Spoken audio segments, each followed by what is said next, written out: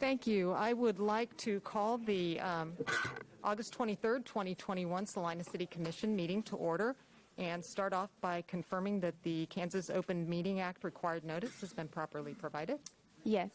Thank you. With that, we will proceed with roll call, and I will note that Commissioner Peck will be participating virtually today. So with that, we'll go ahead and start with roll call. Mayor Hodges. Here. Commissioner Davis. Here. Commissioner Hoppick. Here. Commissioner Peck. Here. Commissioner Ryan. Here. Would all who are able please rise and join us in the Pledge of Allegiance in a moment of silence? I pledge allegiance to the flag of the United States of America and to the republic for which it stands, one nation, under God, indivisible, with liberty and justice for all.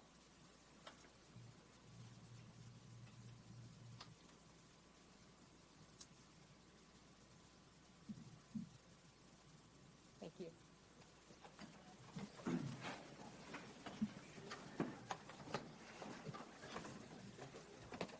All right, we'll start with awards and proclamations. Recognition of the month of September 2021 as National Recovery Month in the City of Salina. Valerie Hicks, KCPM Recovery Coach at CKF Addiction Treatment Center, will read the proclamation.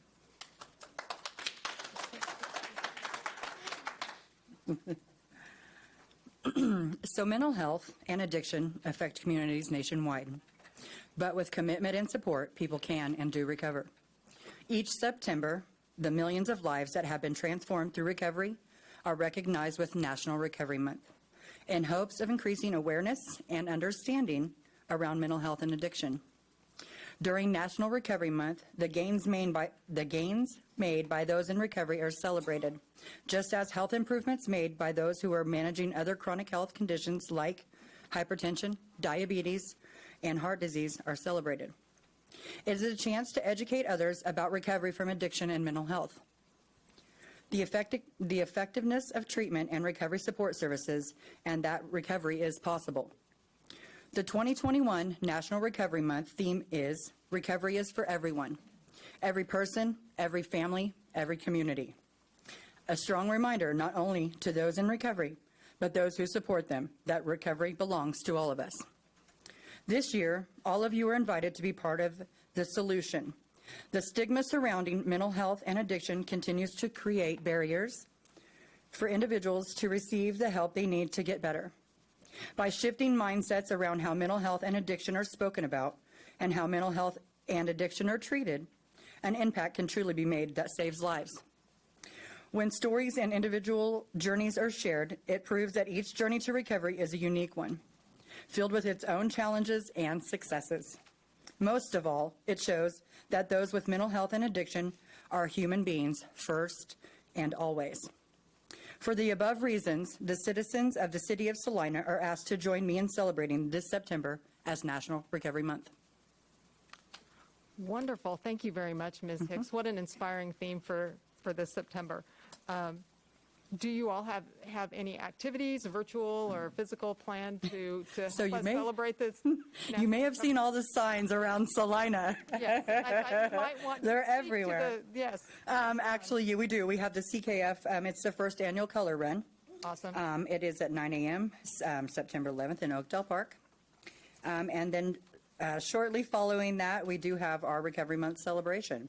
It will start around 11. There's free hot dogs. There's free food, speaker, live music, and everybody sharing their story in recovery. That sounds like a wonderful day. And for those who aren't familiar with a color run, because I wasn't until a year or two ago, a color run is where the participants run and then they are bombarded with colors throughout the run. Am I getting that right? Yes. And it sounds like an absolutely wonderful time. So thank you very much. And I have your signed proclamation here for you.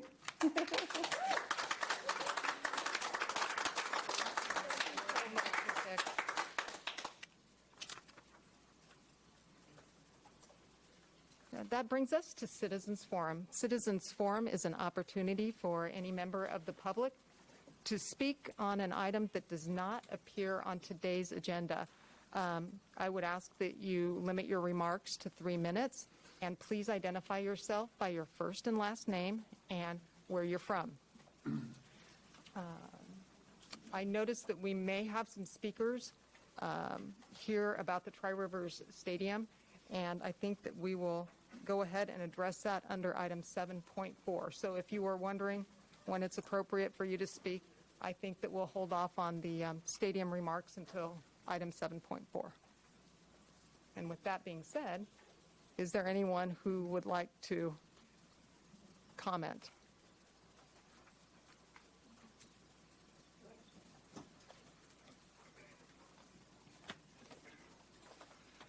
Good afternoon.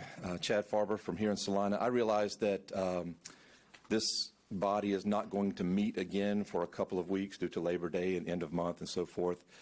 So between now and your next meeting, we will have commemorated the 20th anniversary of 9/11.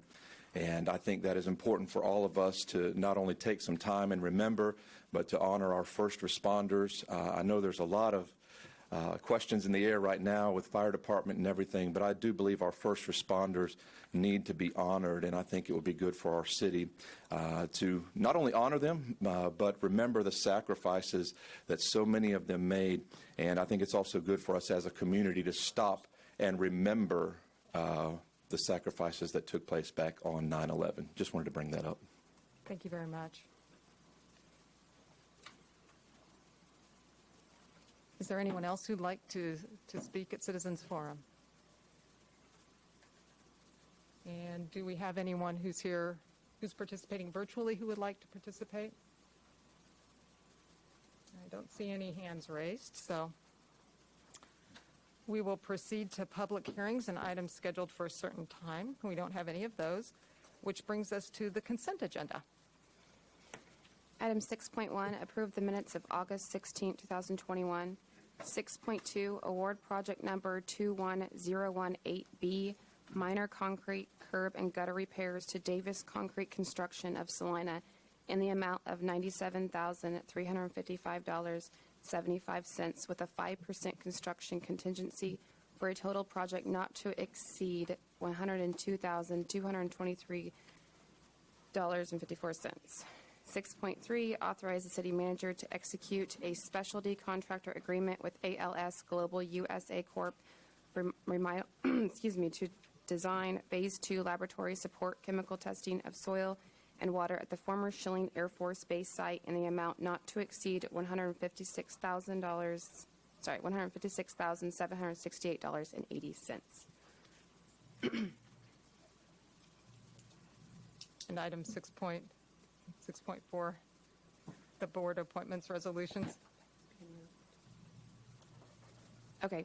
6.4, board appointments resolutions. 6.4A, approve resolution number 21-7978, appointing members to various boards and commissions. 6.4B, approve resolution number 21-7981, appointing members to the Community Art and Design Advisory Committee.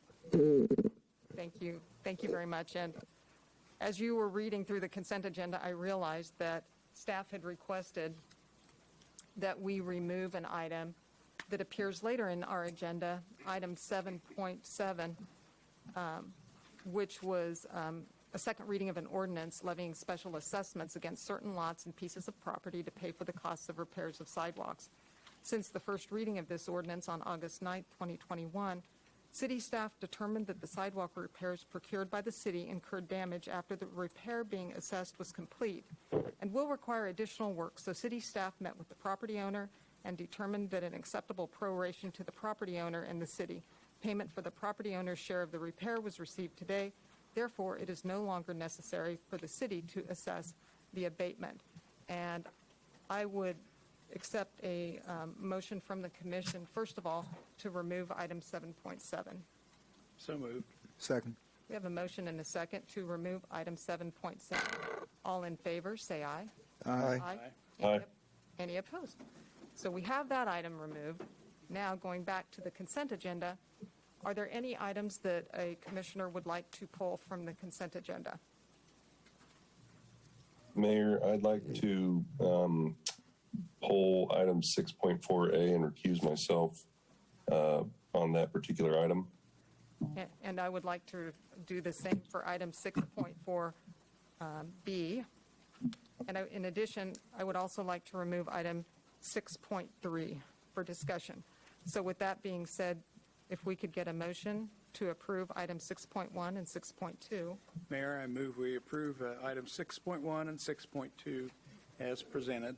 Second. We have a motion and a second to approve items 6.1 and 6.2 on the consent agenda. All in favor, say aye. Aye. Aye. Any opposed? That motion passes 5-0. Item 6.3, which I don't know if Ms. Tasker is here. Oh, I thought I thought it was the board. Just bring two at one time. Matt Schroeder with Dragon's in town for some work, so between the two of us, I hope we can answer your questions. And I just have one quick question. Okay. I noticed that in the blue sheet, it specified that there were going to be multiple specialty contractors that were going to need to be hired, and that we had approximately $500,000 set aside for those specialty contractors. And I just wanted to confirm that with the $200,000 that we're committing today, that still leaves us enough room for the remaining specialty subcontracting work that we need to have done. Yeah, with the Okay. the amount that's in the 3 laboratory contracts is consistent with the amount that we budgeted, included in that $505,000 that we discussed a few months ago. Thank you very much. I just wanted to confirm, because I didn't, sometimes when we get public works projects, we have the engineer's estimate, then what it actually costs, and since we didn't have that for this, I just wanted to make sure that at this point, our estimates are looking like they're on track. Matt and I have been through those numbers a couple, 3 times in the last 2 weeks. We have, so. And you mentioned that Matt's with Dragon, but you might elaborate on what that means for those that aren't up All right. to speed as the rest of us, maybe. Sure. I'm an engineer with Dragon Corporation, and I've been working with the city and the other public entities on the environmental project at the former Schilling Air Force Base, going back to total to about 2001, but for the most recent version since about 2013. Long history of that project, and you have a long history with it, so thank you very much. Are there any other questions for staff? Thank you very much. Appreciate it. Any questions or comments from the public? And, Mayor, what I'd like to ask, could you speak directly into the mic? absolutely. I'm sorry about that. I am hearing Is impaired. that better? Yeah, I am hearing impaired, and if people turn away from the mic at all, I don't get it. So, Thank you very much. With that, I'll bring item 6.3 back to the commission for further discussion or action. Mayor Hodges, I move we approve consent agenda item 6.3. Second. We have a motion and a second to approve consent agenda item 6.3. All in favor, say aye. Aye. Aye. Aye. Any opposed? That motion passes 5-0. Which brings us to item 6.4A, which would be resolution number 21-7978. Mayor, I move we approve resolution number 217978, appointing members to various boards and commissions. Second. If I may, Commissioner Peck, I don't know that we've ever had a commissioner recuse themselves via Zoom before. This may be overly technical, but I guess I'd suggest you mute your audio and video for a moment so that you're not a participant, and then we can proceed. Yeah, I'm going to see if I can figure out how to do all that. Or you can, My question is, how is he going to know when to come back? Yes, how about you just scoot your chair out of the way? Yeah. Yeah, yeah, There you go. There. That'll work. As long as that's not his foot. yeah. Desperate times. I'm sorry, did we have a motion We did. Yes. Motions. and a second? Okay. We have a motion and a second to approve resolution number 21-7978. All in favor, say aye. Aye. Aye. Any opposed? And that motion passes 4-0, which brings us to resolution number 21-7978, and I will need to recuse myself on that item. So, Shall we bring back Mr. Peck? let's bring back Commissioner Peck, and I will step away and turn it over to Vice Mayor Davis, who I didn't say anything about that today. Is that one, That's the Community Art and Design, the yes. second that resolution. Oh, it is on the back.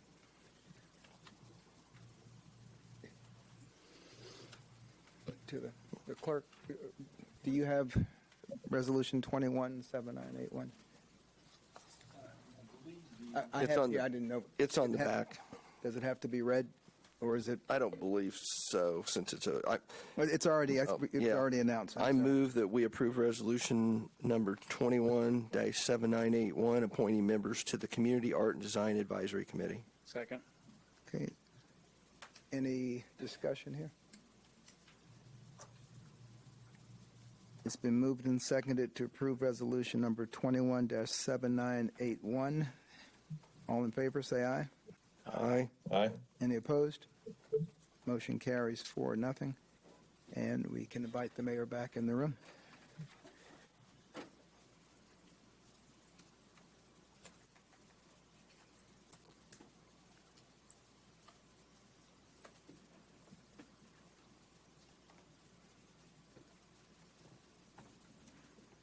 Thank you, Vice Mayor Davis. I did not mean to drop that into your lap at the last minute. But thank you for taking over. That will take us to item 7.1.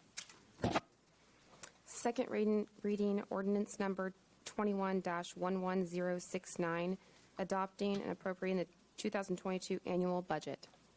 Ms. Pack. Good afternoon, Mayor and Commissioners. Debbie Pack, Director of Finance. This is the culmination of our budget process to adopt on second reading the appropriation of the 2022 annual budget. In addition to that, we are also considering a resolution to adopt the position classification and salary schedule for the city employees for 2022, and considering a resolution adopting the 2022 comprehensive fee schedule for the city of Salina. As you know, this budget, we had a public hearing on August 16th and adopted this ordinance on first reading on that date. The 2022 position classification and salary schedule includes a 2% pay adjustment or cost of living adjustment for employees effective January 1st, 2022, or the nearest payday after that, and a maximum merit increase of 3%. In accordance with City Commission direction obtained during the budget study sessions. The comprehensive fee schedule is annually reviewed and adjusted based on current market prices and costing of services that are provided, and increases to that were also discussed during the budget study sessions, and these increases will take effect on January 1st, 2022. There's a lot of fees that are adjusted by state statute, and there are also fees that we will be bringing back to you in the fall, such as the water and wastewater fees that will be reviewed later, and parks and recreation rates. So we have actually 3 items for consideration today. The first one is ordinance 21-11069, which is to approve on second reading the adoption and appropriation of the 2022 annual budget. As always, you have the option to postpone consideration of this. However, we do have a deadline to submit this to the county clerk by August 25th of 2021. You can choose not to approve on second reading, and which would result in a budget violation, but we could move forward and adopt it at a later date. So I'll do those one at a time so we don't have to. Gotcha. Thank you. Are there any questions for staff on the second reading of ordinance number 21-11069, adopting the 2022 annual budget? Nope. Any questions or comments from the public? And hearing none, I'll bring it back to the commission for action. Mayor Hodges, I move we approve on second reading ordinance number 21-11069, adopting and appropriating the 2022 annual budget. Second. We have a motion and a second to approve on second reading ordinance number 21-11069, adopting and appropriating the 2022 annual budget. Could we have a roll call, please? Commissioner Davis, Aye. Commissioner Hoppeck, Aye. Commissioner Peck, Aye. Commissioner Ryan, Aye. Mayor Hodges. Aye. That motion passes 5-0, which brings us to resolution number 21-7974. Adopting the position classification salary schedule for city employees. As usual, you have the four options to approve with amendments, postpone consideration, or not to approve this resolution. Any questions or comments from the commission? Any questions or comments from members of the public? Not, bring it back to the commission for action. Mayor, move approval of Resolution 21-7974, adopting the position classification and salary schedule for city employees for 2022. Second. We have a motion and a second to adopt Resolution 21-7974. All in favor, say aye. Aye. Aye. Any opposed? That motion passes 5-0. And third action is resolution number 217975, adopting the 2022 comprehensive fee schedule for the city of Salina.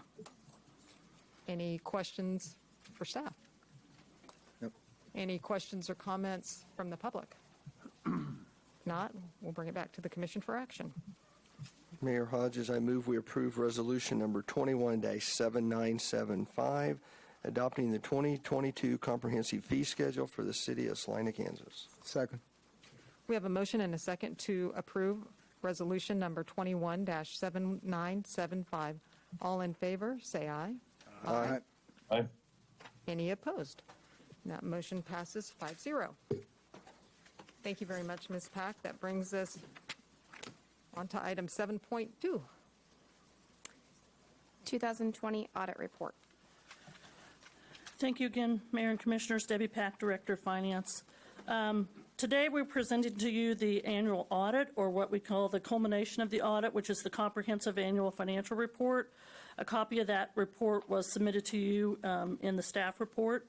This is a culmination of months and months of work by not only city staff, but our outside auditors. And so I would like to recognize a couple of our staff, Rick Welch, our Deputy Director of Finance, and Rachel McDaniel, our city accountant, who did a lot of work on this and deserve most of the recognition for everything that's here. So I just wanted to recognize them for their work on this project. This actually gives us not only the financials of the city, it provides opinions of the city auditor or the outside auditor, which has provided us with a clean audit. I believe Sean Gordon is on Zoom. And he is going to provide you with the report, and then I'll just step in afterwards and give you some recommendations and some responses that we provided for that. Thank you very much, Ms. Pack.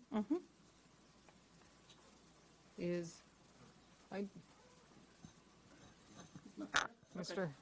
Not seeing him, so I will give you the report then. As you know, this report is a huge report, so basically what I would recommend is that if you're looking at the report as a public entity, that you kind of focus on a couple of sections. The first section being page 1 through 3, which is actually the opinion of the auditors. This year, the auditors have given the city a clean opinion, meaning that they feel that financial statements are presented fairly and in all respects in conformance with generally accepted accounting principles. Also, noteworthy, besides the auditor's opinion, is the management discussion and analysis. That gives you an analysis of the dollars and how things are moving around within the city's financials. Pages 16 and 17 actually give you those financials of the city's funds. And there's also notes to the financial statements which give you some of the explanation of how those numbers are accounted for. In 2020, the city was also subject to a federal single audit, which is also in the document and begins on page 122.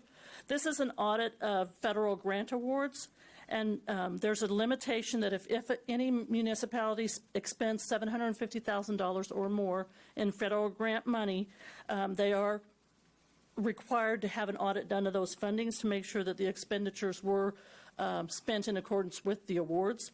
The expenditures of the Coronavirus Relief Fund of $1.2 million, in excess of $1.2 million, put the city over that $750,000 reporting threshold.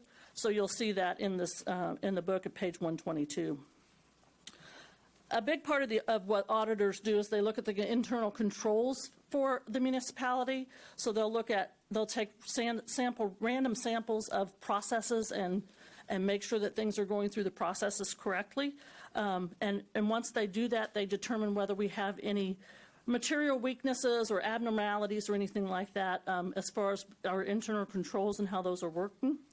The auditors did not identify any deficiencies in our internal controls that they would consider a material weakness in 2020.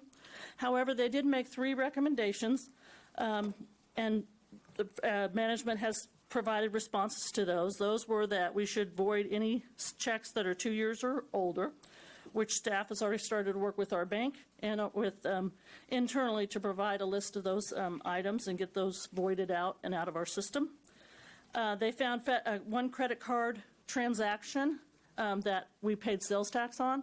So in that, we are just going to re-educate and try to put that information out to users of cards to make sure that they know that the city is sales tax exempt.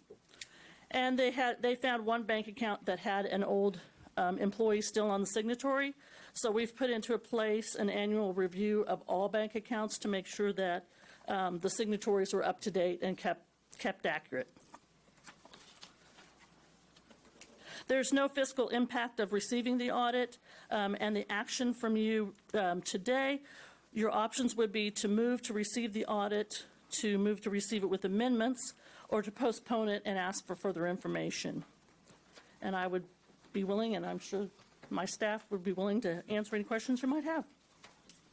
Thank you very much, Ms. Pat. Are there questions?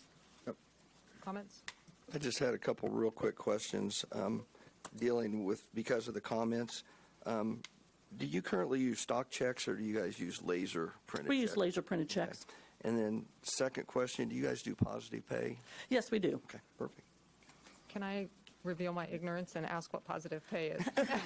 Positive pay, there's actually 2 different levels of positive pay. We currently use one level, which is we provide a check number with an amount that's allocated to that check to the bank. And when a check comes through the system, that their system will check to make sure check number A is $10, matches, and it's approved. If there's any difference in those two pieces of information, then they will kick it out. They'll send it to us for review, and then we can either pay or not pay it. If we haven't sent them a list that has that check on there, they will notify us. So if a random check comes in that doesn't meet in our numbers or something like that and doesn't tie to the right amount, then that's a way for them to catch fraud and things like that. The next level of step is that you can also provide the payee name. We're working with our software vendor to see if we can get a file that can be uploaded to them to just put one more level of tracking on there. Yeah, and the other reason I asked that, with technology today, you can actually take a snapshot of the check and deposit it directly into your account, but you can also take that same check and take it to the bank and deposit it also. Right. And once it's cleared once, the system knows that it's cleared, so it won't allow it to clear twice. Well, So, pretty cool. I've learned something today. Thank you very much. Any other questions for Ms. Pack? And I apologize to Commissioner Peck, because sometimes I know there's about a 5-second delay. And so if I go on too quickly, please speak up so that we can make sure that you're included. I did have one question just in regard, it kind of relates back to last week what we were talking about with our bond rating. And I was asking about some of the things that that Moody's noted that they wanted to see. And one of them had to do, it just mentioned kind of generally pension obligations. And I guess my question is, when I'm looking at the historical data that's in the report here, what do they want to see? I mean, do we need to be, I guess I'm just not sure what, they look like they're pretty, stable, but I'm kind of wondering what they want to see. I'm not specific to what their standard is, what they're looking for as far as a comparison to other communities. I'm sure they're looking at other communities of our rating, of the ratings that we're trying to get, to see what their percentages are or something like that. I will say, however, the report we're required by the Government Financial Officers Association, or GASB, to report that liability. Because we're a cash-funded business, we don't hold that as a liability on our books. It's an adjustment that we make to kind of go to our cash basis. I'm not sure what Moody's, what their criteria in looking at that is, but in speaking to them, a lot of what they do is compare our liability and our size to others that have the same ratings that we're trying to achieve. And I guess if I could add, maybe this is a personal pet peeve of mine, but it's a little bit of a frustration in that our pension system is participation in CAPERS and KP&F, and the state's managing that program. They dictate to us what our contribution is, what the employee contribution is. So when you think of pensions in Chicago or California, where cities are managing their pension system and making ill-advised decisions and taking on liabilities, we don't have that authority or discretion as part of our plan. We participate in the state, and so if there is an opinion about our pension liability, I think it reflects more on the state's pension program that we're in than anything we're doing locally. Okay. Okay, thank you. Thank you for that. I was, in general, one of the things that we visited about last week in terms of pensions are calculated, at least for KP&F, on the basis of the average of your last 3 years of salary. Is that, I think that's how they're calculated. And then I didn't know if how our percentages stacked up to, say, other communities, or if that was any cause of concern for CAPERS or KP&F. I don't know if KP&F has a separate.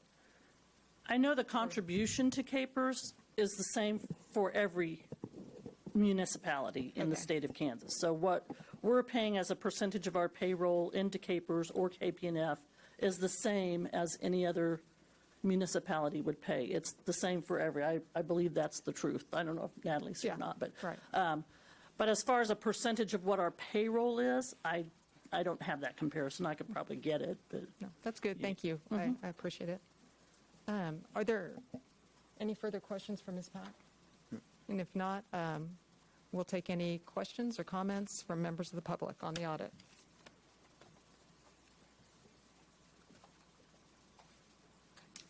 Bill Longbine, Salina. Is this report available to the public, and is it online? Yes, it is not online at this moment other than in the packet, but it will be put online after we go through this receipt of the approval on the city's website in the report, in the financial reports. Thank you. So yes, this is all information that is your information. So it's available in this week's packet, and it will also be posted separately on the city's website so that you can access that. Any other questions or comments? Hearing none, I'll bring it back to the commission for action. Mayor, I move we receive the 2020 audit report from Gordon CPA. Second. There's a motion to receive and approve the 2020 audit report from Gordon CPA. All in favor, say aye. Aye. Aye. Any opposed? And that motion passes 5-0, which brings us to item 7.3. 7.3, Employment-Related COVID Update. Good afternoon, Mayor and Commissioners. During the July 19th, 2021 Commission meeting, the governing body requested a COVID update, specifically regarding vaccination percentages of our first responders, what strategies we had in place, and if we had any transmissions within our city departments. To date, we have not asked our employees to disclose their status as to whether or not they've received the COVID vaccine. As of August 13th, the Salina Fire Department did estimate that about 48% of their first responders had been vaccinated. Our other departments currently do not have estimations on this. The city has not offered incentives like some other cities have for receiving the COVID vaccine, and that is one reason that we have not asked individuals to disclose the status of whether or not they are fully vaccinated. Some of the cities that have done this have done that in exchange for the disclosure of it, and of course, it would be on a voluntary basis when they do ask for that information. Some approaches that other municipalities have taken were also summarized in my report. I'll briefly cover that in just a moment. Some of the things we have done, we did partner with OHP, and this was not at a cost to the city, to provide a couple of walk-in clinics at Carver Center, open to both the employees and dependents. And then also we have tried to continue to put out the information that, other than just at those clinics, that through the vaccines.gov website, individuals could look at other locations, maybe more convenient, more suited to their schedules, that where they could go in town or in the region to get those vaccines, and those, of course, are free of charge. In terms of interactions with the public, I did talk to both fire department and police department staff to find out what protocols were in place. When responding to medical calls and making transports, the fire department does adhere to guidelines. They noted those were most recently revised in January of 2021. I did attach those, and I'm not going to read those to you, but just so you know that those were the guidelines that they are working from. They also had air purification systems purchased and installed in all of the ambulances in early 2021, and that was through CARES money grant. If interacting with individuals that were disclosed to have COVID, the police department fully wears masks, gloves, and any other equipment, and does continue to maintain distance when possible. They also are encouraging citizens, when they submit their calls for service or want to submit reports, to use the online system or via telephone when at all possible, and that way the person-to-person interaction does not have to always happen. We talked with the health department to find out if we had any information on if our first responders particularly had been traced to either contracting or transmitting COVID, and they acknowledged they did not specifically track those, but in their conversations they could not recall that that had happened. They just did not think that that scenario of either contracting it or transmitting had occurred with our first responders. I also talked with fire department staff about testing and what was available, because I had known from previous conversations that they did have test kits available. They currently have around 30 of the rapid test kits in their inventory. They ballpark the cost, depending on supplier, to be between $20 and $30. Another type of rapid test, I was informed, is currently available on the market. Someone could buy it over the counter and have it at home. It is not as reliable, but they can get 2 tests for around $24. And the tests that were discussed with me takes about 15 minutes for the results to come back. We are not currently testing any of our employees in any of our departments, and specifically the fire department, they're not currently testing. They also were not aware of any of the EMS agencies in our area that were conducting the tests. Health department did share with me that they were aware of 2 employers in our area that were conducting tests prior to their shifts, and they did note that some others, once they had outbreaks, were going through some testing protocols. City Manager Scraig had shared an article with me, and I did not attach the article, but it was about Johnson County has recently decided that they would start weekly tests for all of their unvaccinated employees, and that was actually beginning this week. During a recent listserv conversation email chain, a question was posed to several human resources directors as far as what kind of incentives, if any, that they were providing. Several were not providing any. Others I did list in the report. It ranges from providing time off for individuals to go get the vaccine to bonus points on wellness programs where they get a discount on health insurance, up to direct incentives if they want to disclose their fully vaccinated status. Once they get it, they would get either $100 or $150, depending on what the employer had opted. We also wanted to give just a recap of leave and what was available, what we've been doing. Last year, with the Families First Coronavirus Relief Act, otherwise known FFCRA, employers with less than 500 employees were required to provide two specific new types of leave. It was the emergency paid sick leave and the expanded family medical leave. And those were specific qualifying absences. They had to be within the regulations. That leave was available from April 1st through the end of last year, December 31st, 2020.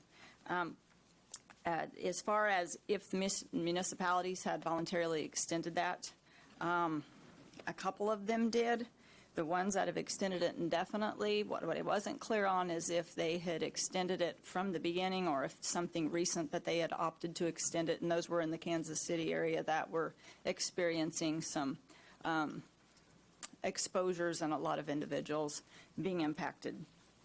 We, in addition to those two types of leave, you might recall that the city provided its own leave. We got out sort of ahead of those regulations, and we did provide City of Salina COVID leave. We took action last fall and extended that because originally it was approved from March 16th to the end of the year. We voluntarily extended that out to June 15th, as you had approved it. And since then, we have not expanded any leave or offered anything new. If employees were impacted, then it would fall to their use of sick leave, personal leave, or any other leave banks that they had available. We are not aware of all the cases or instances, primarily because of HIPAA regulations and not, like if someone would call in sick or have issues that would prevent them from reporting to work. We don't always know the specifics. We don't always want to ask, but several of our employees will voluntarily disclose that information. We could come up with, in Human Resources, about 6 individuals over the past 2 months that have been impacted. As of right now, I am aware of one individual. Was originally exposed by a spouse and then developed symptoms and tested positive. Fortunately, didn't have additional exposures in our workplace, but as of right now, knock on wood or anything else, I'm aware of one. In terms of fiscal note, all I thought to bring back in front of you was in the event you would give us a directive to start testing as of the 19th of this month. If we were to test all of our employees other than the Kenwood Cove individuals that just finished their season, we estimate that cost to be $13,100. That could be a little bit high given that we may have several other seasonal employees that are officially done with their season. If I were to look at just our classified staff, both full and part-time, it would be somewhere around $11,000. I do not have any action identified for you. Again, just going back to the request to bring back information and provide an update of where we're at. So I'd be happy to answer any questions if I can. Thank you very much, Ms. Fisher. Any questions for staff?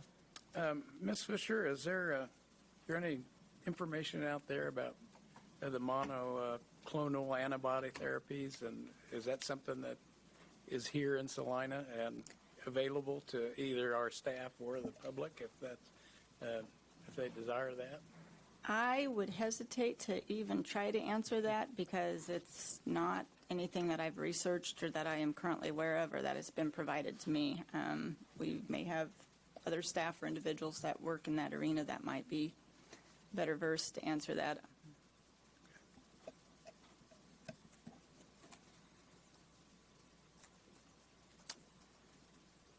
There is some.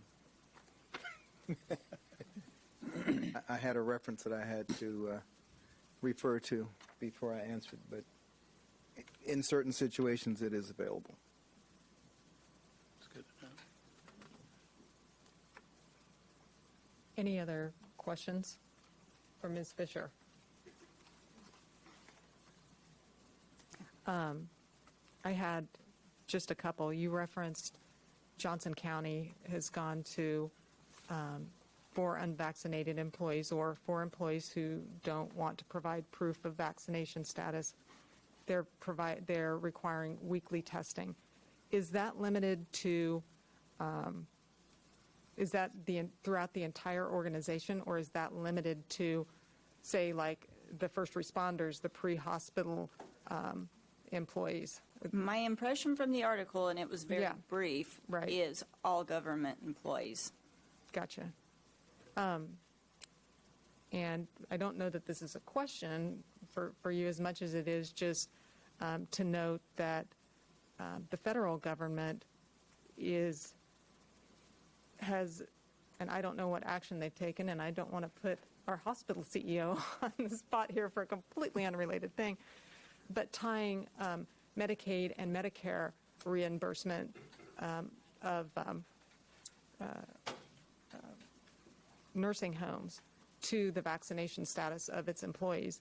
So I guess what I'm getting at is that between the steps that governments, municipal government organizations are taking, the incentives that the federal government is imposing or encouraging, depending on your point of view, to me, this looks like something that that we're going to be dealing with in the months ahead. So thank you for getting the information together that we asked for and that you presented. And I think that's all I have for staff. Thank you. Any questions or comments from members of the public?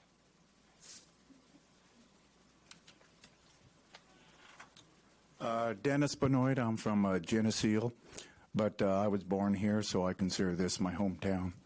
I'm just wondering, are your test swabs that you are using and have been using for a little over a year, is it saturated with graphene oxide?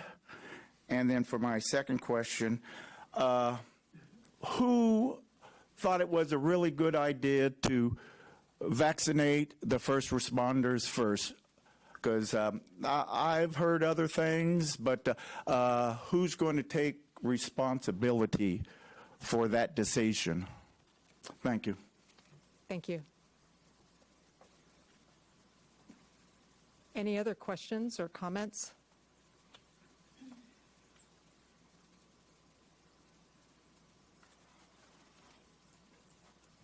Mayor, can you hear me? Yes. I don't necessarily like to share every bit of my health status with the public, but I would like to mention that I'm currently home right now with COVID, and I was vaccinated in March of this year and ended up getting it anyway. But I would like to just express that the one overriding feeling I've had, despite being as sick as I've ever been, was that I was extremely thankful, or that I am extremely thankful that I was vaccinated, because if this was any worse than what it has been, it would absolutely be unbearable. But I just wanted to share that. Thank you very much, Commissioner Peck. Christina Humphrey, Salina, Kansas, born and bred here. Aaron, I hope you get better. I have two current relatives that got the vaccine, and I think one is almost died. We believe it is because of the vaccine. One is hopefully not going to lose both kidneys. I hope you all look up the creator of the mRNA and listen to him. I have a couple questions for those of you. The vaccination, I recently was diagnosed with breast cancer 2018, went through chemo and radiation. I will not get the vaccine. I will not let our grandchildren get the vaccine. And if anybody tries to make them, believe me, we will do everything in our power not to let you folks do that to them. This having to take a vaccine goes against everything our Constitution was created with our forefathers. And yes, I'm a minority, and I am not oppressed. There are side effects, and I hope that when you guys tell people to get that vaccine, and all the doctors out there, I hope that when you give that to them, that you give them all the side effects that can happen with their hearts, their kidneys, and every other organ in their body. That you just don't tell them it's going to make me less sick, because you don't know that that's what makes you less sick. You just don't know, because we don't know. The FDA didn't really approve the vaccine. They just said it's an emergency. And it scares me to death what's going to happen 3, 5, 10 years from now. And because I have cancer, I'm not willing to put anything in my body that we don't know what's going to happen. Of course, that's my personal opinion, but if anybody in my family wants to get it, I'm going to do everything that I can to convince them not. Now, if you're elderly, I understand. Jefferson's parents, 89 years old, yes, they got it. But I will try to convince anybody not to do it. I hope you guys, for every expert that you folks have, we have an expert to tell you not to. And I guess it's who are you going to believe? But I suggest that you look at the folks that truly, truly were there to look at that mRNA and what's actually in those vaccines. And if you are a Christian, you really need to look at what's in those vaccines. Please do. Ivermectin, hydrochloroquine, please check it out. Check it out, because it really does work. And don't let people tell you, even these doctors, check it out. I ask you to do that. Kids in face masks, they don't wear them correctly, so they don't work. Think about it, folks. Think about it. Weekly testing, insane. Insane having somebody stick that thing up your nose. It's insane. Incentives for testing. Do we give incentives for flu shots? Think about it, folks. Be smart. I'm a minority. You're not going to do that to me. Tuskegee. Think about it. It's insane. My heavens. Do I need to run for the commission? And you do it to minorities, worst of all. I've seen it. I was just down in Memphis. What you do to minorities, insane. I don't wish it upon anybody, but Jesse Jackson and his wife in the hospital right now. They got the vaccine in January. They're 89 years old, I believe. Now they both have it. Ms. Humphrey. This vaccine is not working. I know, 3 minutes. Thank you, Sorry to Mayor. interrupt. Thank you.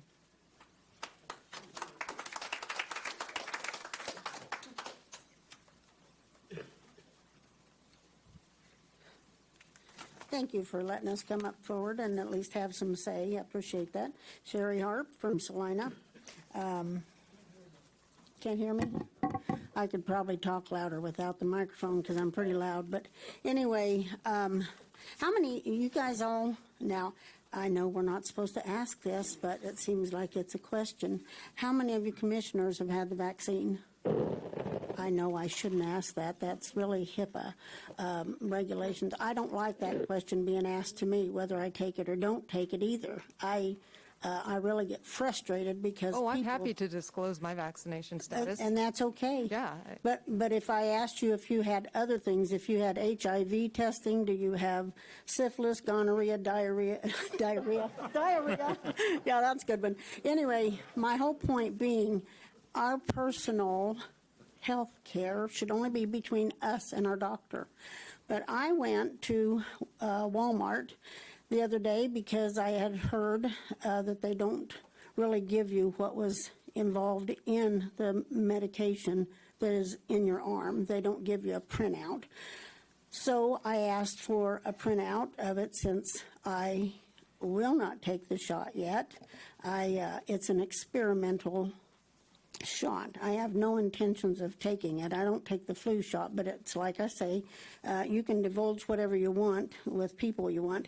But did you guys get a fact sheet? If you got the shot, make sure you get a fact sheet that they can give you. And I want to tell you what Moderna says. This is Moderna fact sheet. I may take more than 3 minutes, but you know, I was here one time when a lady doctor or a lady that was here spoke over 6 and 7 minutes and never got stopped. So anyway, I'm going to go on further a little bit because this Moderna COVID vaccine, here's what it says on the printout that Walmart gave me. Excuse me. This is a vaccine and may prevent, doesn't say will prevent, may prevent you from getting COVID-19. Then, I'm not going to read the whole thing, but anyway, then you go down a little further. It says, it is your choice to receive the Moderna vaccine. It's getting to be where it's not a choice. You guys, anybody that pushes and says, you need the vaccine, you need the vaccine, you need the vaccine, stop saying that. That's not right. If people have heard it enough that they want to take it, that's up to them. But to put pressure on people just to make you feel good because you took the shot is this a word, asinine? Anyway, it's not good. So anyway, then there's another thing down here that says the Moderna COVID vaccine is an unapproved vaccine. Unapproved vaccine on this sheet of paper, it's telling you that, and may prevent, there again, may prevent COVID-19. There is no FDA-approved vaccine to prevent COVID-19. There is no FDA-approved vaccine that prevents COVID-19. Now, I'm having a fit because of these little kids that everybody's trying to push take these shots. I'm sorry to interrupt. Yeah. I'm sorry if I didn't hold others accountable enough to the 3-minute time limit, but please wrap your comments up. Okay, I'll try. So FDA has authorized the emergency of the Moderna vaccine, and it says that my whole thing is that it talks about 18 and over. So why are we pushing our kids in the school district to try to get a shot? Now, I have a little niece that's, she's down our line. She was told the first week of school, this is the first week of school. We're going it's to stop. okay, let me go on. We will recess if we need to, but your comment time is over. So I want to thank you very much for your comments and ask you to return to your She's at seat. home with no symptoms and told she couldn't go to school. All right. Because she has to be quarantined. Thank you. We will recess. Do you have highlights? No, I got a few things. You can use that rubber duck for that. Is there anyone else who would like to comment?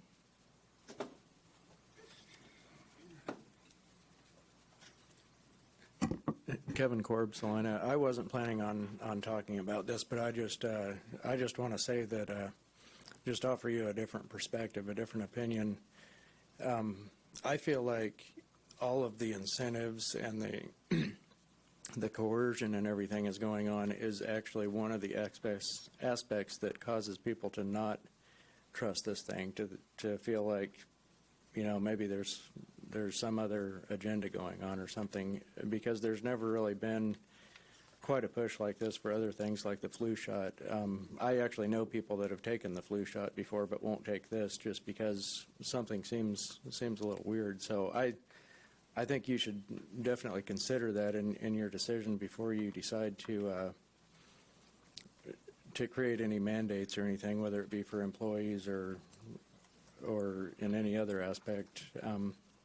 That I believe it would be reasonable to allow employees time off to accommodate any time off they need for any kind of medical appointments or medical treatment or anything, but anything beyond that is just adding to people's distrust of it. Thank you, Mr. Cord.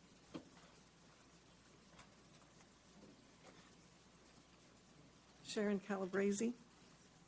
So in this fact sheet, I'm picking up where I think she left off. It says, what are the risks of the Moderna COVID-19 vaccine? It says there is a remote chance that the Moderna COVID-19 vaccine could cause a severe allergic reaction. I'm going to cut down. Signs of severe allergic reaction can include difficulty breathing, swelling of your face and throat, a fast heartbeat, a bad rash all over your body, dizziness and weakness. Also, myocarditis, inflammation of the heart muscle, and pericarditis, inflammation of the lining outside the heart, have occurred in some people who have received the Moderna COVID-19 vaccine. And remember, when they were using their guinea pigs on this before they released it on the public, they were using very, very healthy people. So anybody that might have an underlying health condition to begin with, this might only exacerbate it. That was my input. Okay, it says, In most of these people, symptoms began within a few days following receipt of the second dose of the Moderna COVID-19 vaccine. The chance of having this occur is very low. And I'd like for you to ask all the people that are fighting for their lives right now and having horrible side effects from this, if their chance was very low. You should seek medical attention right away if you have any of the following symptoms after receiving the Moderna COVID-19 vaccine: chest pain, shortness of breath, feelings of having fast beating, fluttering, or pounding heart. Side effects that have been reported in a clinical trial with the Moderna COVID-19 include injection site reactions, pain, tenderness, swelling of the lymph nodes in the same arm of the injection, swelling, hardness, and redness. General side effects, which are the same as the virus: fatigue, headache, muscle pain, joint pain, chills, nausea, vomiting, and fever. Side effects that have been reported during post-authorization use of the Moderna COVID-19 vaccine include severe allergic reactions, myocarditis, inflammation of the heart muscle, pericarditis, inflammation of the lining outside the heart. These may not be all the possible side effects of the Moderna COVID-19 vaccine. Serious and unexpected side effects may occur. The Moderna COVID-19 vaccine is still being studied in clinical trials. And I did hear today that the FDA did pass this now, and with a lot of push from the Biden administration. So everybody that voted for Biden, I don't thank you. What should I do about side effects? If you experience a severe allergic reaction, call 911 or go to the nearest hospital. Okay? Now they talk about keep your vaccine card. Let's see, what else do they say? Vaccine adverse event reporting system. So there's Could I ask, number. I'm sorry, I don't mean to interrupt. Where are you? But can I ask what the point of reading this all is right now? Because obviously people choose to ignore certain facts and information because they don't like the sources that it comes from. This is coming from Moderna directly. Okay? And you do know that the city of Salina is not going to enforce or mandate that citizens Okay, but get a you've been vaccine, talking correct? about. I think there's a I think there's a confusion here. You've already been talking about whether you've been. Can I talk for a second, please? Sure. Commissioner Hodges asked that the staff update us several weeks ago. What we received today was an update on where we're at. Right. There is no action item in here. If you'll read the blue sheet, we're not looking at requiring people to be vaccinated. But you are talking about it in Johnson County. We were getting updated on what they're doing in Johnson County. Yes. So I only assumed that you're going in that direction. Well, you know what assuming does. And exactly. Okay, and you know that's what you're doing right now. And we're not if I could going add there. one clarification, Johnson County was testing. Yeah. They weren't requiring vaccines. Nobody's Okay. requiring, yeah. But you guys, we're being, okay, we're I being understand, right Mike. now, we're being lectured to like we're requiring people to be vaccinated, and we're not. Okay. It is still your choice. It is for now. Yes. And so when you talk about assuming, I will mention last year when we were on a Zoom meeting and y'all were talking about the COVID shutdown and all that kind of stuff. And I made a comment, and two of you assumed that I made that comment because I was so self-centered, because I was worried about myself. I was not worried about myself. I am not scared of this, but I am concerned about our citizens in Salina and Saline County, not just for their Excuse me, COVID. Ms. Calabrese, if you could wrap up your comments. I will. I am concerned not just for their COVID health. Okay, I'm concerned about their mental health, their emotional health, their depression, their livelihoods. So you guys can ignore what you don't want to see or hear, but we're not. Thank you. Thank you. And I would like to reiterate what Commissioner Hoppick said and Commissioner Peck. This is an update. It's a discussion item. I haven't heard any single commissioner, say that we need to be mandating vaccination for first responders. But it's helpful for us to stay ahead of the curve and know what other communities and what the federal government is requiring, because being wrong-footed is no place to be if we're trying to be proactive and look at what we need to do to respond to this pandemic. Is there anyone else who would like to speak in regard to this? Chad Farber, Salina. I want to go back to something that Ms. Fisher mentioned. I don't know if she's still in here. The $13,100, was that for testing per instance or per week, or how did that work? We don't That have would that be per instance. I think her thing said it was to test 500 and some employees, 524 employees. And that would be for those who do not confirm their vaccination status. Is that correct?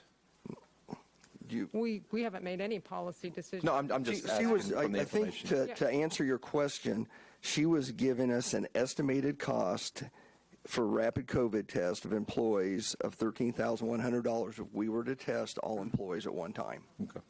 And we're not saying we're wanting to do that. She was just telling us. And I think that's where the confusion has come in, that people are saying testing costs, and an article from Johnson County, oh, this must be the direction that we're leaning as a board, as a commission.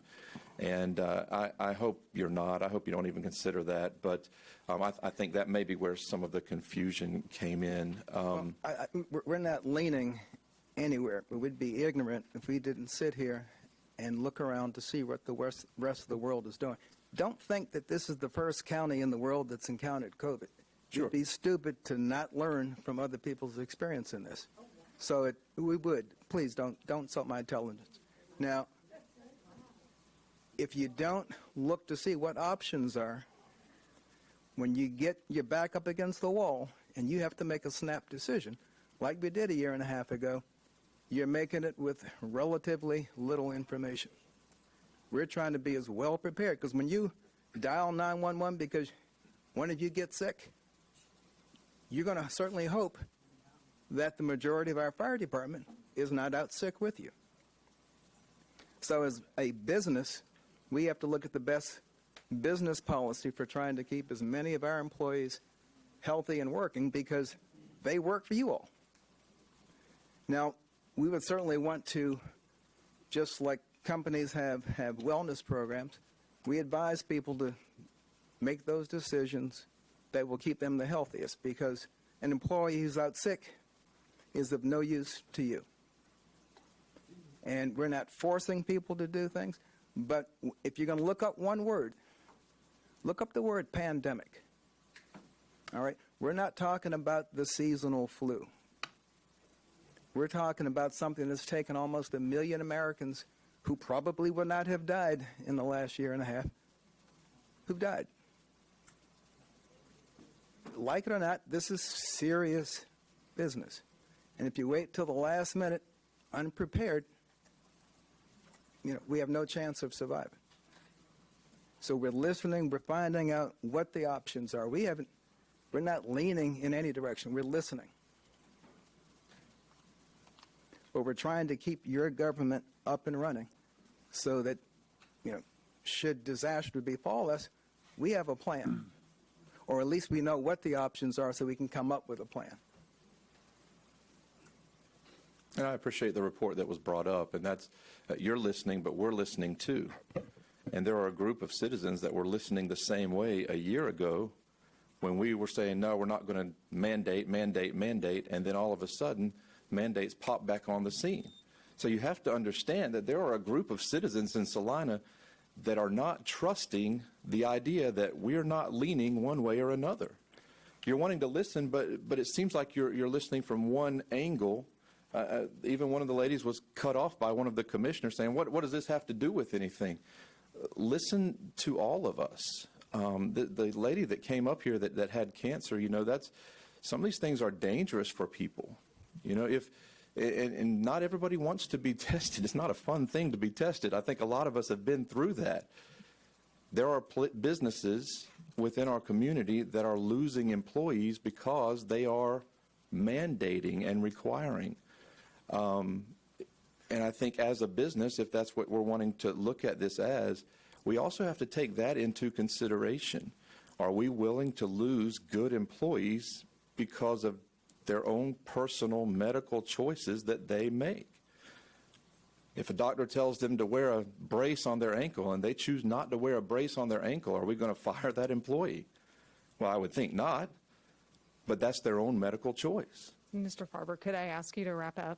Well, I mean, I was spoken to by the commission, and I will wrap up. I'm just saying, I hope we're not leaning towards making every city employee receive a vaccine or to divulge their information and have to be tested every week. I think that would be foolish on the part of the city, regardless of some other things that have come up as well. So, thank you. Thank you.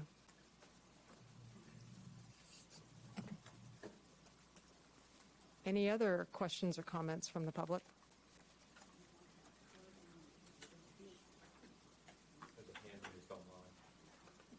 Oh, Mr. Frazier, can we unmute? Mr. Frazier?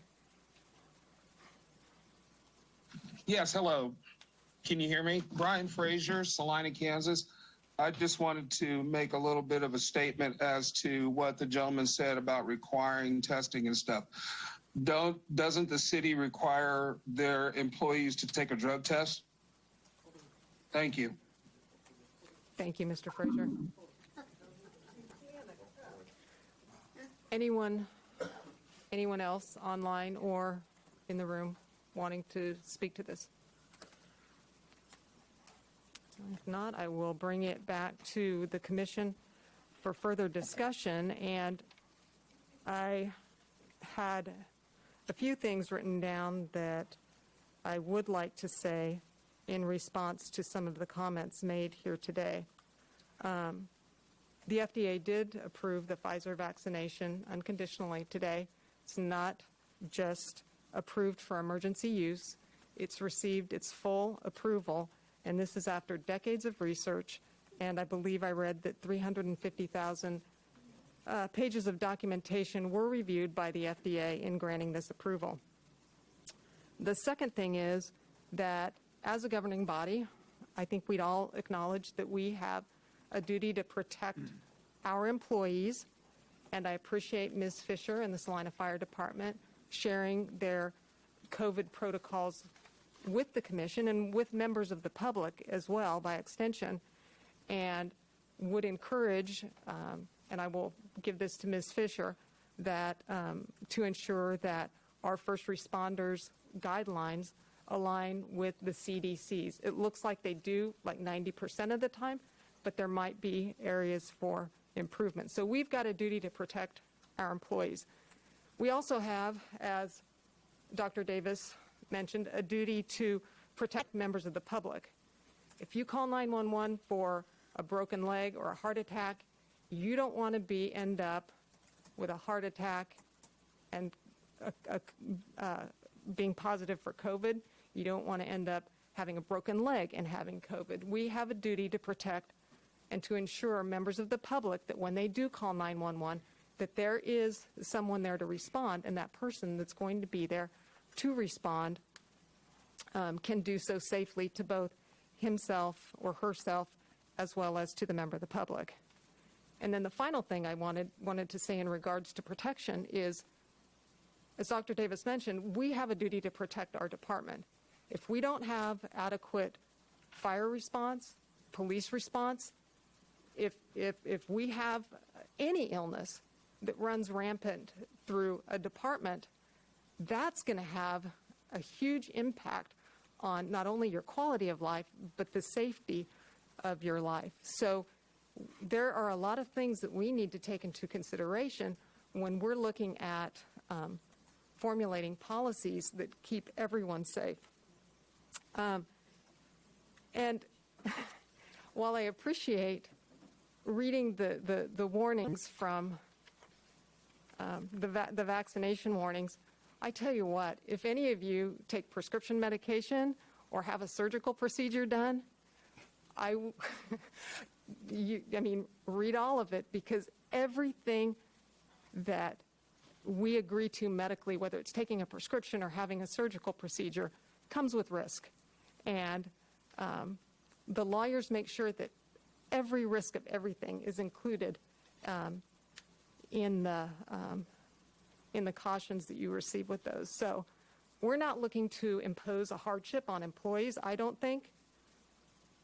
We're not trying to impose a hardship, but at the same time, if there's something that we can do, if an employee chooses not to be vaccinated, there are things that we need to do to make sure that the rest of the department is safe, that the members of the public that they interact with are safe, and if that looks like weekly testing or pre-shift testing for some of our employees that live in a group setting or interact directly with members of the public, I mean, I would at least be open to discussing that in the future.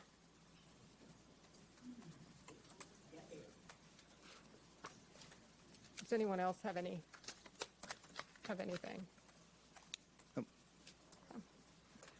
Well, we're not taking any action on this item today, but I think it's important to have these conversations because they're going to be coming up. They're going to be coming up in the future.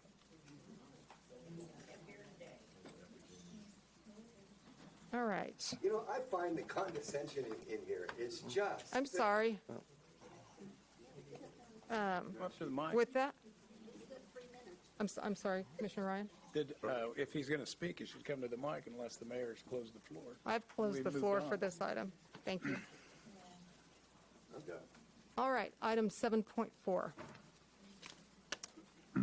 7.4, authorize the city manager to execute an agreement with Salina Tennis Alliance relating to the funding and construction of tennis facilities in Kenwood Park. Mr. Schrag.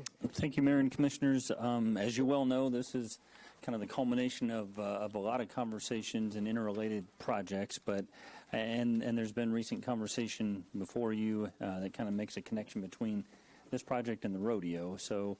Or the availability of the rodeo arena. So I do want to preface my remarks with this is not tennis versus the rodeo or vice versa now, nor has it ever been. And I understand the confusion, and so the staff report's been drafted a little bit differently to kind of revisit some of the history of how we got here to just kind of address that. So as you know, on the July 27th of 2020, Salina and Saline County completed our negotiations as it related to the renewal of the lease of the Expo Center in Kenwood Park facilities. And at that point, by way of the agreement, the county, at least the agreement called out that the county acknowledged and agreed that it was electing to relinquish its rights under the prior lease to the arena area and the arena staging area. As you well know, I've described that, and I don't know that it's an overstatement, as a right of first refusal. We didn't go into that conversation negotiating away from that. It was finding out what the county's intentions were with the facilities. Having said that, we did communicate aesthetic expectations and addressing deferred maintenance that had not been previously addressed. So the agreement also called out that with the county making that election, the city would have no obligation to maintain the arena area, that we could demolish or sell as surplus material that's commonly known as the Tri-River Stadium, as well as any other remaining site improvements.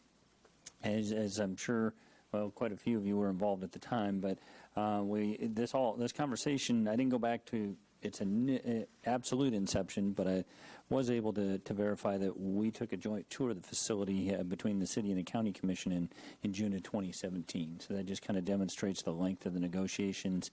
As you may recall, the county somewhere along the way employed a consultant to assist them in terms of assessing the uses and cost of upgrades and kind of help them make their decision on how they wanted to proceed. Citizens and stakeholders approached both the county and the city. There, somewhere along the line, Equifest negotiations commenced, and they ultimately have had their event here in the community. And that conversation then sparked discussion on the county's part about the possibility of constructing a warm-up barn at the Expo Center site. So, other than receipt of public comment during city commission meetings, the city of Salina was not really involved in direct conversations or negotiations with users or sublessees of the facilities that we leased to the Saline County. That role was deferred to the county. So Saline County's election not to renew, at that point, the Fair Association approached us and asked about the possibility, and I guess I could point out that that lease renewal then essentially ended the county's lease of the arena area at the end of 2020, December 31 of 2020. The County Fair Association then approached us and asked about a short-term lease to make provision for the county fair. And on February 4th of this year, that lease was executed, and it noted that, again, it was an election of the county not to continue the lease, and that the city intended to demolish the arena facilities and redevelop the site. And there was discussion at that point about repurposing it for tennis. We had not entered into an agreement, but those conversations were underway.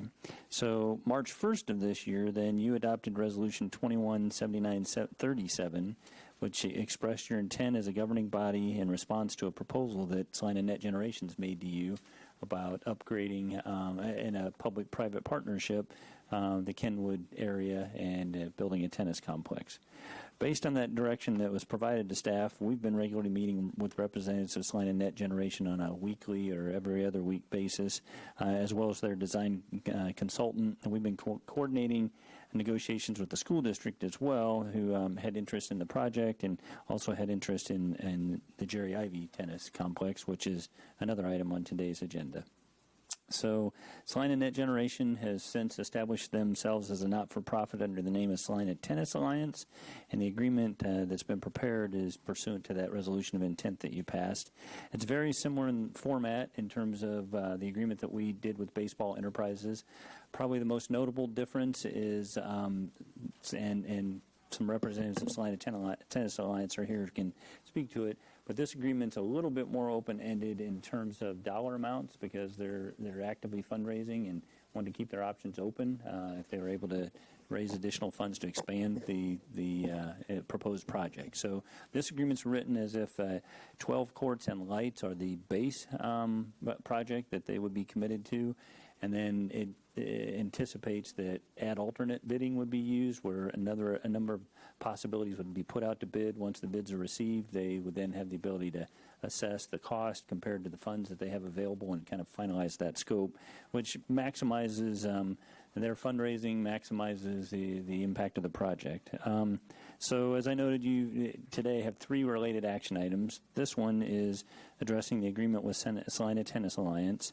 The second one is the possible transfer of ownership subject to a deed restriction to the school district, the existing tennis courts in Jerry Ivy, with the provisions that at least 4 courts remain open to the public, and the school district would essentially take over maintenance and improvement of those courts, and then it gives them the opportunity to actually expand that facility for their benefit and the benefit of the public. And then lastly, your third item is reviewing and considering awarding demolition bids for the site items at Kenwood Park, the proposed site of the tennis complex.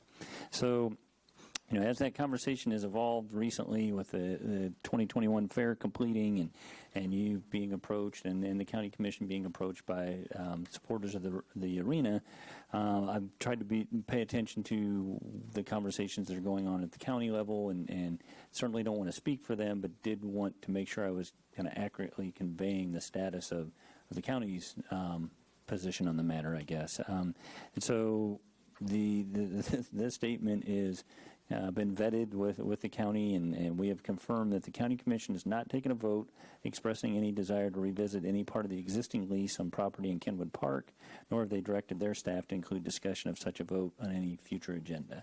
So as of today, that is the understanding of where things stand. As far as a fiscal note, the resolution of intent anticipated city expenditures of $864,600 towards this project, $182,000, and I think there's maybe $182,000 and some change, $900, committed to demolition of the existing pool, the old pool. Well, we have 3 pools, so I guess it would be the middle-aged pool, the one that is north of Tony's Pizza Event Center. $82,600 to reopen and make the existing pool building serviceable is the word that we used, I believe, as part of the tennis facility project, recognizing that that would make it usable, but ongoing improvements might be merited as an additional fundraiser. And then contributing $600,000 cash to Salina Tennis Alliance's efforts to do this project, and that would be provided once the project's complete and as agreed upon.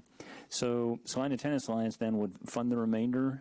As I mentioned, we've identified a base project of 12 tennis courts and lights, and then tried to keep the possibility open that we might be able to do a larger scope project if fundraising supports that. And with that, the agreement is attached to there's multiple agreements attached to your document. Our lease with the county, our agreement with the Fair Association, and then ultimately the proposed lease with Salina Tennis Alliance for your action today. Your options as far as how to proceed, you could make a motion to authorize the mayor to execute the attached agreement. You could make a motion to adopt it with amendments. You could postpone consideration and provide direction to staff of anything that you would like addressed between now and the specified date that you postpone it to, or you could take no action, resulting in the agreement failing for lack of a motion. Staff recommends option number 1. This is the culmination of the prior direction that you've given us. I think it represents a well-negotiated public-private partnership, and I certainly want to acknowledge there's a handful of people here on behalf of Salina Tennis Alliance, and if I may, I'd like to give them the floor to make any comments before I throw it open to questions. Thank you, Mr. Scragg. Is there a representative from Salina Net Generation who would like to speak?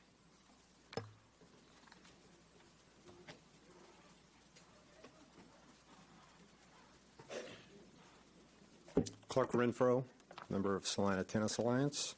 Thank you for the opportunity to come up and give you an update on where we are. Per Mike's opening remarks there, we came before you in March of this year with funds that have been raised and with the expectation to finish the rest of the fundraising to get courts and lights into that facility, as well as our initial design had alternates, what we call. We have our base plan and then alternates. So at that time, we had roughly 1.3 million raised, 1.2. The estimate at the time was 2.6 million, which included 12 courts with lights, hitting wall, pavilion, shelter, fencing, other amenities that we talked about as alternates. So part of that 2.6 million also included renovations to the pool house, or what we'll call the clubhouse. And when the city agreed and we agreed to have that done by the city, making that serviceable, there was roughly 200,000 in that 2.6 million that made up that aspect of it. And there's still discussions on what we can do privately to help further enhance that particular asset. So that gave us roughly 2.4 million at that original estimate. That estimate was done in November of 2020. And so since then, we've raised another almost $600,000. We're at 1.9 million and reaching 2 million here, I would expect soon. We've been instructed or been advised by the design team that we've got enough funds at this point, given that amount and the 600,000 that the city will commit to complete 12 courts with lights and perhaps more. It's a inexact science. When you look at estimates and get bids, we'll know more when that comes through. But based upon where we are with fundraising, which has been overwhelmingly positive in this community, and doing that in an era of COVID certainly creates some challenges, but did not slow our group down at all. And I think that speaks volumes for the community and this project. So where we stand right now, we're just a hair under 1.9 million of funds that have been pledged and or donated. We have a provisional fund at the Greater Salina Community Foundation that has roughly $475,000 in there in donations. That number has come down. We've had expenses that have come due with design that are part of that 2.6 estimate. So our balance is a little less than that right now, but that's as expected as we continue down the path with the design team and moving this project forward. I will say, and I'll echo Mike's comments and remarks, our efforts with the city have been overwhelmingly positive, constructive. As a citizen of Salina, it's nice to see firsthand what actually goes into a project like this. It is not easy. It's complicated, and it was eye-opening for me to sit in a lot of these meetings, but reassuring knowing that we have the staff in place to tackle these kind of things. So very impressed with certainly how that works, and an educational opportunity for me as well. So that's kind of where we are. I'd open it for questions from the commission. I was just going to start off by saying thank you very much to the members of Salina Net Generation and Salina Tennis Alliance for all their hard work on this. And really, I mean, that speaks volumes that you were able to raise the funds for this project, like you said, in an era of COVID, and to do it on a relatively short timeline. So thanks for all your hard work on this project. Thanks. And then we'll open it for questions. Okay. For the, I don't know, I didn't see it addressed here specifically. Are there replacement? It's not like an artificial turf for the baseball field. It eventually needs to be replaced. But what's the long-term maintenance, upkeep, replacement? Sure. Lump all that into one category, because it looks like maintenance 4.3. Unlike what we initially were going to do with baseball, but it's now the way the baseball agreement is, all of the maintenance and upkeep looks like it's going to be on the city. Is there rather than Clark's certainly welcome to join in, but before we put him on the spot, didn't include that. It didn't include a prior presentation as part of this packet item, but you may recall that.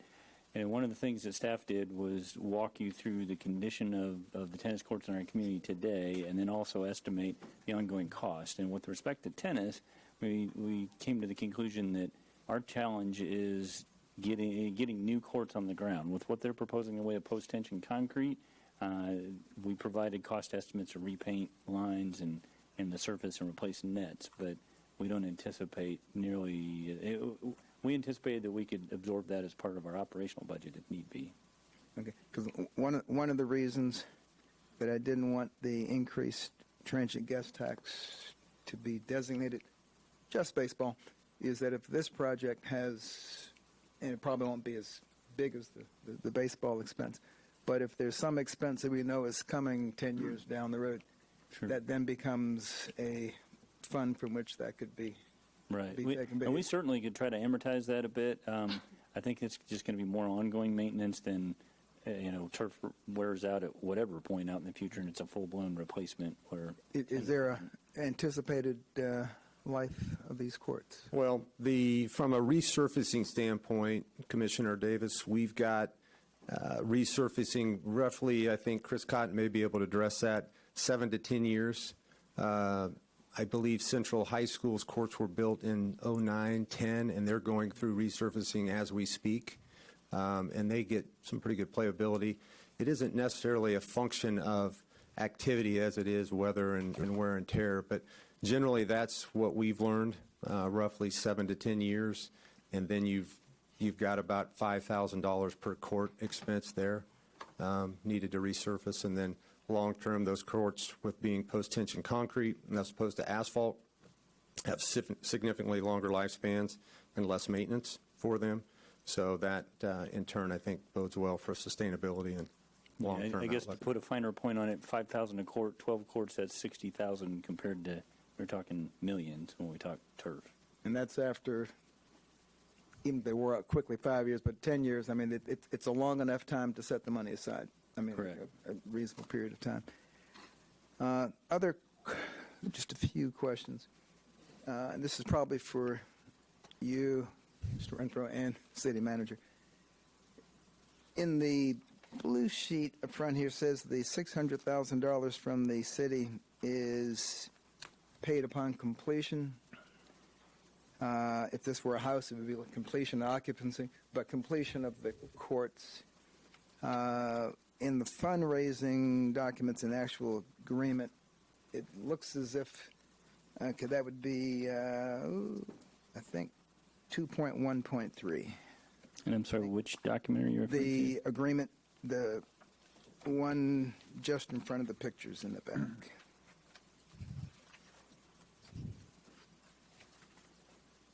I'm sorry. No, maybe it's not that. I didn't follow what you said. I don't. Okay, yeah, 2.1.3. It's on page 3. We have several documents, but it's titled Agreement Okay. Between City of Salina and Salina Tennis Alliance. Okay.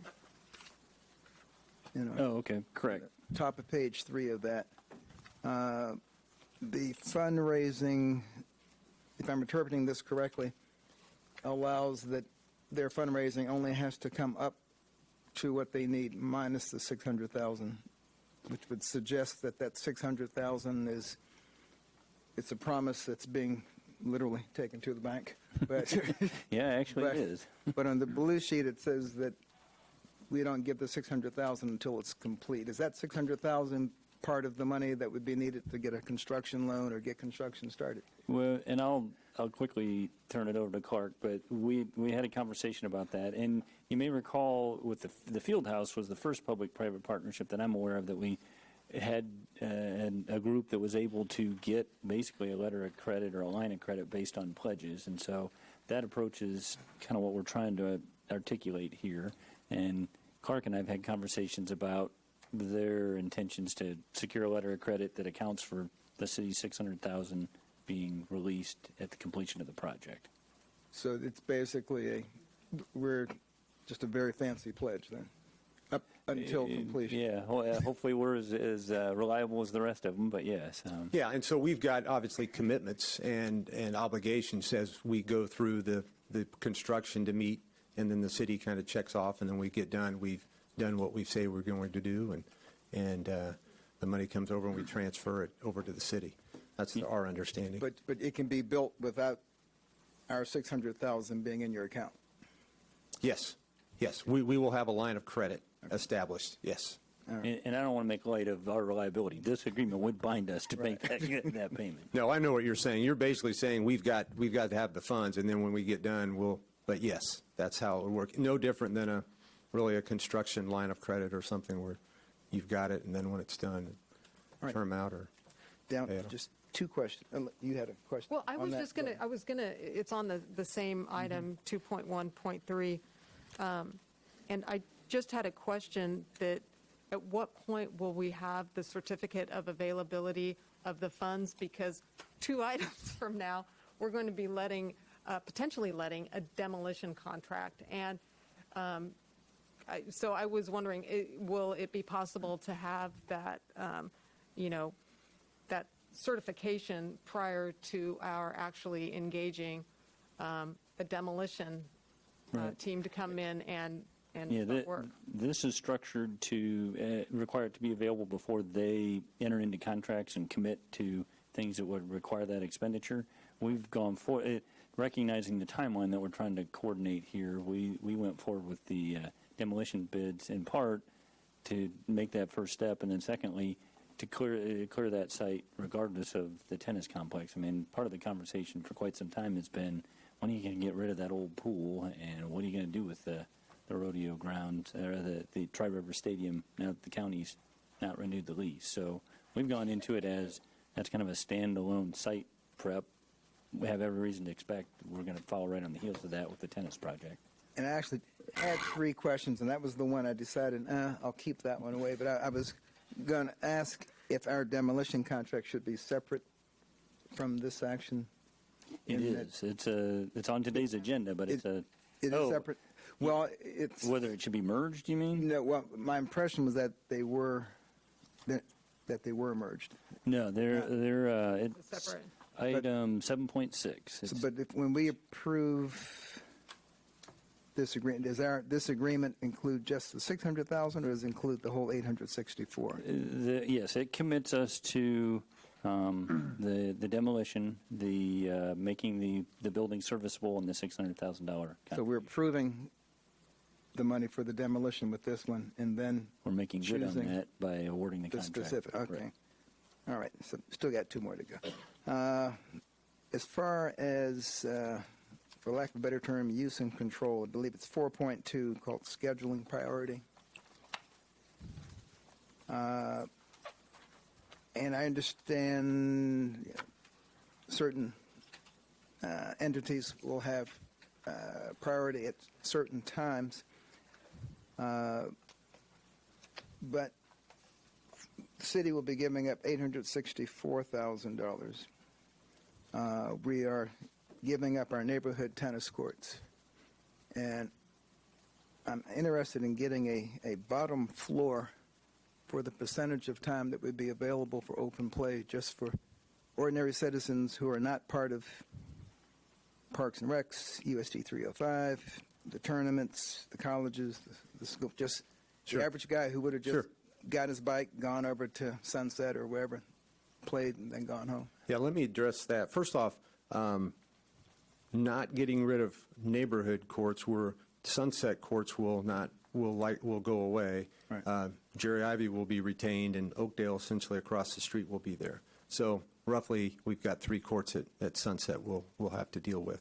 I'm sorry, what did you say about Oakdale? The Oakdale courts will not be there, but you've got this facility right across the street. I thought you said it would be there. I'm sorry. Yeah, okay. I just preface that with that statement. So the scheduling, I'm going to defer to Mike on that, on how that priority, because that's a city function on how they decide to use that. I guess, is that your question? Well, I just want to make sure that 2 years from now, the only time that an ordinary citizen can get on the court is 9:30 at night, which wouldn't be a true public available center.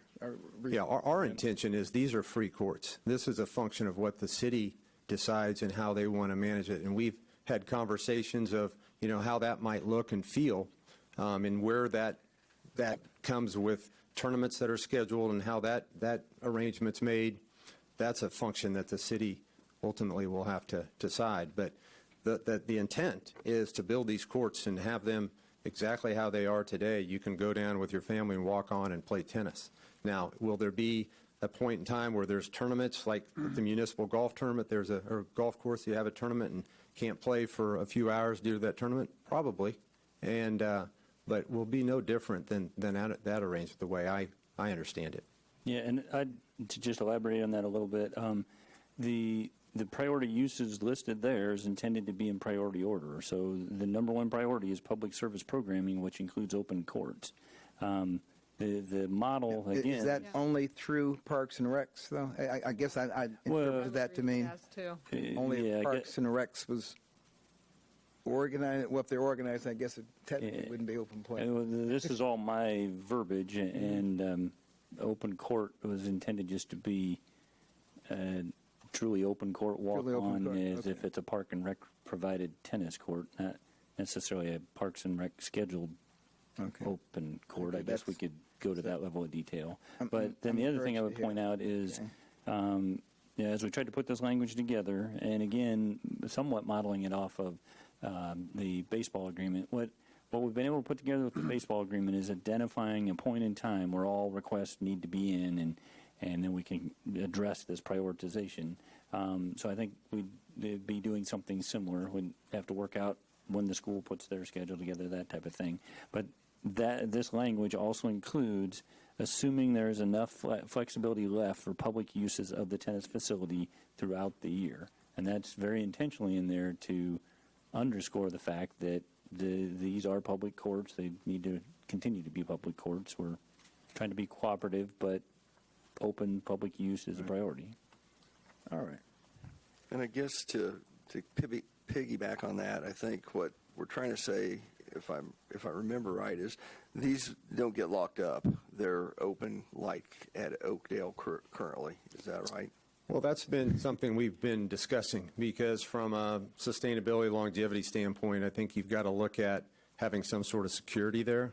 And we've had multiple conversations on how that might look, whether they're open at 6 and shut down at 10 or 11, or they're kept open and you have security lighting. We've looked at multiple options there. I think it's in the best interest of the city in terms of this investment and asset is to have some sort of security there. And I know USD 305, I won't speak for them, but I know they've considered doing something similar to that facility that they will have open to the public. So that's a point that we've got to look at from a cost standpoint, accessibility standpoint, security standpoint, what works best. We've been literally all over the country looking at centers and facilities on our own nickel. I was in South Carolina last month. We've been in Nebraska, Texas, Missouri, all over Kansas. There's lots of different ways to do this, and we're trying to explore what the best option is for I guess Salina. what I was getting at is 3 o'clock in the afternoon, they're open to the public. Yeah, I see it. Right. I see it as you have some sort of hours of operation, and then within those hours, then you shut it down and lock it up. But again, that's something that. And that's accurate in terms of the conversations we've had. It's the locking up portion is a function of when it's closed and we're trying to prevent vandalism, not it's locked unless you've made alternate arrangements to get access. So it'd be similar to Bill Burt being closed at dark, basically. Yeah, and in all honesty, there's ways to control the gate access to keep bikes out, not necessarily skateboards, and certainly not just individual vandals. But that's where the security system and the lighting and those type of measures come in. I think that's it. Thank you. Okay. Any further questions from other members of the governing body? I guess I just had one that when you were talking about, so you do have and will furnish the city of Salina a letter of credit from. Yeah, we will establish, and a big part of setting that up is having an agreement with the city on that. But that will be something that we'll have in place. And we've talked about some dates. We just need to figure that out to get that completed when needed.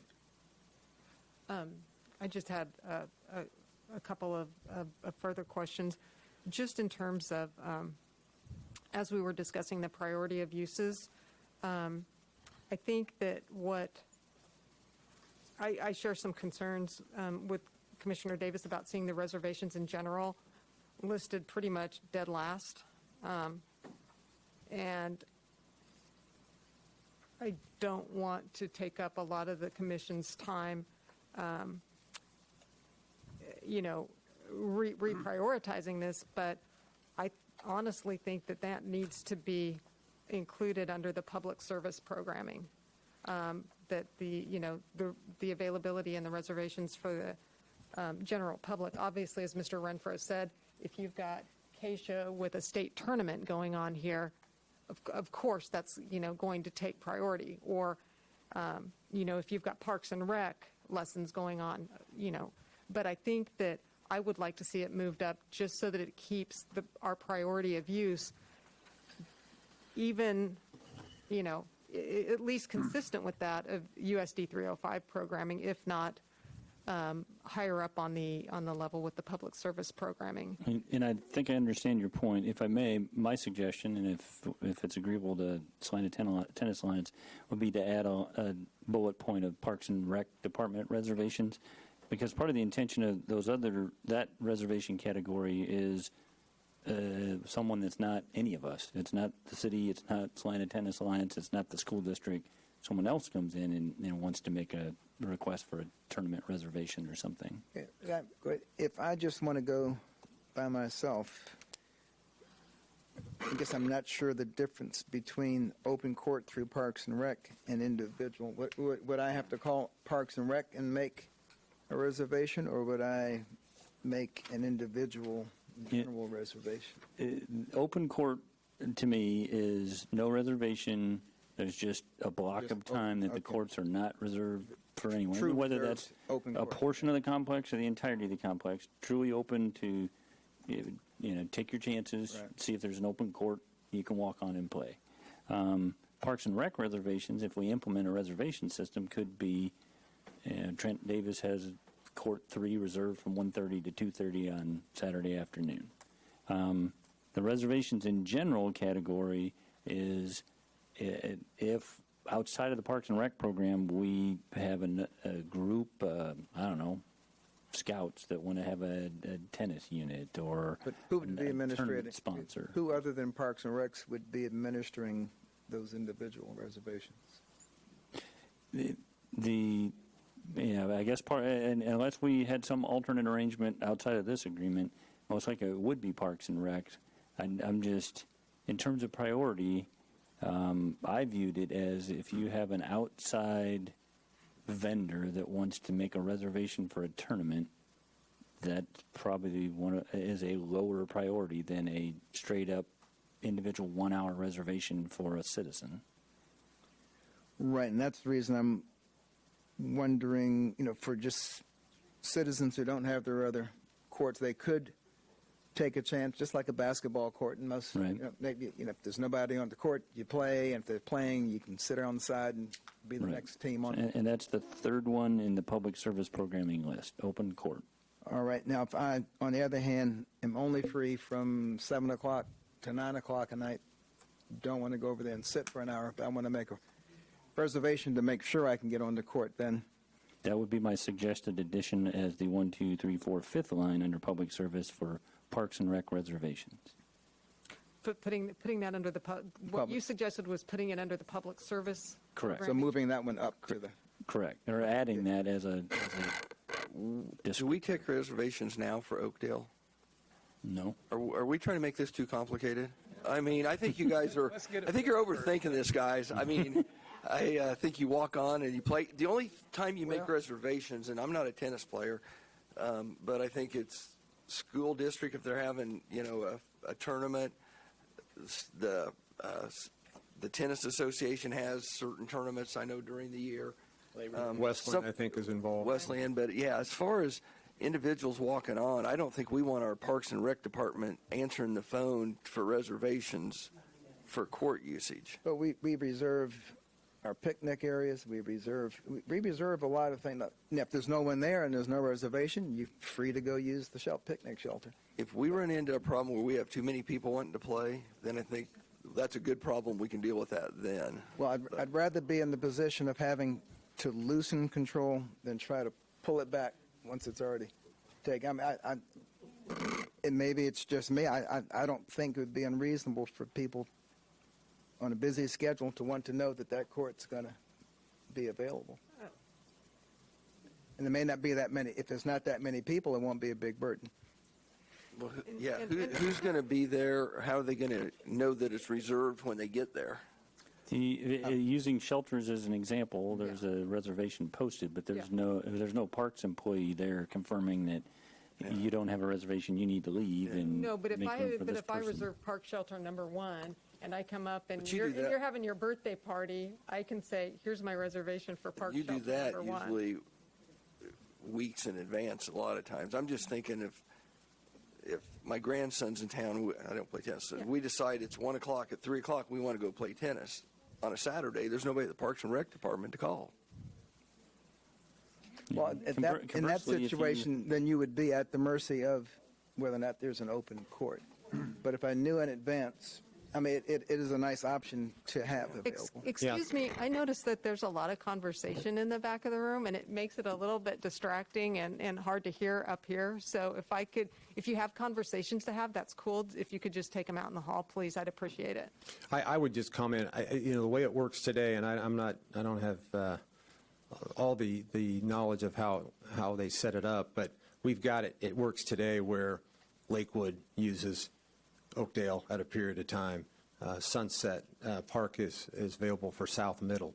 And I think Sacred Heart maybe have an agreement somewhere or did. So I don't know how that works, but I would assume we'd have something similar in place and address, down the road, there's various operating models that we've presented that the city would have available. But it works today and through the Parks and Rec, and it seems to be pretty smooth. So we've got something that at least we know works, but certainly we have options that are available if we need to ramp that up.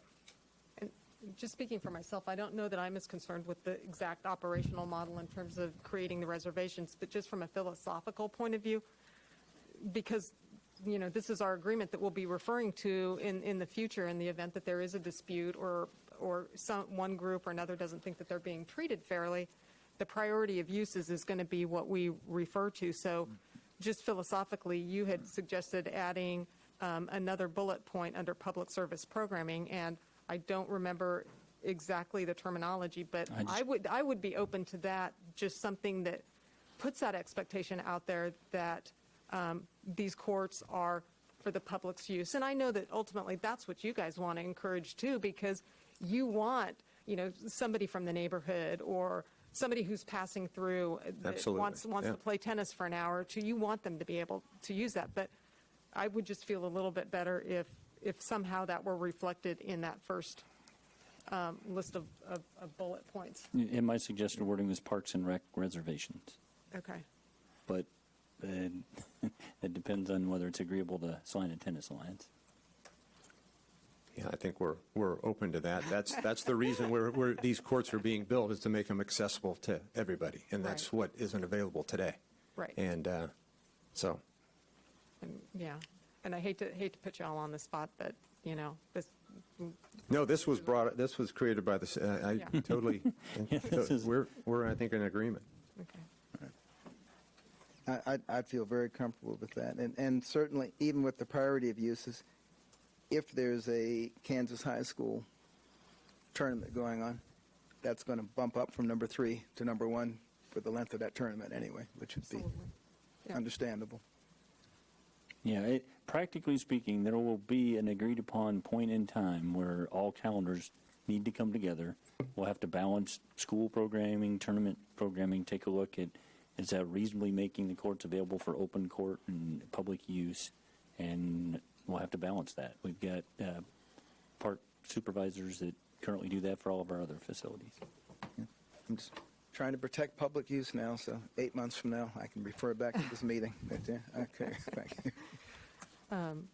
I had just a couple of questions, but I want to turn to Commissioner Peck. I don't want you to feel like you're not included here. If you have any questions for staff or for Mr. Renfro. No, I'll butt in if I do. Thank you, though. Okay, thank you. The last couple questions that I had was on item 3.3,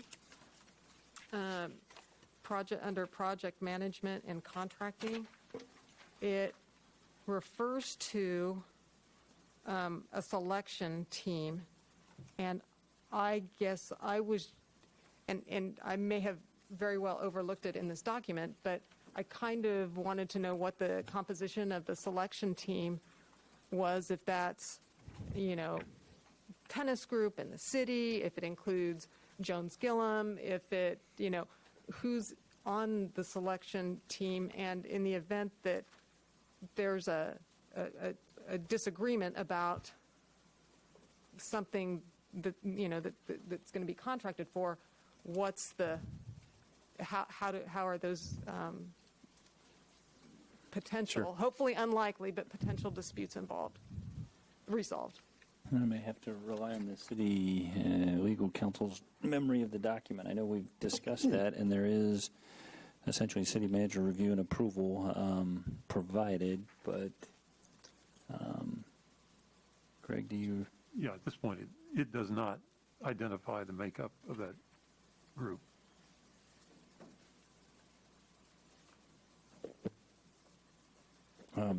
My expectation would be that it would be Salina Tennis Alliance and the city and the designer.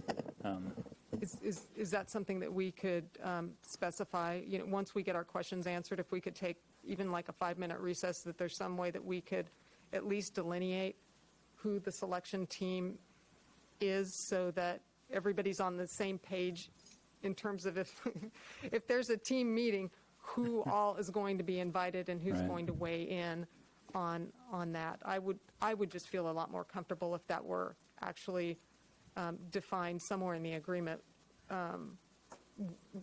who's, or what comprises the selection team.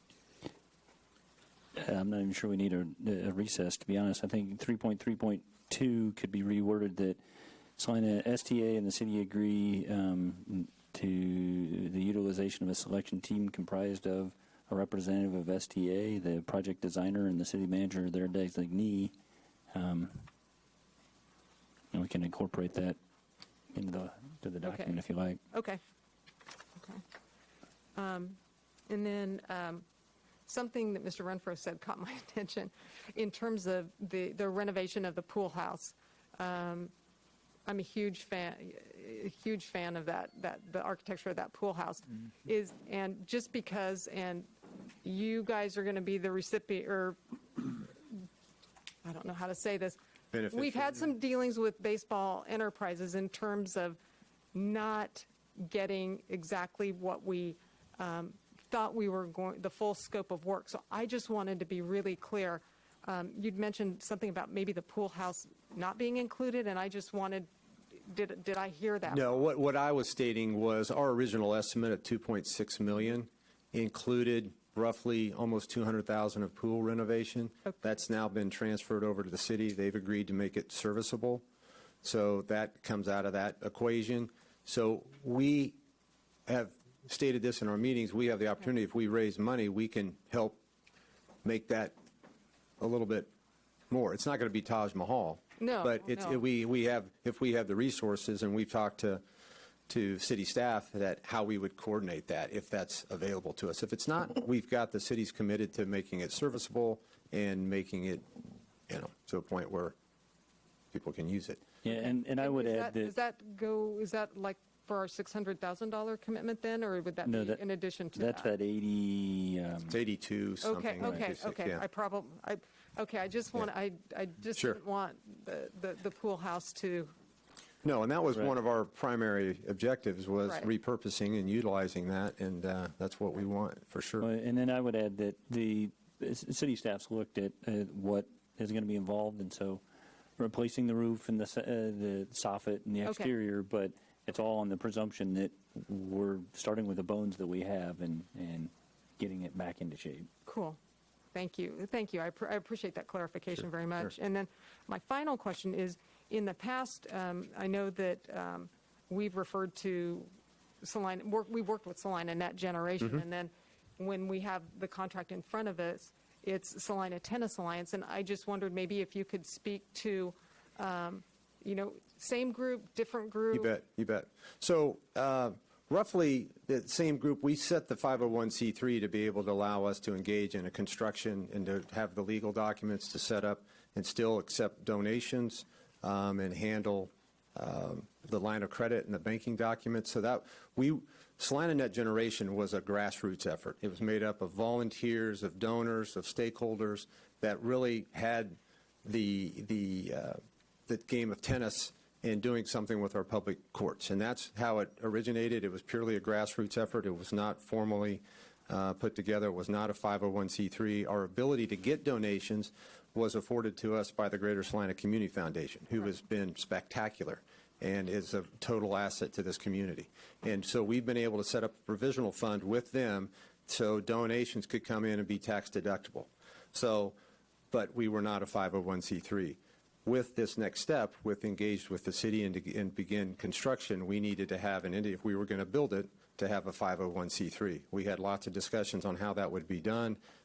Certainly, we having the ability to set that up and how to manage that, we decided to go that route, and that's how that changed. But that's really the only difference. Okay, so Salina Net Generation at this point really has more or less evolved into Salina Tennis Alliance or Salina Net Yeah, I mean, Generation? it has. Salina Net Generation will be there. We initially were told by the USTA, United States Tennis Association, Net Generation is a program that they use for their youth tennis. And Right. so they advised us, you've got you're not formally set up. You can use that name, and you're advocating for the growth of tennis.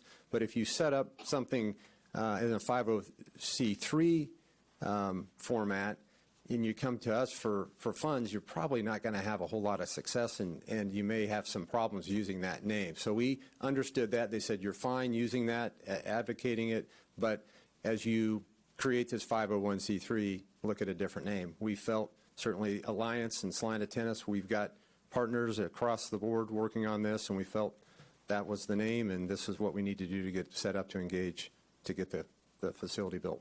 Okay, cool. Okay. I'm getting my head around it. I guess the USTA probably didn't want you all using No, they were very good about it, but they copyrighted name in a more Yeah. formal Sure. situation in terms of like banking documents and what have you. And by the way, I will comment on USTA, because of COVID last year, did not have funds available for us to access. They have programs that grant money that support facilities like this, and this year that's not available. And but certainly there's other funds that they have that we hope to tap in down the road. Thank you very much, Mr. Renfro. That's all I have. Does anyone else have a question for staff or for Mr. Renfro? Thank you. Okay, thank you. Very, very much. Thank you. Commissioners, you may have noticed me having a side conversation here. There's a pretty valuable resource I overlooked, and that's Chris Upson with USD 305. My suggestion would be that he be on the, or that a representative of USD 305 be on that selection team as well. Makes sense. Okay. Are there any questions or comments from members of the public?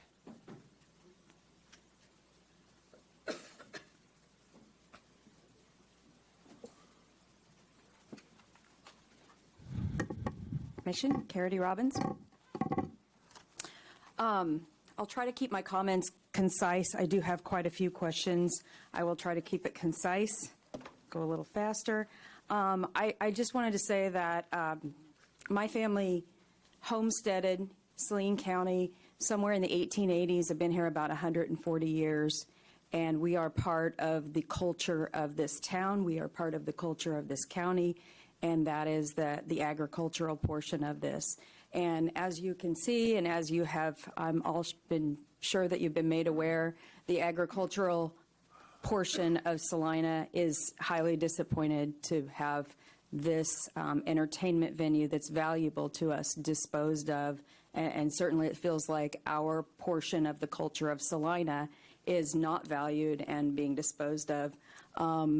It does stand out that the City Commission spent a significant amount of money on art and cultural development, and we have a culture in Salina, and that Tri-River Stadium is part of it.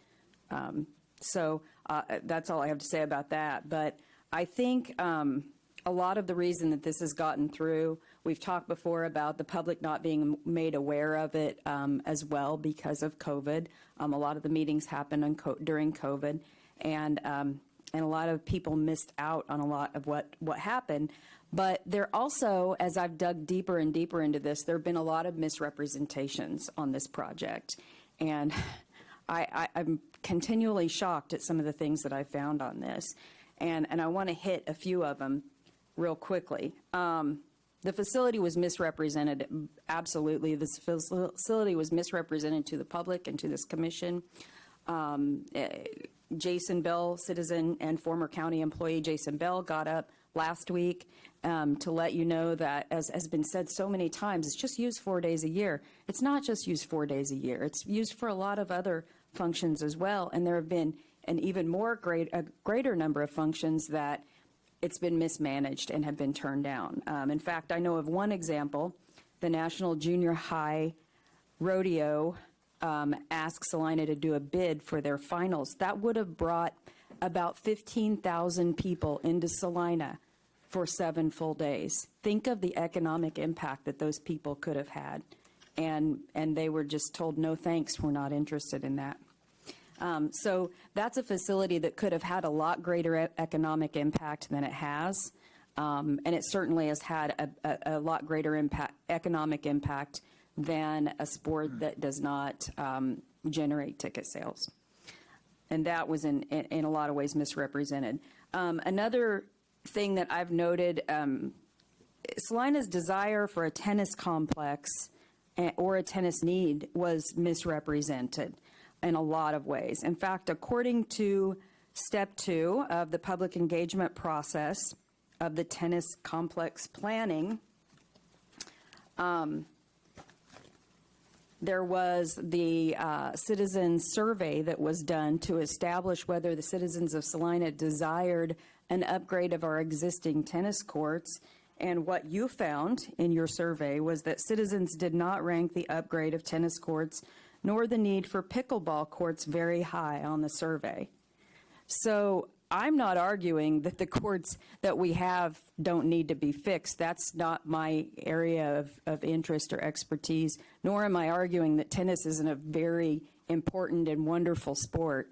But it does seem evident that the City Commission knew that the public didn't find this to be an important use of our funds. So that really stands out to me. And I find it interesting, in that same survey, they went through each park and delineated what things were available in that park, what facilities were available. And in the Kenwood Park facility, they mentioned that Tri-River Stadium is available and that there's a rodeo arena available. And it seems that not one question was asked of the public how they felt about that facility, which I think is a gross oversight, considering nearly everybody in Salina has attended a function there at some time or another. Ms. Robbins, I hate to interrupt, but could you please wrap up your comments? Sure. Maintenance. Salina has a terrible record of maintenance. In your own records, you state that Salina spends about half per capita of maintenance, and I could read that to you from your own records, about half per capita of what other cities do. You just asked this week what we should do with Jerry Ivy Park, pond that's only 25 years old. I have closed that old, for heaven's sake. We just built it, and we aren't maintaining it. So are we going to pour $1.3 or maybe more million into this complex and in 25 years walk away from it like we do everything else? I thought it looks like, according to your own minutes, $864,000 from city budget, $500,000 from USD 305, which are both public funds, by the way. But tonight, I think what Commissioner Schrag said added up to more than $1 million. I'm sorry, Ms. Robbins, but I've got to apply the same. Lastly, to everyone. Clark was here for an hour.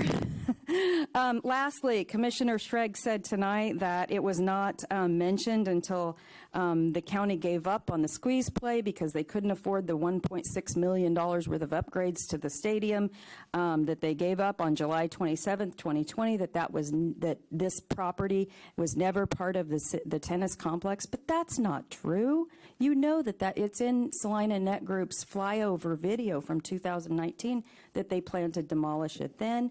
And then City Manager Gage is on video. Anybody can see it on YouTube in 2018, saying that we're going to demolish the stadium to build these tennis courts.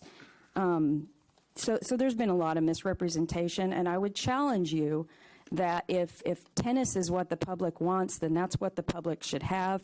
And if it's not, then we should represent the public in that way too. Let's postpone it tonight. Thank you, Ms. Robbins.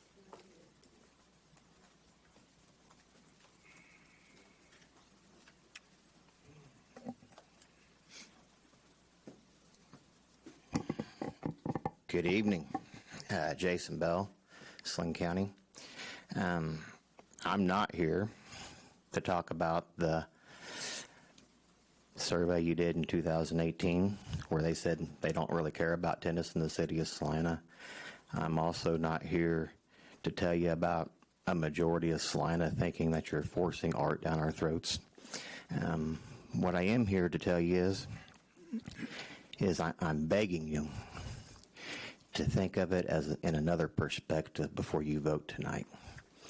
I'm begging you. There are several tennis courts in every park we have, almost, I would think, in Salina. There's tennis courts at Salina Central.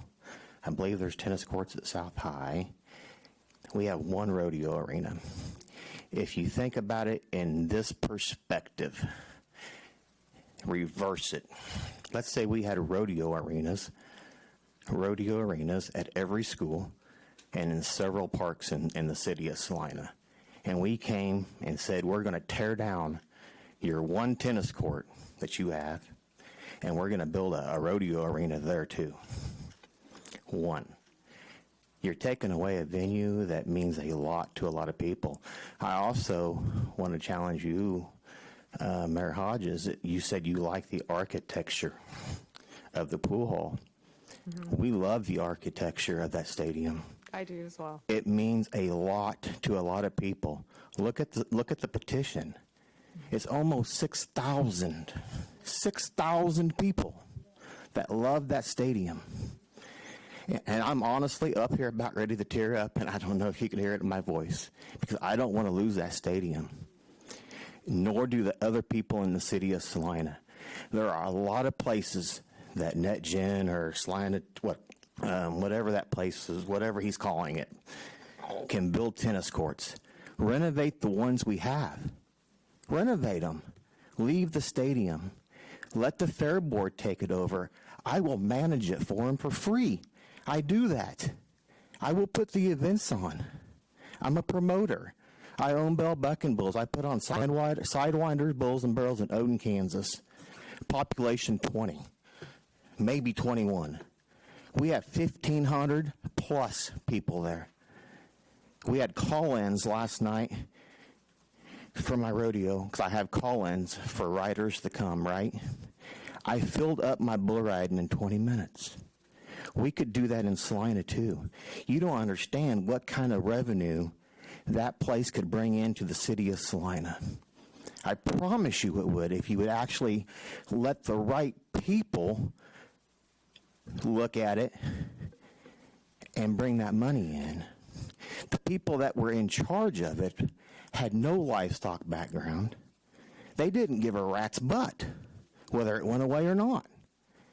But us agriculture people, we do. But nobody ever really asked, and I'm sorry if I can I have at least another minute or two, or 1 minute?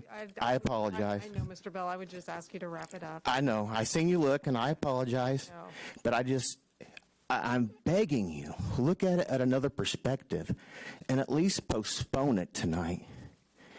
And talk to some people that really know what's going on in that kind of industry, because we have one arena in the city of Salina that we can actually do a rodeo and other events in, including the demolition derbies and the monster trucks and concerts and cage fights. One that people can afford to go to. And if it was managed correctly, I promise you, I guarantee you, if you give me a chance, you will see revenue come into the city of Salina. Thank you. Could I ask just one question? Oh, sure. Mr. Bell? You know, you have to understand the city has not run the rodeo arena grounds. I understand.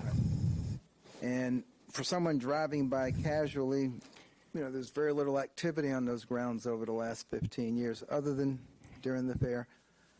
Was this same energy brought to the county commission, which was running it, to say, hey, we can do this, I can guarantee you this, we can do that? So I'm going to answer, I can answer that question. And I'm going to go out on a limb, and I may get flack for this, but... Join the club. Yeah. Yeah. I was employed with Saline County Livestock and Expo for 13 years. I was also the noxious weed director for 13 years.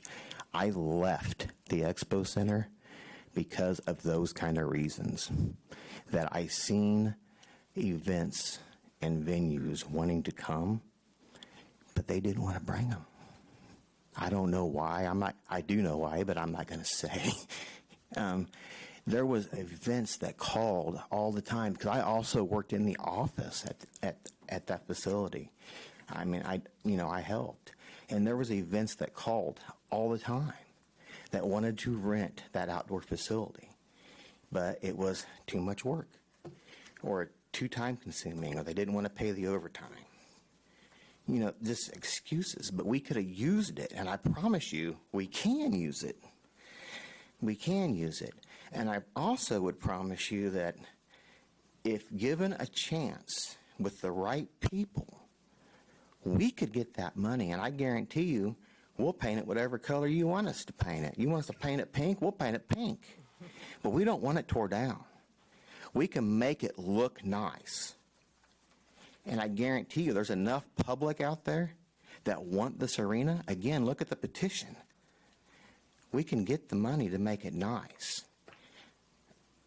As Mr. Renfro said, it probably won't be a Taj Mahal, but it'll be nice. Okay. Does that answer it, or do I need to You did clarify very- a little more? You did very well, thank you. You bet. Have a good day. Thank you, Mr. Bell. Can I ask just, well, I'll wait till citizens Yeah. comment this over.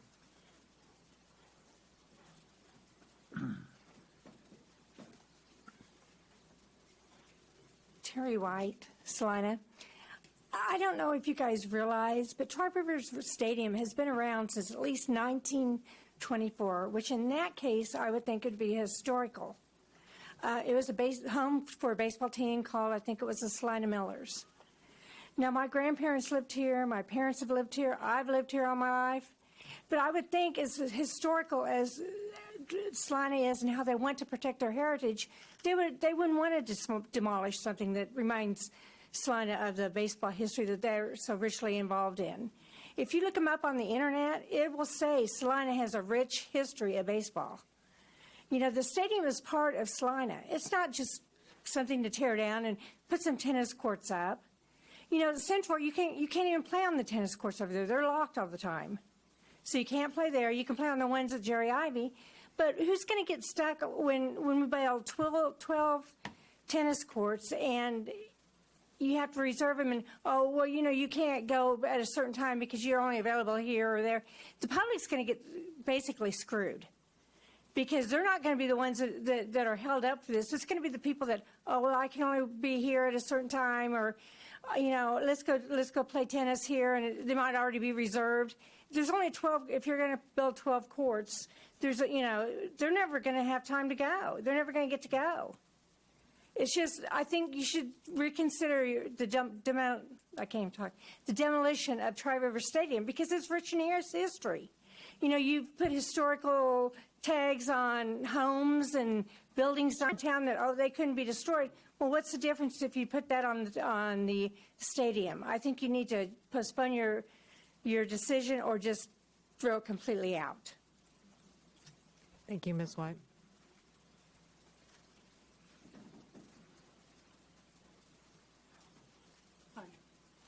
Hi, my name's Val Gamage, and I have looked into the Kansas Historical Society, and if we can make that a historical site, there is grants available and tax credits. I believe grants are available up to $90,000. We are so rich in Salina for the rural area. We just need to support our rural families and our other surrounding counties that can come in and use the arena.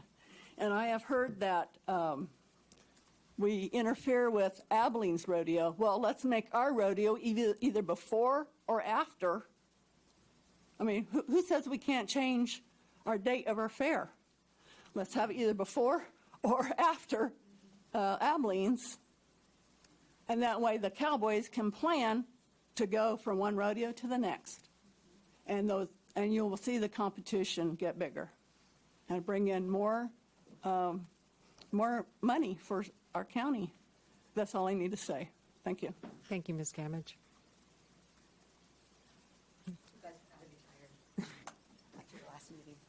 Linda Lilly, Salina. Val Darlin, we can't change the fair board dates. Those are in the bylaws. But anyway, that's beside the point.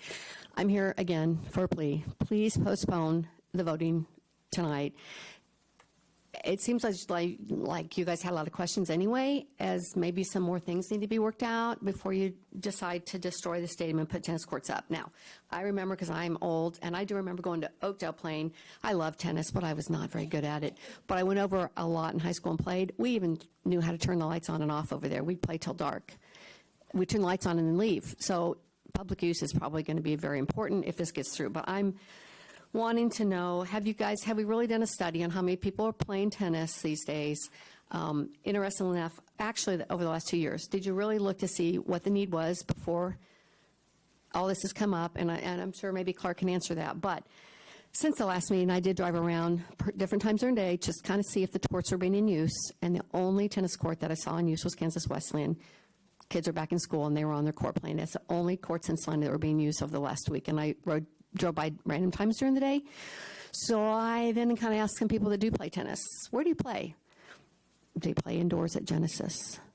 Are you going to continue to play there? Oh, yeah, it's the best place to play. Okay, if you get new courts outside, you can play outside. No, probably still playing Genesis. So think about that, you guys, because that's a great facility. Again, I love tennis. It's a great sport. I wish I could play. I wish I was good at it, but I think we can still coexist. I think there is room over there if everybody's dead set on doing courts over there. Do less courts and keep the arena, because there is a need for that arena. And you can tell we're passionate about that, obviously. I also checked out what is going over in the Expo Center, and I was over there last week with my fair duties. And in 2022, there's only 4 dates left for Dave Flaherty to book the Expo, so there's a huge need for that. He's staying very busy. He's got lots of things he's looking forward to 2023. And if he had the outdoor arena, it would help with that as well. So again, I have nothing against tennis, but there's still a real need for that outdoor arena. And I will say, you guys, I absolutely love the guy that's painting on the grain. I went over there yesterday and looked at that. That's pretty cool.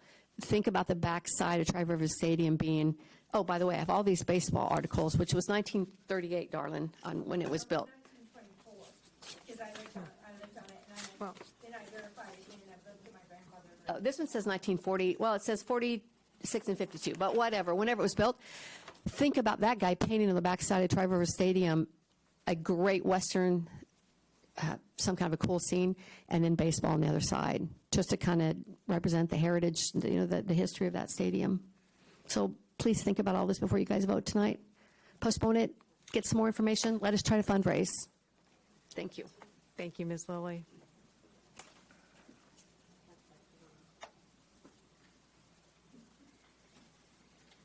Bill Longbine. I've never seen so much emotion and passion on an issue in a long, long time.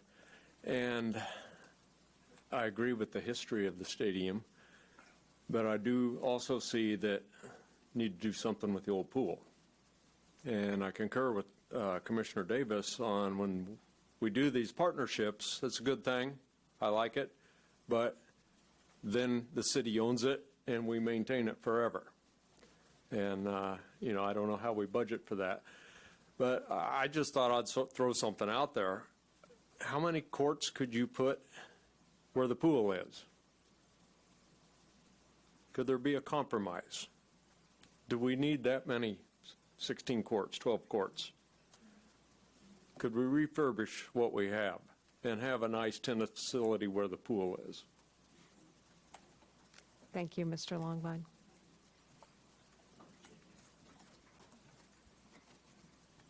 Norman Mantle, Salina.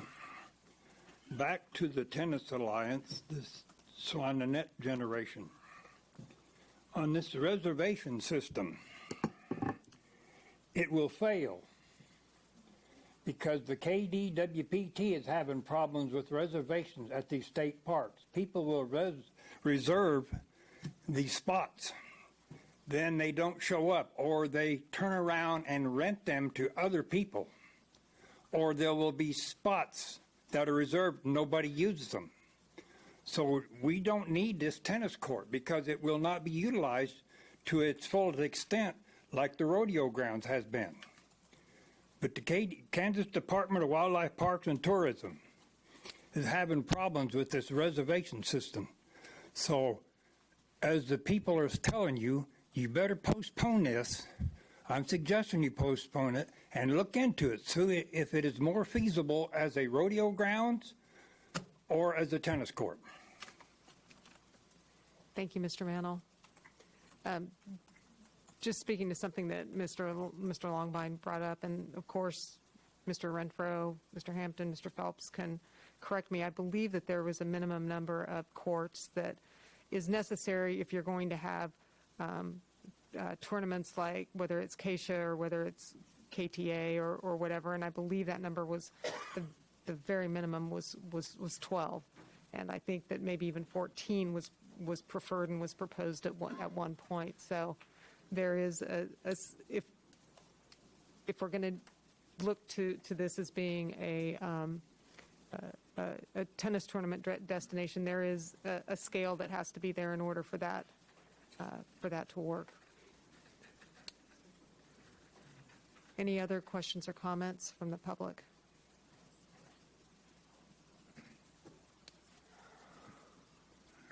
Hey, Chad Farber, some of us have been to the county and the city because we were getting conflicting reports of it seemed like a blame game. It's their fault from both sides. And the one thing that we heard from the county was that they were unable to fulfill or re-sign on that lease because the city was requiring a certain amount of maintenance to be done to that stadium. And correct me if I'm wrong. This is what I'm hearing from the other side. The question, I guess, that arises from that is, what was the driving force for the city to put $1.3 million into tennis as opposed to helping out with $1 million or what have you to renovate the stadium to get it up to the code or up to what we were looking for, ambience or whatever? What was the driving force of going tennis as opposed to revamping what we already had? Is there an answer, or who would I direct that towards? I'll take a stab. I'd be willing to try it. We looked at what we had as a way of city expense to refurbish the existing tennis courts that are in our system.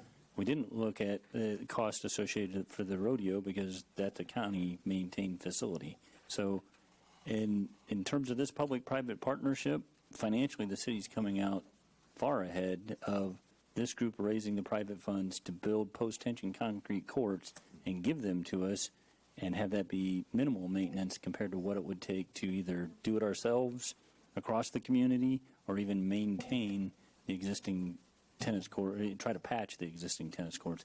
That was all part of a study session conversation as part of Salina Net Generation's presentation to the City Commission. I don't know the date, but leading up to this. And that's what we were hearing as well. This has been in works for years and so forth. And to answer your question, yes, you're wrong. And this has been going on for a long time. And to give all the background of all the meetings we've had dealing with the county, I mean, we could be here for hours explaining that. To say that we required a certain amount of dollars to upgrade that is incorrect. And tell me if I'm wrong, because it's a $0 lease we have with the county, and that's on the rodeo grounds and on the 4-H building and all those facilities. So what we did is we came to him, we said, to try to upgrade it because we have the TPEC Center there, the river's going to be upgraded. We want you to put some money into it to fix everything up. From day one on the rodeo grounds, they said, we're not interested. And so we never knew a dollar amount they were wanting to put into it because they walked away from it. So, and again, we're a city and it's a county fair and it's a county fair board. We really don't deal with those programs. And so we've asked the county and they just walked away from it. And we're hearing the conflicting. Well, if you go back and watch the meetings that we've had, and we had joint meetings, I know, and people say during COVID, but I know we met at jointly with them at the health center. We met with them at the chamber office. To COVID, the agreement was executed in July of the year before COVID, and then it terminated at the end of. And I guess that's our frustration is now all of a sudden we're, again, being made to be the bad guys when we've had these discussions with the county for 2 years, easy, probably closer to 3. And when did we sign? I know it was included in the packet here, but we actually did a lease extension this year, which to me implies, we did a lease extension for 1 year to allow allow for this year's fair to happen, and really. In the last couple of weeks, it's been the first that, we're getting any pushback or feedback from that. But that's giving up the Tri-River Stadium, I think has been on the table for well over a year, if not 2 years, just as, a part of what we've been asking them in terms of upgrades to their campus. Okay. And until today, I'm sorry, nobody's I came. do need to clarify. I don't want to misstate something. The agreement was executed July 27th of 2020. That was the culmination of years of negotiations leading up to that pre-COVID. That's, again, the public is frustrated because we're getting different information from different sides, and I'm sure you guys are frustrated because everybody's attacking you. It just seems strange that, we're going to throw this money at it, and I think it was $600,000 or $800,000 or whatever, and it adds up on top, when the other side is saying, well, we had to bring it up to a certain look or a performance before, and they put it back on the city, that the city was asking them to do that. On what? On the rodeo ground? On the rodeo grounds, correct. And correct me, that's what I heard at the county commission meetings from the desk right over here. Well, yeah, and that's what's frustrating is the conflict. Yeah. Well, if I can, let me clarify. We until this round of negotiations, there was a $0 lease, and the county, made their decisions about what they did or didn't maintain. This negotiation, we did express concern about deferred maintenance building up and wanting it addressed. Okay. We chose to invest. We recognize this public-private partnership as an opportunity to address our maintenance needs as it relates to tennis. I can't speak to the decisions the county made about their maintenance expectations regarding the rodeo arena and the expo center. That was a financial strategic decision they made with the help of a consultant as part of all the conversations we had from 2017 to 2020. So I think you're intermixing funds in terms of, well, why didn't the city just take the money they're putting towards tennis and invest it in the rodeo arena? Because our maintenance responsibility was tennis, not rodeo.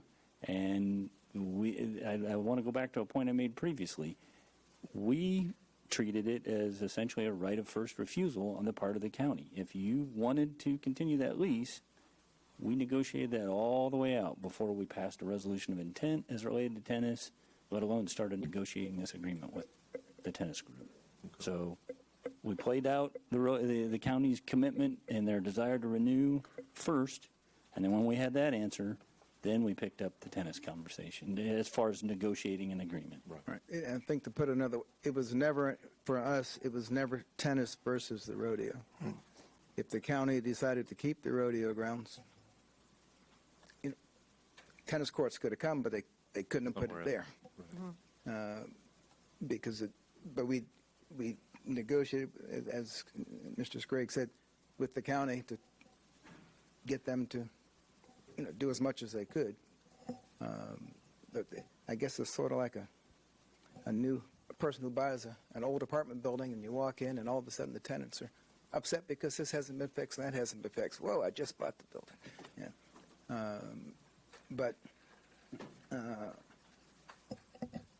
I have a perhaps unique, I thought it was something flying around, may have been a floater, but I'm not hallucinating. I'll tell people in a hurry, I'm a city kid, grew up in a big city. Last time I got on a horse, I was about 24 years old, almost 40 years ago.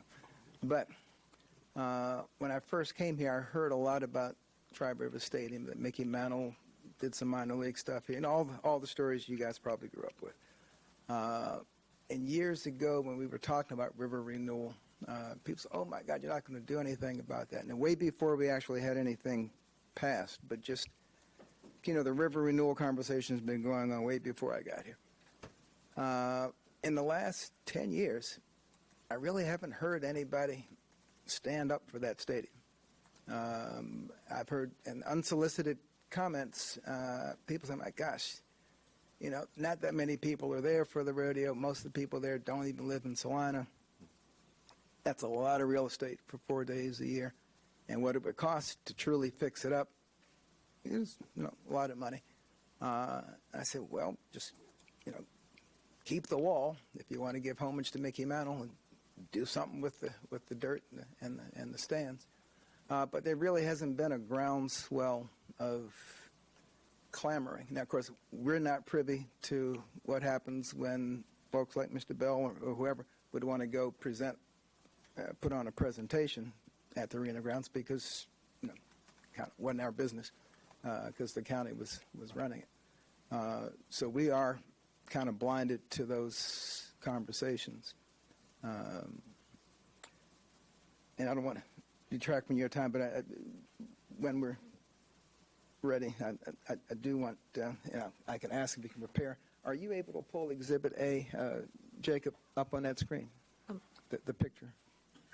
I will say this, I've been, in the interest of trying to be fair, I have kept track, and it appears that Mr. Farber has about another minute left to him before people started weighing in, so I just want to. I don't know if you want to. I'll ask one question, and then we'll go. then I'll go sit down and where we are right now,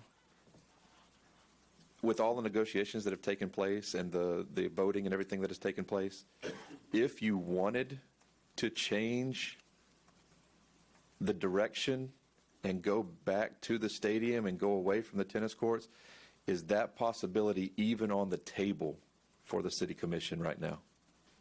Let me defer an answer to that. That's the reason I want to get this picture put up here. I'll go sit down. Yeah. Thank you, Mr. Farber. And I'm not sure who, probably the, okay, and I may have What just. exhibit was that? May have just, it's the Exhibit A. the two picture, yeah, it's A, Exhibit A. What I was going to ask was, where did the footprint of the actual tennis facility lie in respect to where the Tri-River Stadium is, as opposed to the, I want to call it the dirt field, but the actual, do they? Can you come to the microphone? Yeah, if you could come forward and.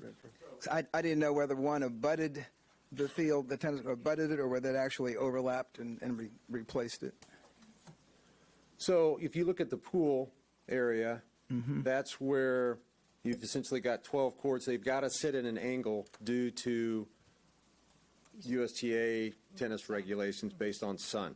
So this, I don't know if anybody has a picture of the court layout, but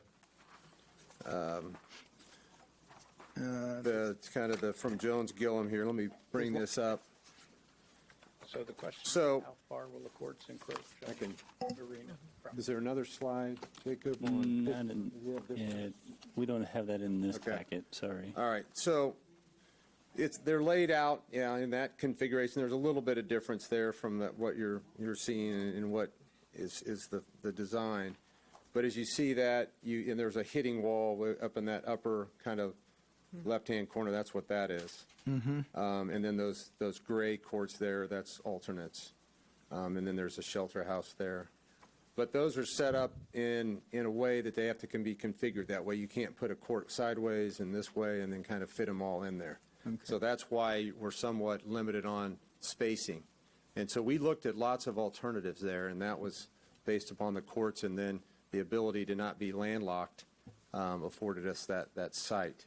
What's your best estimate as to where the, what do you call the dirt part of a rodeo arena? Just the dirt? I know there's a name for it, but. Stadium? The stadium, arena, thank you. Where would that overlap on the diagram we just had of the tennis courts? If you just had to. Yeah, so, I mean, I could point on that if you. Yeah, if you wouldn't So- mind. Essentially, you've got this area here that kind of comes out, and then around here and over with pretty much this layout of what you saw in the drawing. And is that with the 12 courts? Yes. Okay. That'll take up And then most you've of it. got the ability to add courts, or if we have the funds, which we may or may not have, to add additional courts there. But if you go out at least to Charleston, Jonesboro, Rim, have a printout of kind of the overlay of where this is in the court. So, but you're going out, you're going, and we looked at all sorts of scenarios which would squeeze that in. So we're coming out. But what you're basically saying is you're going into the rodeo grounds. Yeah.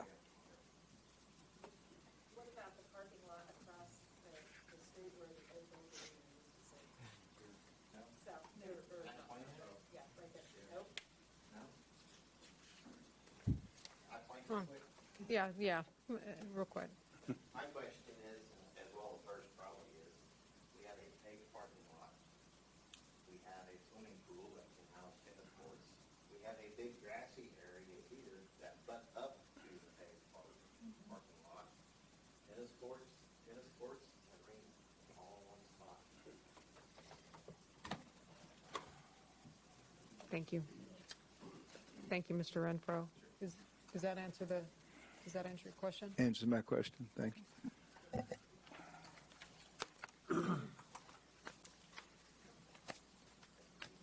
All right.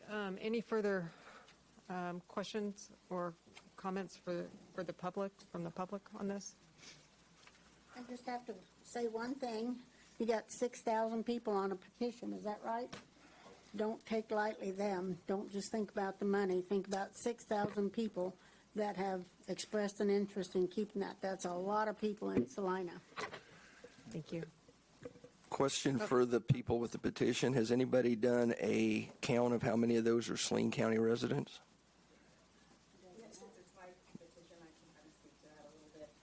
If you would come forward to the podium to answer that, I'd appreciate it. Thanks. I have looked through it every few days and kind of read through those names. And I suspect that the majority of them are Saline County residents, but I will say that it has gone through my rodeo friends a little bit, and I recognize that some of those people have signed it as well. Bear in mind, those are people who would come here and spend money in this community. So, But we don't have the, anyway, I kind of did, I kind of did a glance. I went through, checked address, and I was finding majority to be out of county, at least the names. I mean, I was running into names, I couldn't find them as far as being Saline County residents. So I agree, there's a lot of rodeo people that did that, but I'm not sure they're taxpayers that are going to pay to keep the facility up. So.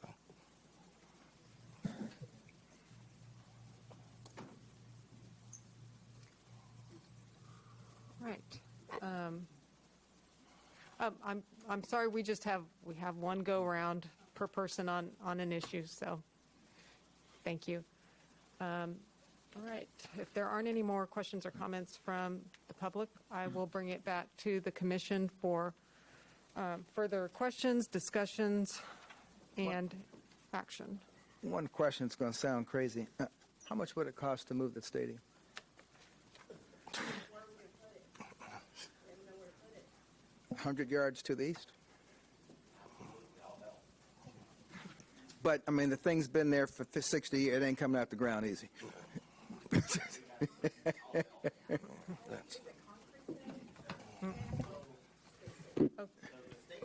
Well, you're going to have to come up. I mean, the mayor's just. No. Are you talking just arena, basically arena, rodeo ground? Yeah, I'm assuming not the dirt's stadium kinda easy itself. to move. Okay. Well, those, but either or. Yeah. Well, we would be happy to have the arena, although I love the stadium because, well, once again, it has a lot of just architectural and historic value. We would be happy, I would think, I'm speaking for myself, I'm going to say we, it might just be me, to have an arena in the city of Salina somewhere. Those posts could be moved. We tried to pull those posts about Phil Penn was still the director then, and so 7-8 years ago. They're in 4 foot of concrete, each post. But not a problem because there's such thing as torches and sawzalls, and we can cut them off, put another post in the ground, and sleeve them. You know, it's a doable thing. And I would venture to guess that you could get a lot of volunteers to help move that, and it wouldn't cost you a lot of money. I could almost guarantee you we could get some volunteers to help move that if that was an option and we could do it. Just the liability insurance, yeah. Absolutely. Absolutely. At the conclusion of the lease with Saline County, they informed the Fair Board that they were turning over all the items that you just described. Absolutely. The Fair Association. The agreement that we entered into with the Fair Association provided that they could take them, and they, my understanding is they've made arrangements for the bleachers. We've worked with them to extend the timeline to remove the other items, and my understanding is it's listed on bigiron.com for a September 1st sale. Correct. What I can say, though, is I'm, again, just guesstimating. The Fair Board didn't have any place to go with that arena. If the Fair Board had a place to go with the arena, it would have been a whole nother situation. But they can't afford to go buy the land. You know, they're putting on a fair out of I mean, that was one of their big things, is the arena, to get the money to have the fair. You know, and the carnival, and to support those young 4-Hers that are our future agricultural suppliers in Saline County. That brings most of the money back into Salina. They didn't have a place to go. If that was given an option, I've sold stuff on bigiron.com. They can cancel it right now. They can make one phone call and say, we're taking it off the market. One phone call. I've sold stuff on there before, I know. And I would venture to guess they would consider it, very highly consider it, because that's a big revenue for the Tri-Rivers Fair and Rodeo. And it would be a big venue and for the city of Salina. Because as I said before, if it was managed correctly, it would blow your minds, literally. Blow your minds, because you've never been informed about what it could do, because nobody's wanted to tell you what it could do. What I'm going to do is, since I invited you up here, Yes, sir. let you know, I thank you for the information so that we can keep the decorum going. Right. But I'm done? I appreciate your information. Yeah, but it would blow your mind. Get with me sometime. I'm on Facebook. Message me. Call me. I'll let you know. Just as a very quick clarification, please come forward and speak to the bleachers, and then we're going to return it back to the commission.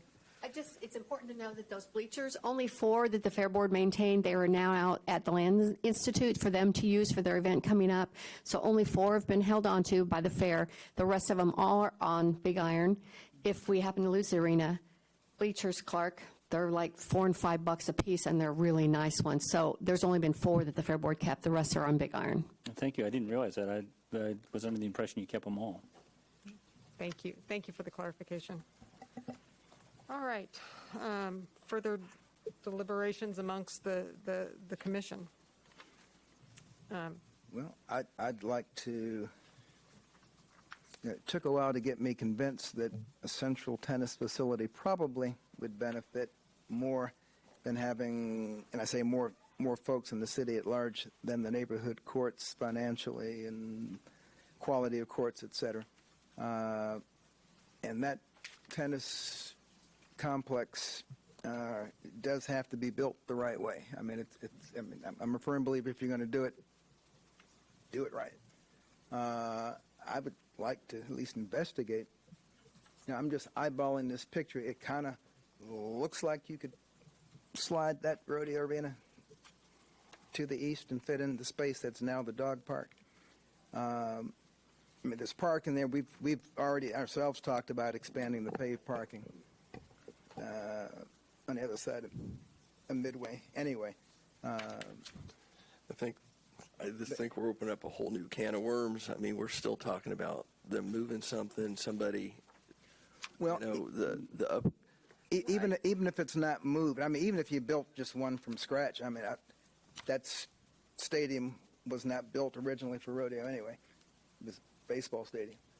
So, and I don't know what it would cost to put seats. Again, we don't have many rodeos in Washington, D.C., where I grew up, so I feel like I'm talking like way out of my league here. But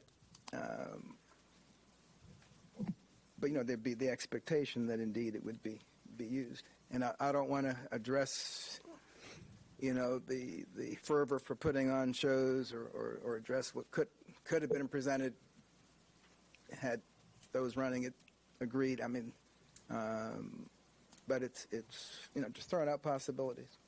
And Commissioners, My one vote won't do it, but when I just want to offer this as an observation, not trying to steer the conversation one way or the other, but we're generically talking about they.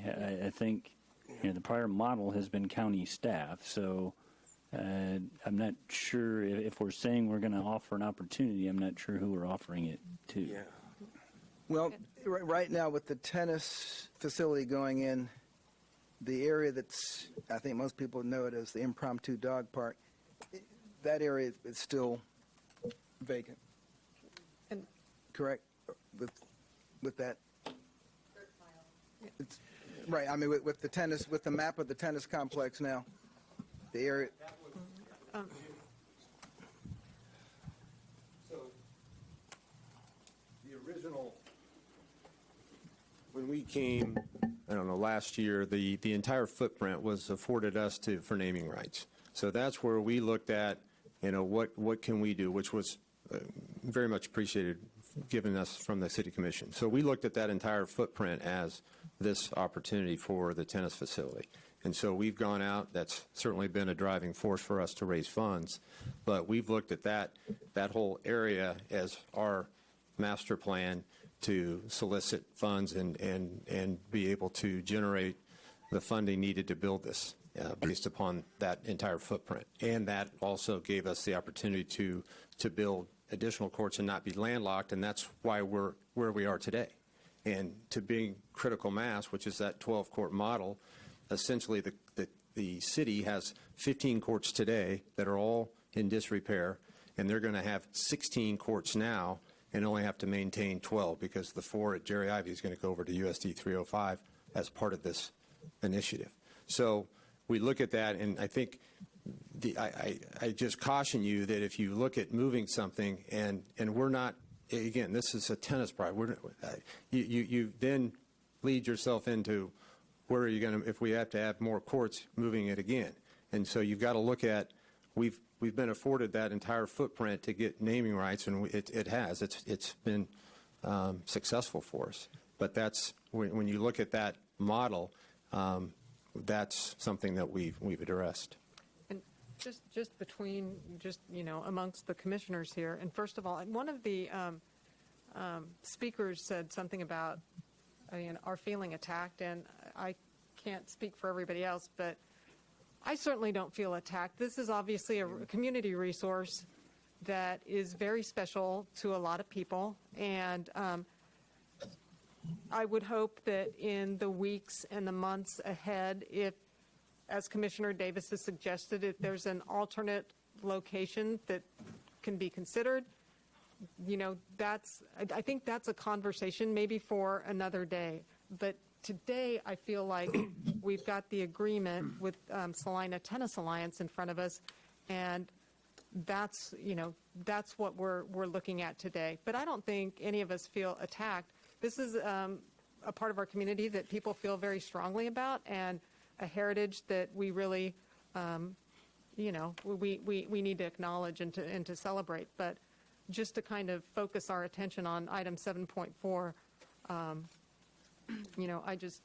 think I'd like to kind of return the conversation back to the item that we actually have under consideration today. Well, Mayor, considering the effort that's been put into this by both staff and Tennis Alliance, I think we owe them the opportunity to vote this up or down. If you'll allow, I agree. If you'll allow motion, Yeah. I would move to authorize the city manager to execute an agreement with Salina Tennis Alliance relating to the funding and construction of the tennis facilities in Kenwood Park. Second.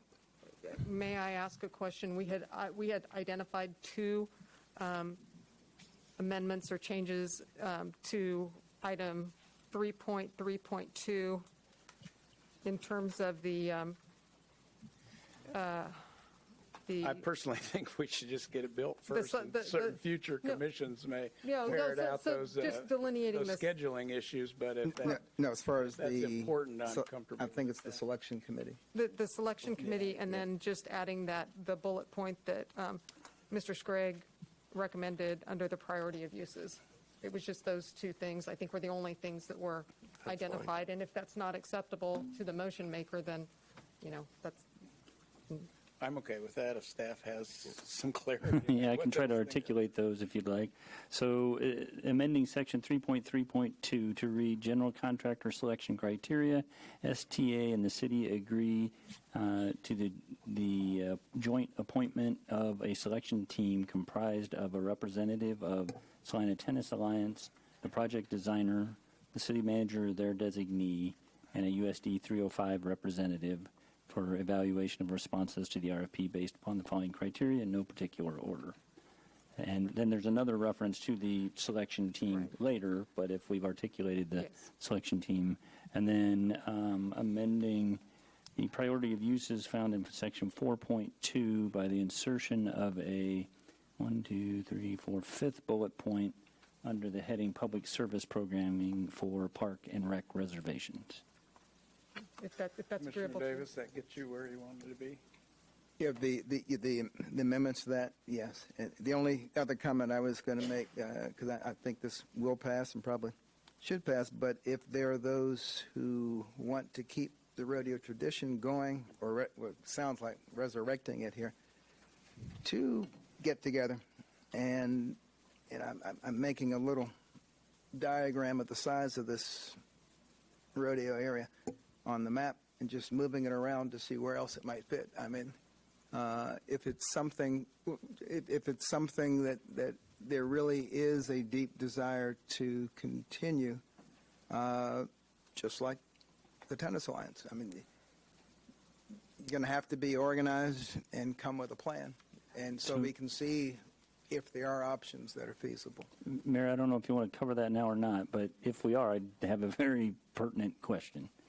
I'm not saying tonight, No. but I mean, just But as we articulate what we're willing to entertain, all the other examples of public-private partnerships were activities and responsibilities that we had no doubt within our wheelhouse of being responsible for. So if we're going to articulate the willingness to go there, I really need some direction. Is that on the assumption that the county reinitiates that conversation? No, I'm not Or are we saying going to say we're going to get in the rodeo business? we would not do anything ourselves. I'm saying if there is that will for that group to create itself, coalesce amongst itself, and look at the possibilities, look at plans, and bring something to us. I'm not proposing we do anything. But not to be defensive of argumentative. If I have a group, us involved, I guess, is our right. question. Oh, well, and depending on the ground, it may be the county, it might be the city. In fact, if it's in the Expo Center, it would have to be the county. But So if I have a group present themselves to me and say, we're interested in taking you up on Commissioner Davis's offer, we want you to take over the rodeo business here. Is that agreement would have to be crafted in a fashion unique to a rodeo arena. I'm not. It would follow the. Well, I'm trying to figure out, much like we've talked about on a lot of other projects, are we accepting ongoing maintenance responsibility for the rodeo arena and the equipment and the programming and the staffing? No. That group. That group might. That group. Is that God or was that Aaron Peck? I feel like we should listen to that voice. Right. That group might not ask that of us. They may only ask that we put in a sidewalk or a park. I don't know what shape that would take. Yeah. I'm not even saying that it would be the city. It might be the county. It might be in this area. I think we're going down a rabbit hole right now. Only point I'm making is that if there are those who feel strongly about this, keep looking at your options. Yeah. I'm not asking for anybody. I'm not saying we're going to help craft a proposal. Right. But I would like to respectfully request that if staff's expected to enter into negotiation, it's with an identified entity that has the authority to do so. But all of that, that's what I meant. All that would have to be done. Just like we didn't go out and solicit people to do the tennis group or the baseball. They created themselves. And their shape and form would be unique to what they're trying to accomplish. I'm not asking the city right now to do anything along those lines. Because it might not even be in the city. It might be out in the county.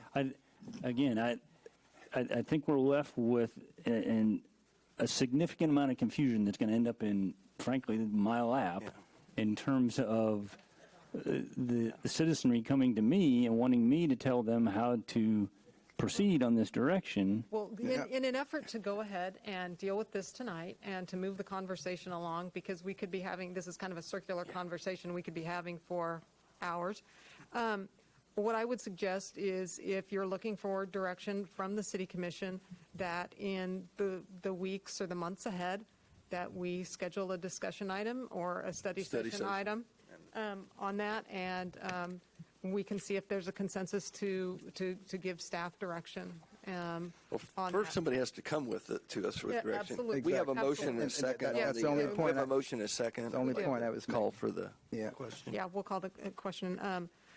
We have a motion and a second to authorize the city manager to execute an agreement with Salina Tennis Alliance relating to the funding and construction of the tennis facilities in Kenwood Park, with the previously mentioned amendments to sections 3.3.2, defining the selection team criteria, and item 4.2, adding a bullet point under the first section of priority uses.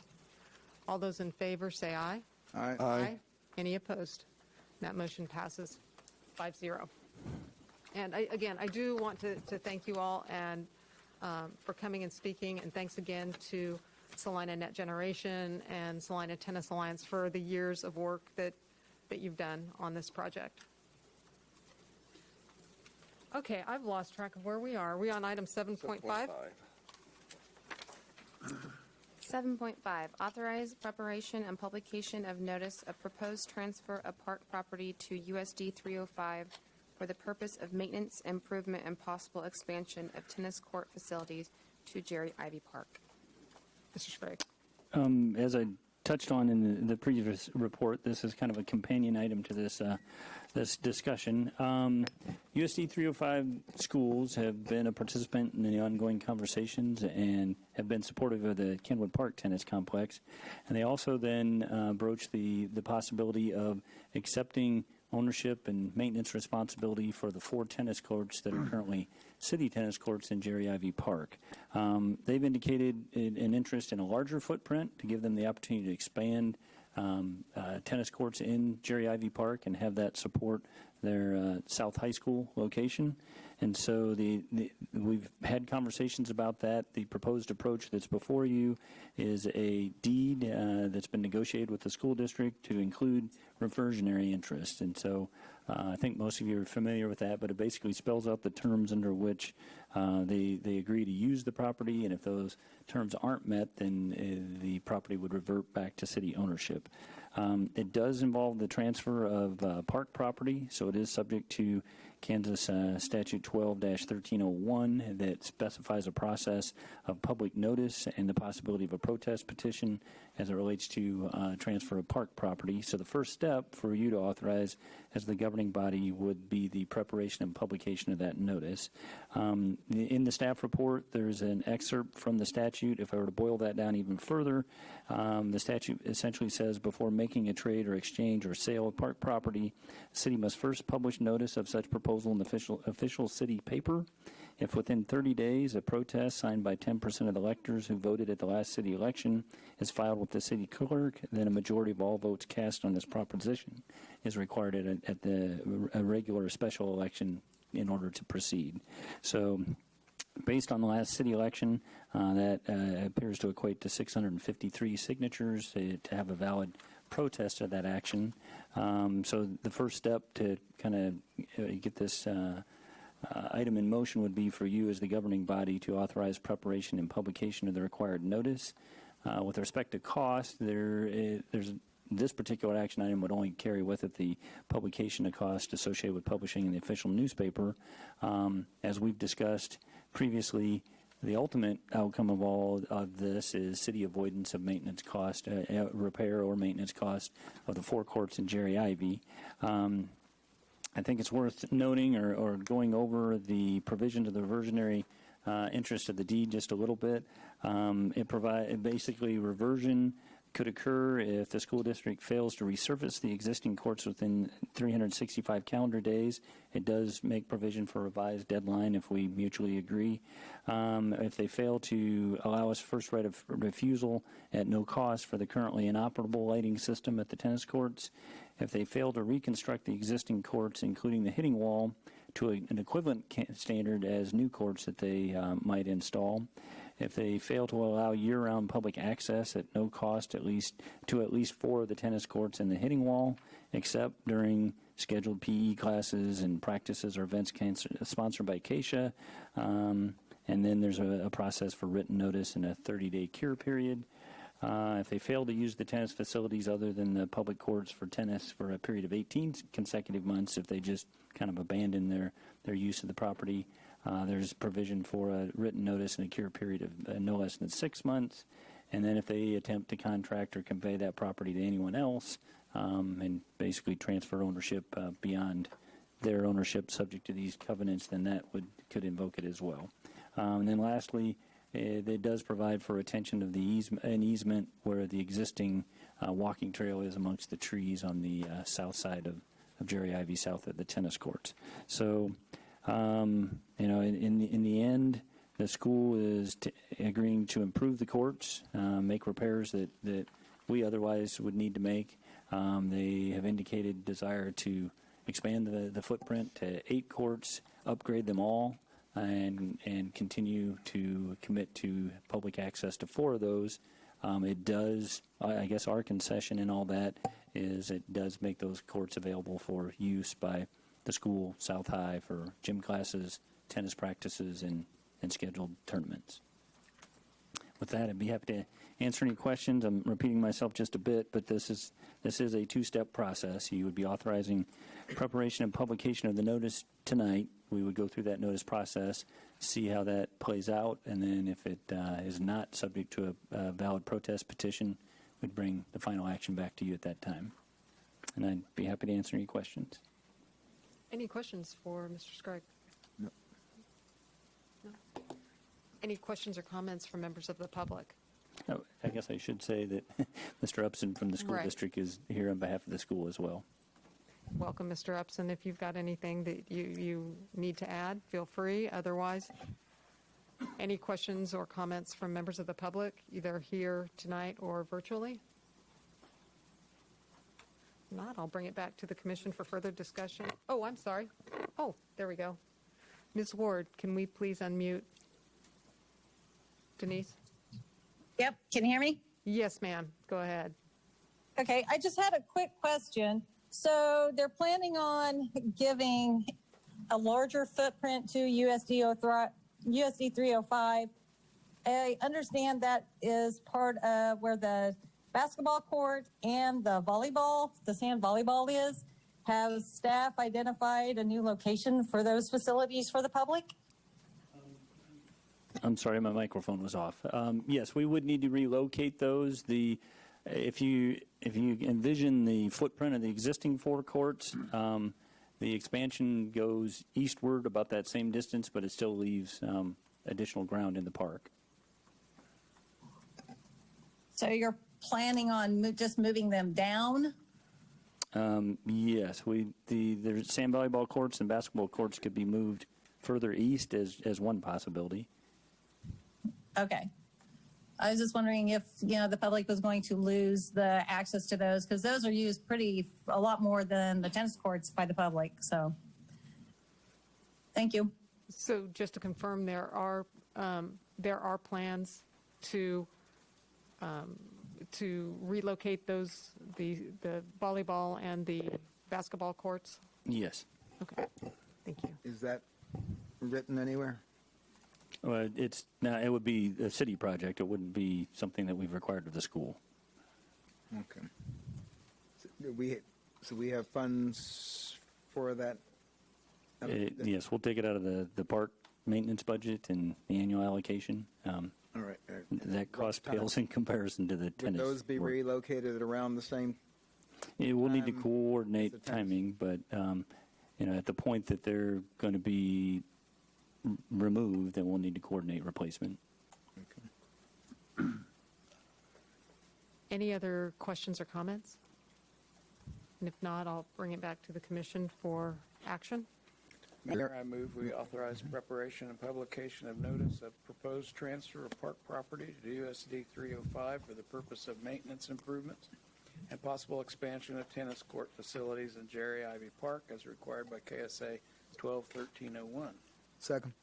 We have a motion and a second to authorize preparation and publication of notice of proposed transfer of park property to USD 305. All in favor, say aye. Aye. Aye. Any opposed? That motion passes 5-0. Item 7.6. 7.6, award demolition contract to G&G Dozer of the new Kenwood Tennis Center to be constructed by Salina Next Generation. Mayor, if I may, could I have approximately 2 minutes to speak with Mr. Cotton and Mr. Scragg in relation to this item? How about if we gave you 5 minutes? Yeah, let's take a 5-minute break so that Okay. we can take care of some business on this end as well. We will reconvene at 7:20 p.m. Thank you. Thank you.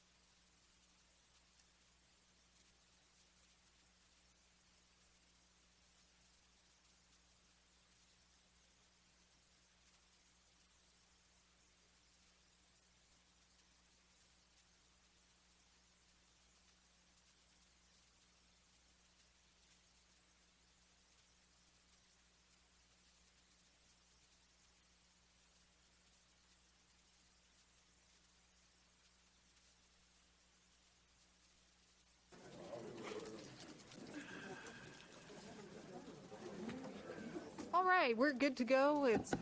We're ready to go back, and we will address, we're on item 7.6. And I can't remember if Ashley read that or not, but we're just going to assume that she has. Actually, at the break, it was pointed out the wording of that is off just a little bit. It almost makes it seem as if we're proposing demolition of the new Kenwood Tennis Center. It should be worded, award demolition contract to G&G Dozer in support of the new Kenwood Tennis Center to be constructed by Salina Net Generation. I'm pretty sure that everybody here is on the same page, that we're not letting a contract to demolish the new tennis center. Anywho.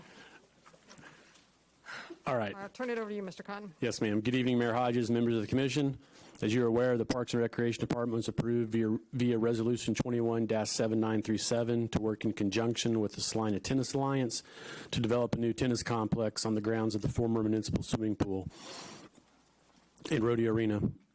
Bids were advertised on May 20th, 2021 for the demolition of the facilities. Bids were due on July 15th, 2021. G&G Dozer, TNR Dirt, and Excel Dirt submitted bids.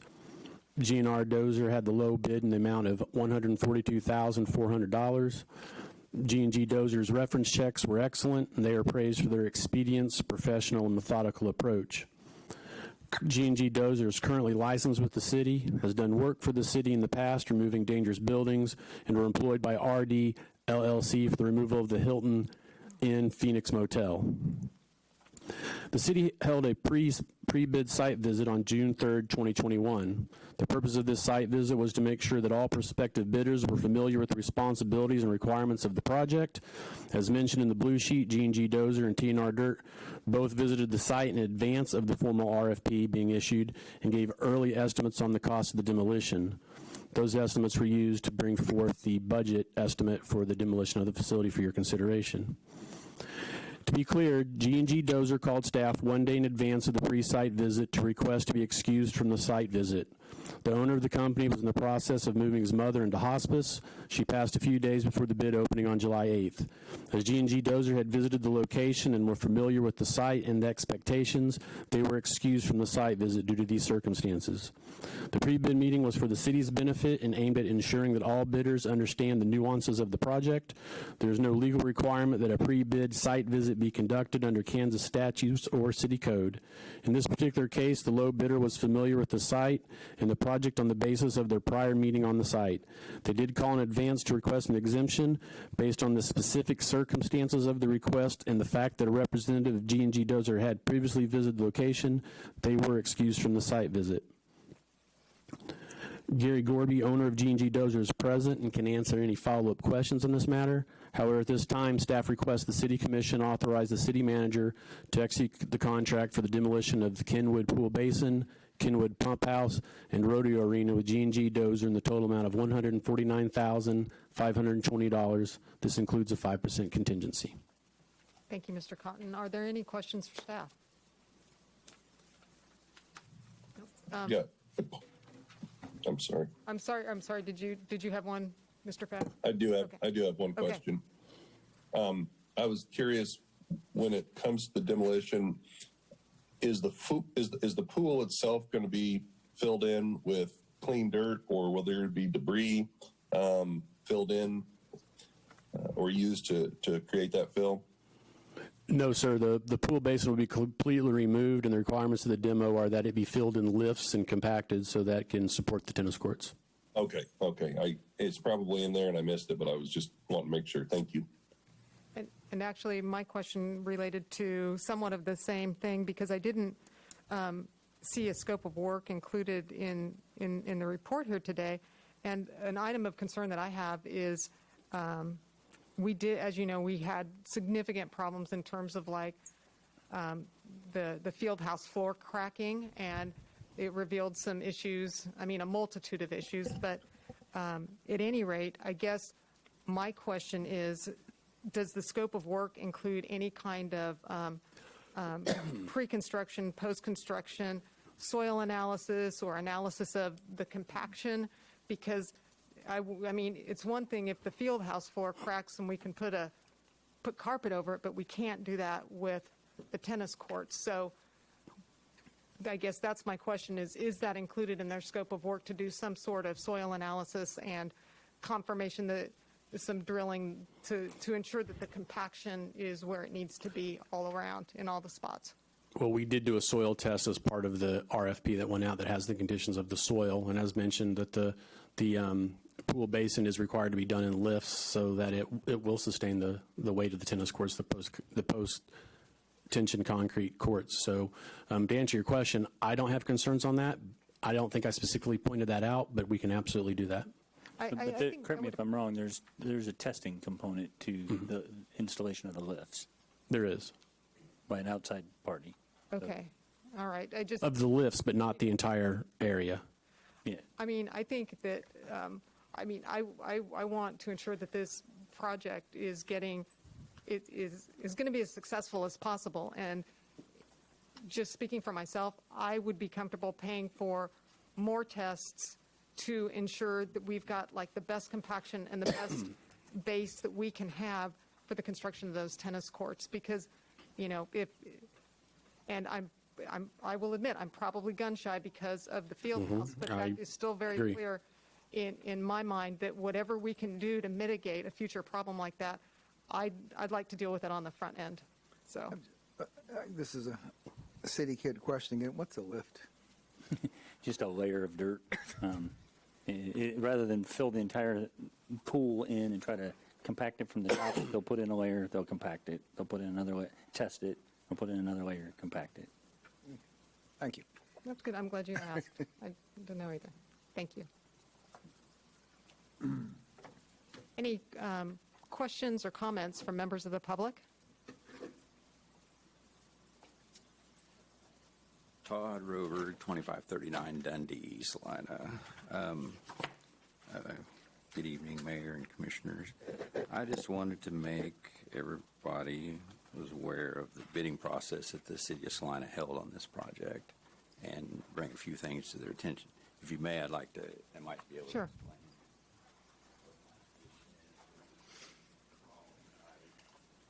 Thank you.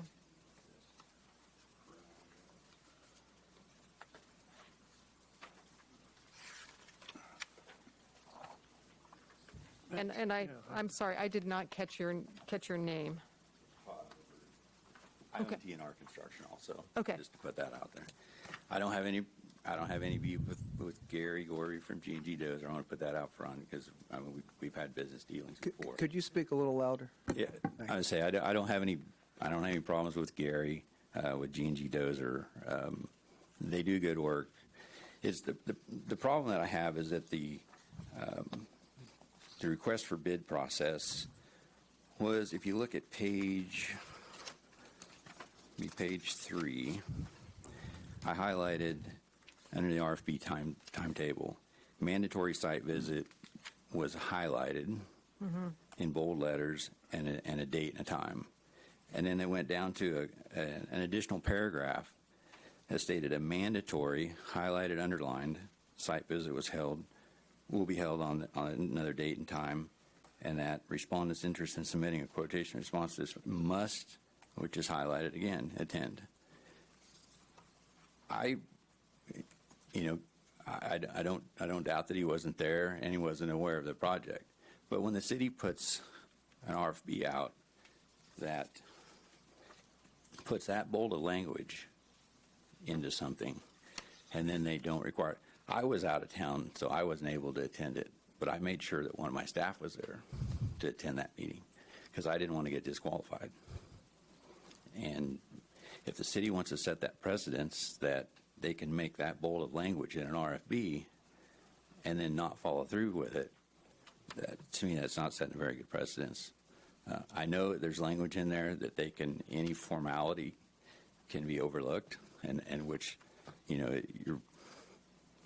legally you can award it to anybody, but it's just setting. There was also, after the pre-bid meeting, there was an addendum sent out that if somebody was going to be excluded for some reason, that should have been noted in the addendum.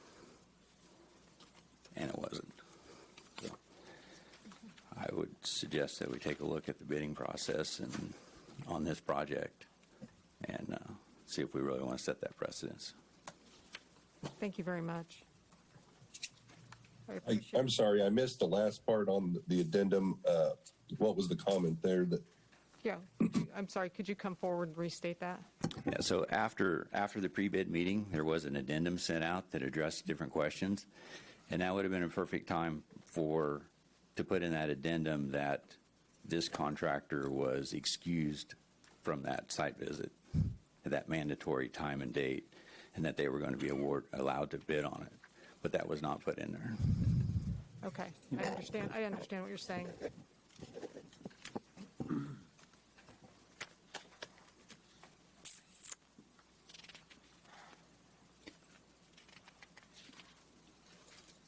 I'll address that when we bring it back to the commission for further questions and comments. But duly noted, definitely. Any other questions for the commission or members of the public? Yes, sir. Mayor and commissioners, I'm Gary Gorby. I'm from Caney, Kansas, and I own G&G Dozer. And just wanted to tell you all that I realized that if Todd come down to Caney and bid a job and I wasn't low, I'd probably take him out to dinner. But at the same time, it is a bid process that's done. I realize that, and I had issues with my mother at that time, and I should have had somebody else here, but several of the guys that work for me are sons or relation, so they were all involved in the process of putting her in hospice and everything. So anyway, and it was a close bid. I mean, you know, for a bid of that size to be within, a few $1,000s, it was a close bid. I don't want to take a lot of your time up, so I'll just let you guys make your decision. I appreciate the opportunity. Thank you very much. Any other questions or comments from the public? And do we have anyone available online who has a question or a comment? I don't see anyone, so I'll bring it back to the commission. First of all, just to acknowledge to both of you gentlemen, this was the verbal staff report was the first time that we had received information, unless I completely overlooked it, and I've been frantically rereading, that indicated that there was any deviation from our normal procedure of visiting a site in advance. And like I said, we didn't have the scope of work request for bids in our packet, and I do find that concerning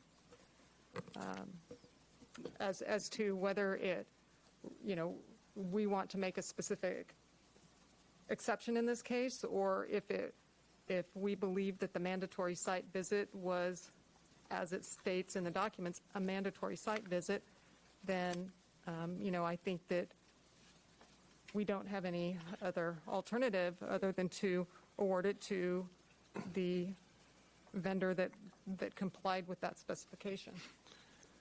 That's right. I'll provide a response. Was G&G given, and Mr. Cotton read off a lot of stuff, and I didn't make notes very well. So was G&G given permission to miss the mandatory site visit prior to the site visit? Yes. Okay. I'd like to ask a question of the city attorney. If we get into where we need to have a 3-minute executive session for legal counsel, please let me know. Two parts. What's the reason for making that presence mandatory? And does that affect any of the mechanics of bid submission? From our perspective, the intention of making it mandatory is to ensure that we have a well-informed and accurate bid, so that we don't have an uninformed bid that we then end up with change orders or oversights or difficulties. So we certainly took the approach that we set the date. We didn't want to, not knowing how many vendors there might be, didn't want to just have it be open-ended by appointment. But in staffing it through, recognizing, as Mr. Roberg acknowledged, that there's a grant of discretion or the ability to waive informalities, and that's standard language that we use in all of our RFPs and RFQ or our solicitations. So that's a level of discretion that we apply fairly regularly. With respect to the need for noting that in the addendum, I can't say that I've ever had that come up, this particular thing come up in my career, but our focus on addendums is typically new information that all bidders need to know to have an informed bid for the purpose of, the scope changed, there's something that would impact what you're going to submit for our bid. I'd had a conversation with Mr. Roberg about, 2:45, 3 o'clock today. It's the first time I was aware that it was a concern. And he offered a different vantage point, and that's an opportunity for him to know who he's competing against as he's submitting a bid. We've never really looked at it that way from the city's perspective. That was my question is, a lot of times you look around at your competition, no matter what it is, to kind of figure out where you need to be. And we certainly didn't didn't make our decision on that. And I guess on most bids, you don't, if there's not a mandatory site visit, you don't tell everybody who's bidding. And on these type of projects, is there usually a site visit required? Well, I don't know what usual is, but we think it's advisable. It's pretty standard. Pretty standard. You can receive a sign-in sheet, a copy of a sign-in sheet after everybody visits the site. And, if it was going to make a difference on how he bid or how I bid, who was there, then I'm not giving you a just bid, because I don't change my bids just because Joe's there and Bob's there. I bid the same way every time to give a fair price for what we're doing, Were you aware that TNR Dirt had bid the project? Well, yes, I was. I knew that he had gave budget numbers just like I had in October of 2020. That's when we was asked to give budget numbers. So, and I've known Todd a long time. I've been in business 46 years, and I first started doing work in Salina in '86. We done the 15 buildings on the renovation project downtown in '86. And we've been up here a jillion times over the years. I don't know, we probably tore down 50 or 60 buildings here in town. And, but anyway, I appreciate the opportunity to kind of explain myself. Commissioner Huppick, one point that you made that, and I don't know if this helps or not, but on bigger jobs, there may be plans on file or people will register for a set of plans. So that's, depending on the project, there might be an opportunity to see who the registered plan holders are to assess who you might be competing against. I feel like I would be remiss if I didn't give Mr. Roberg the opportunity to respond to some of the things that were more or less implied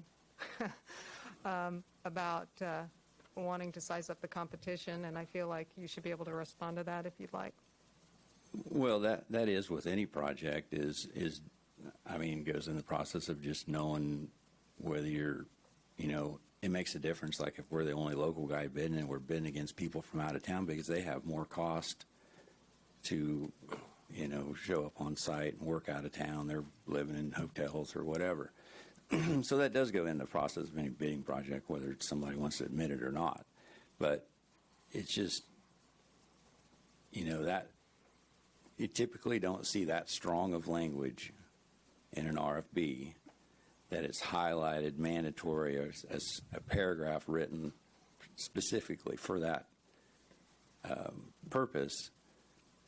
And then there's not, if they're going to exempt somebody from that people aren't notified.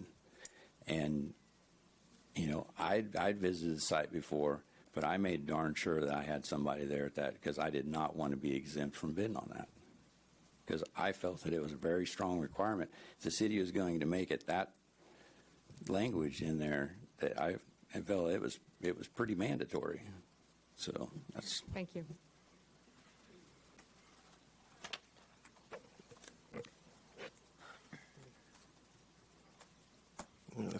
I have conflicting thoughts here. I guess the one thing I would say is that G&G at least asked for permission and not for forgiveness, I guess, is the only thing that I look at. That they were told they didn't have to be there, and they did make a site visit at a different time. So,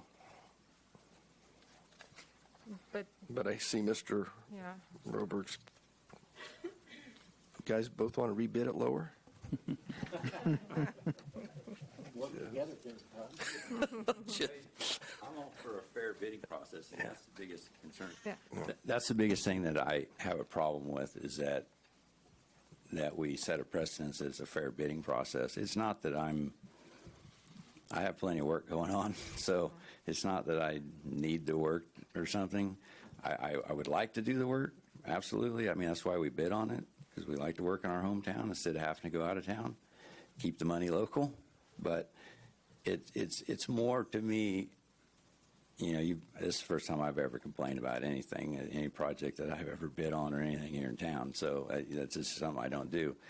But I felt so strongly about it that I needed to come about this, because to me, it misrepresents a fair bidding process. And I really think that that's something that you want to maintain.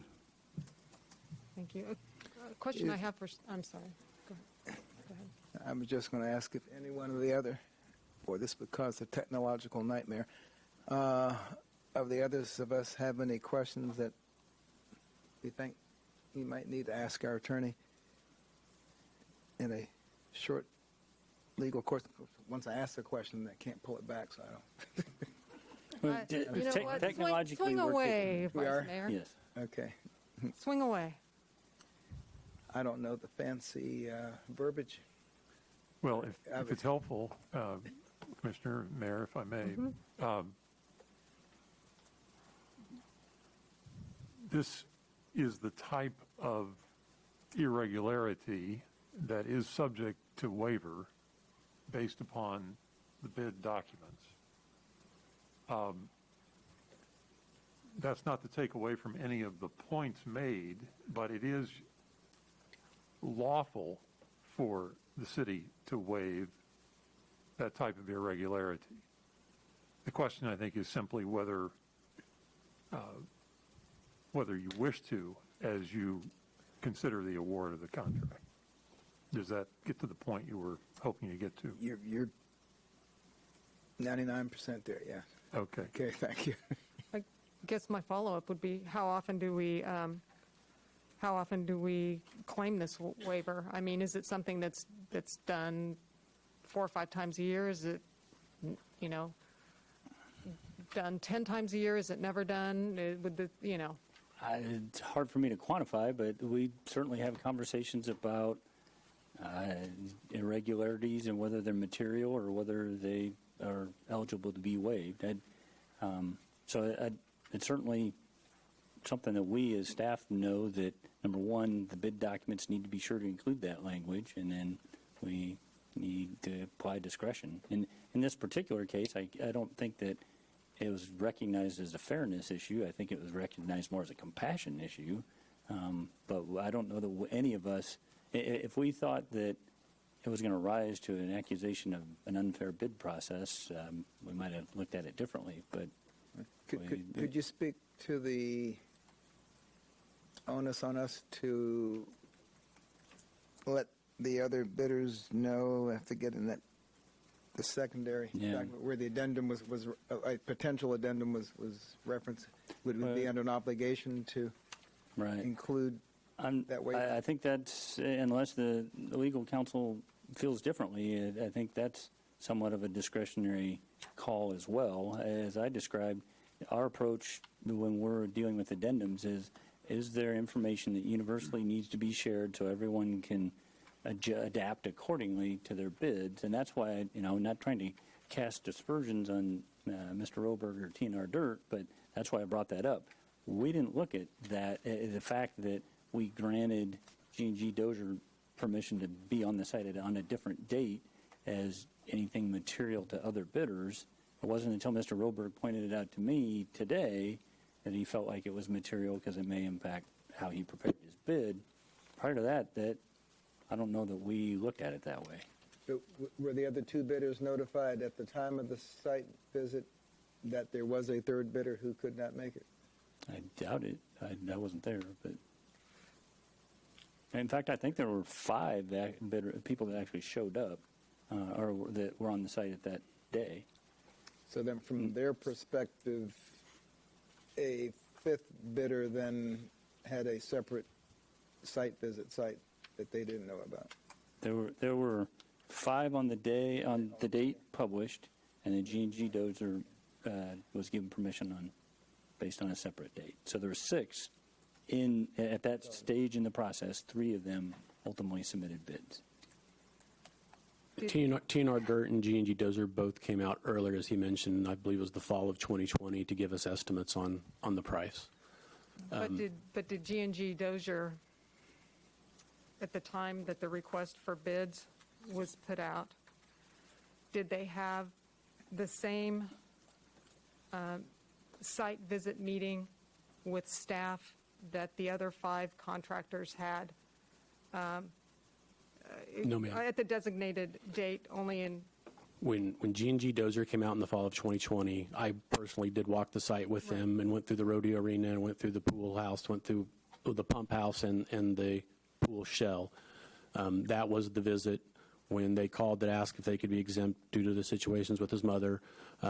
He did say, has anything changed about the project since I came up and met with you previously, or his son came up and met with me previously, and I said, no, sir, nothing has changed.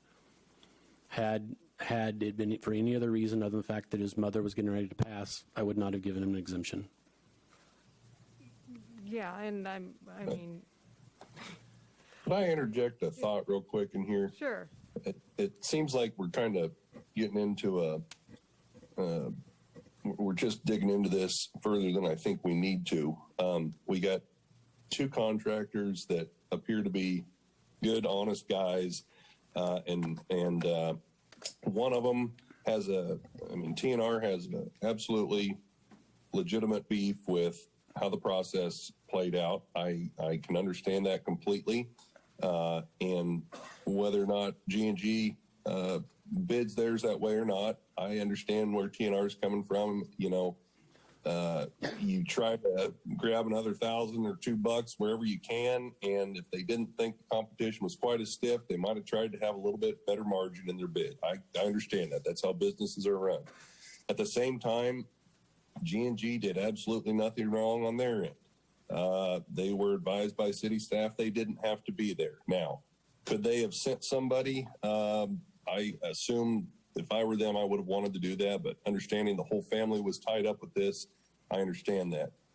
The city, who's ultimately really the people at fault here, were acting compassionately. The mistake was made out of compassion. And if anything, I say the bid is the bid. We keep it as it is. We learn from this mistake, and going forward, we make sure that we have things in place to make sure it doesn't happen again. And that's all there is to it. That's just my thoughts. Commissioner Peck, I agree. I just wrote down here that I think best practices in the future should be anytime we have a mandatory site visit and someone's not able to make it, that all other bidders are made aware of that. I agree that G&G has really done nothing wrong. They followed the city's guidelines.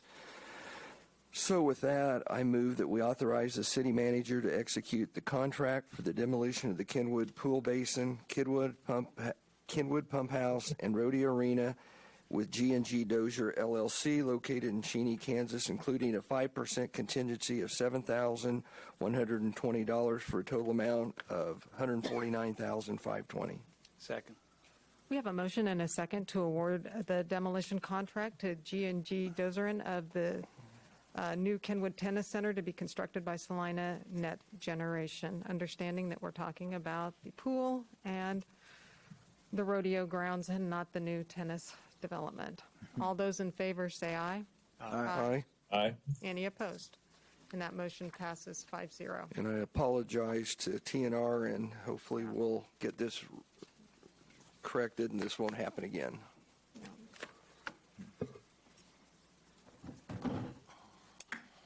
All right, item 7.8.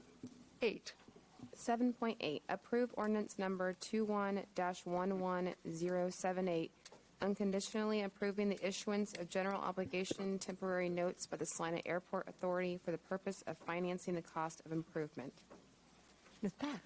Good evening, Mayor and Commissioners. Debbie Pack, Director of Finance.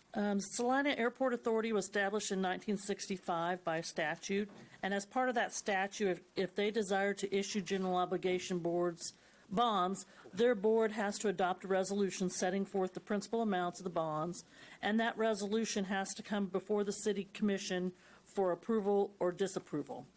The governing body has three options when they're presented this resolution. They can disapprove the resolution by ordinance, they can unconditionally approve the authority's resolution by ordinance, or they can approve the authority's resolution and require them to publish a notice that the authority has an intent to issue general obligation bonds, subjecting the bond issue to a referendum election if a protest petition is signed by not less than 20% of the qualified electors of the city and filed within 15 days of published notice.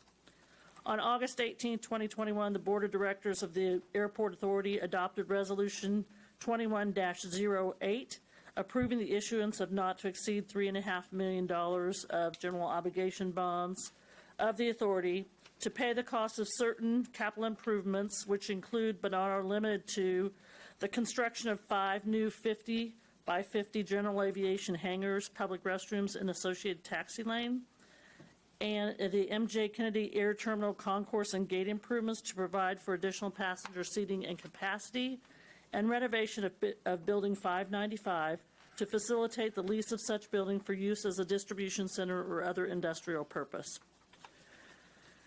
As a fiscal note, these general obligation bonds would be fully backed by the credit of the authority. However, they do not count toward the city's bonded indebtedness limitations.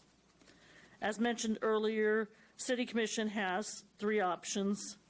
They can approve Ordinance 21-11078, unconditionally approving the issuance of general obligation temporary notes by the Salina Airport Authority for the purpose of financing the cost of the project.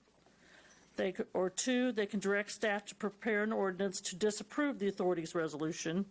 Or three, they can direct staff to prepare a resolution approving the authority's resolution and to publish a notice of the authority's intent to issue the general obligation bonds, subjecting the bond issue to a referendum election if a protest petition is signed by not less than 20% of the qualified electors of the city and filed within 15 days of published notice. Staff recommends option number 1. And Tim Rogers is here from the Salina Airport Authority. If you would have any more specific questions about the issuance or the projects, I'm sure he would be glad to address those. Thank you very much, Ms. Pack. Are there any questions for Ms. Pack? You might have answered one of my questions. So it says construction of 5 new, that's 50 by 50? We had it says 50/50. That's why it's a 50/50 It's described as hangar. 50/50, but when I asked, 50 that's what by they told me was 50, 50 okay. by 50. Okay. Gotcha. Correct. Yes. And the other question or kind of a comment I just want to make sure everyone's, I think, aware of is if the Salina Airport Authority was to default on these bonds, the city does not act as a guarantor or anything and will not be liable for any of the payment, correct? That's correct. Okay. Thank you. And we hope, as we look at Mr. Rogers, we hope that will never happen. I just want everybody to be aware that we weren't co-signing on the note or anything, so. And thank you for being here, Mr. Rogers. And if there's anything else that you feel that you need to bring to our attention, please feel free to step on up and let us know. Any other questions for staff or for Mr. Rogers specifically? Any questions or comments from members of the public? And I don't think I see any members of the public online, so I'll bring it back to the commission for action. Mayor, I move we approve ordinance number 21-11078 unconditionally approving the issuance of general obligation temporary notes by the Salina Airport Authority for the purpose of financing the cost of the project. Second. I have a motion and a second to approve on first reading ordinance number 21-11078. All in favor, say aye. Aye. Aye. Any opposed? And that motion passes 5-0. Item 7.9. 7.9, second reading ordinance number 21-11074, levying a transient guest tax upon the gross receipts derived from or paid directly or through an accommodation brokered by transient guests for sleeping accommodations within the city of Salina, and repealing resolutions number 14-7151. Ordinance number 21-11074 was passed on first reading on August 16th, 2021. Since that time, no comments have been received. Mr. Wood, do you have anything further to add to that? Okay. Any questions from the commission? Nope. Any questions or comments from the public? Hearing none, I'll bring it back to the commission for action. Mayor Hodges, I move we approve ordinance number 21-11074 on second reading. Second. We have a motion and a second to approve ordinance number 21-11074 on second reading. Could we have a roll call, please? Commissioner Davis? Aye. Commissioner Hoppick? Aye. Commissioner Peck? Aye. Commissioner Ryan? Aye. Mayor Hodges? Aye. And that motion passes 5-0. Which brings us to item 7.10. 7.10, initiative and referendum petition follow-up. All right, Mr. Scragg.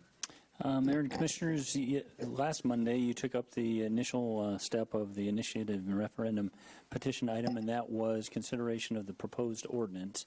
By taking no action, you took action. You chose not to proceed on that ordinance, which satisfied the first step in the requirements of the statutory requirements associated with initiative and referendum.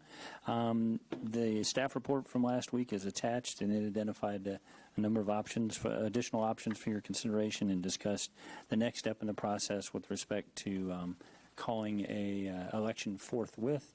You ultimately postponed consideration to today's date and asked that legal counsel gather some additional information for your consideration. That's taken place, and so based on your prior action, your request, and where things stand at this point, it would be our recommendation that you adjourn into executive session for 30 minutes to discuss the subject of legal aspects relating to the proposed initiative and referendum ordinance with legal counsel based upon the need for consideration with the attorney pursuant to KSA 757319B2. And I realize I just restated what you're going to need to make in the motion, in the way of a motion, but just want to be abundantly clear. And I'm assuming that you would suggest that we start off with the executive session then? Yes. Yeah, okay. All right. Would anybody like to make a motion? Mayor Hodges, I move the City Commission recess into executive session for 30 minutes to discuss the subject of the legal aspects relating to the proposed initiative and referendum ordinance with legal counsel based upon the need for consultation with an attorney for the public body which would be deemed privileged in the attorney-client relationship pursuant to KSA 75-7319B2. The open meeting will resume in this room at 8:31. Second. Second. Excuse me. No problem. We have a motion and a second to recess into executive session, resuming in this room at 8:31. Is that what you said? Yeah. 8:31. Yes. All those in favor say aye. Aye. Any opposed? And Commissioners, it may go without saying, but there is the possibility of public action coming out of executive session. Gotcha. How do we take Commissioner Peck with us?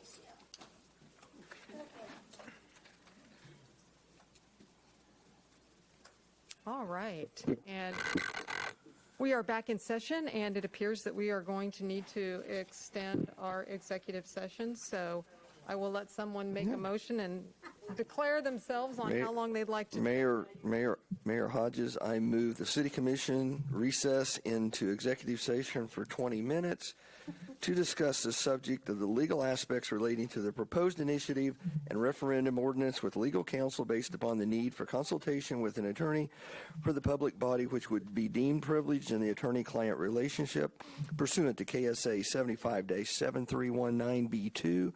The open meeting will resume in this room at 8:51. Second. We have a motion and a second to recess back into executive session for 20 minutes, resuming in this room at 8:51 p.m. All those in favor say aye. Aye. Any opposed? That motion passes 5-0. If you have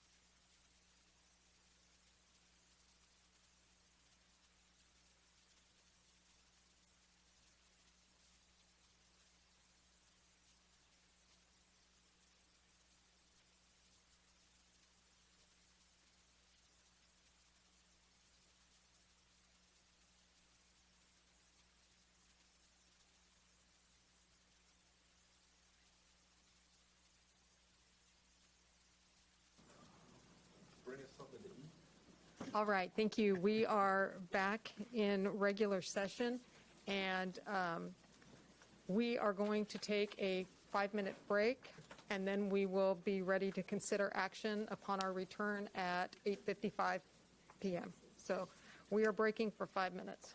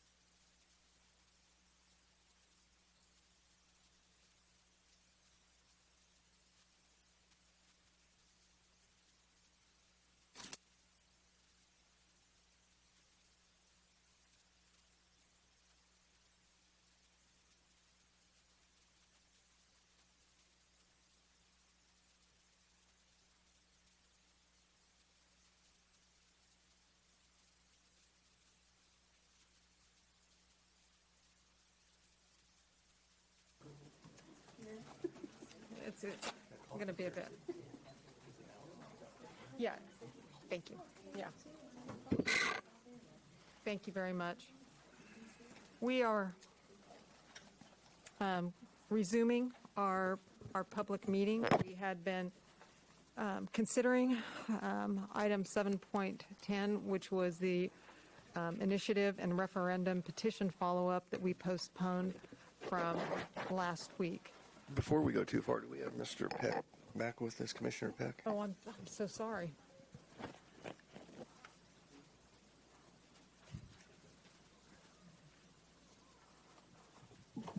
Can you see me or hear me? Now There we you go. can. Okay. Great. Okay. All right, so we're all back here. Thank you for the good catch on that, and I will turn it over to City Manager Mike Scragg. Thank you, Mayor.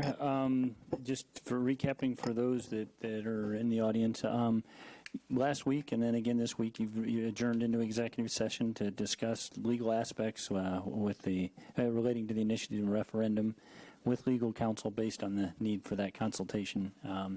So that's what we've concluded. That takes us back to kind of where we were last week in terms of options before you.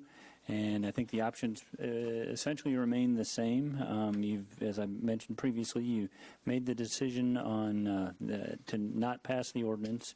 So then the supporting documents that were provided to you were an ordinance calling, placing it on the ballot for a November 2nd election, and a resolution authorizing essentially challenging the validity of the ordinance in court. You still have those options before you. We discussed previously you had an option to take no action at all and wait for the petitioners to take some type of legal action.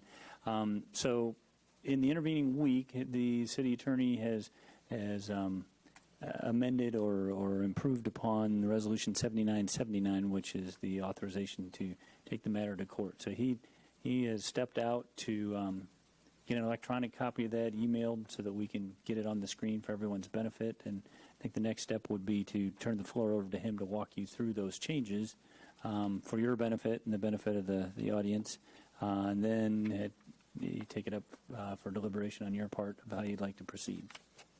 So I'm not sure the timing of it, but hopefully we'll have the document to put on the screen here shortly and city attorney back to walk you through it. In the meantime, absent any questions immediately right now for Mr. Scragg from commissioners, maybe we can, in order to make best use of this time, we go ahead and anyone who would like to, we'll skip ahead to the public comment, and anyone who would like to offer a comment, I would invite you to come forward and claim your time to speak.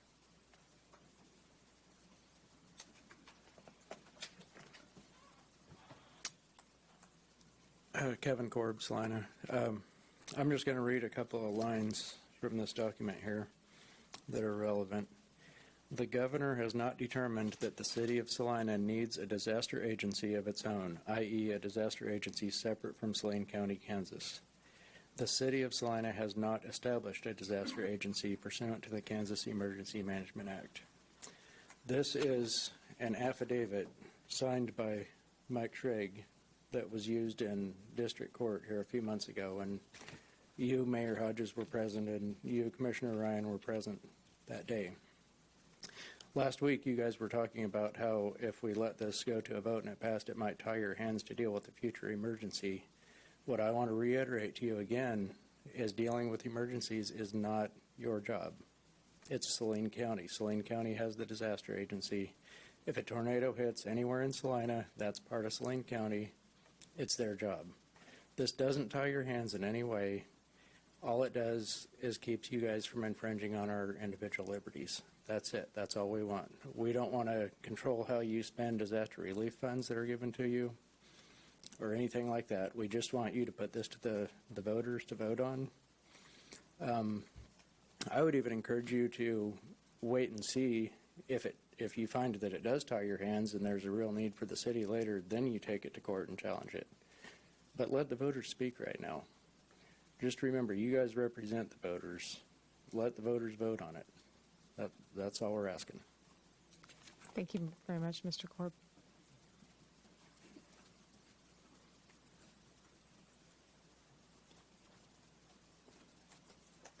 Rosemary Mai, Salina, Kansas, and I agree with Kevin.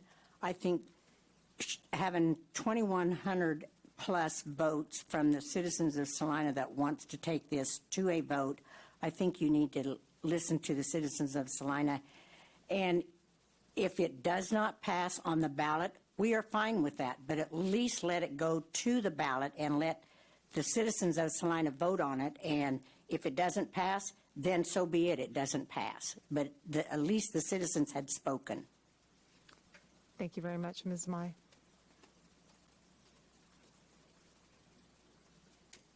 Is there anyone else that would like to speak to this?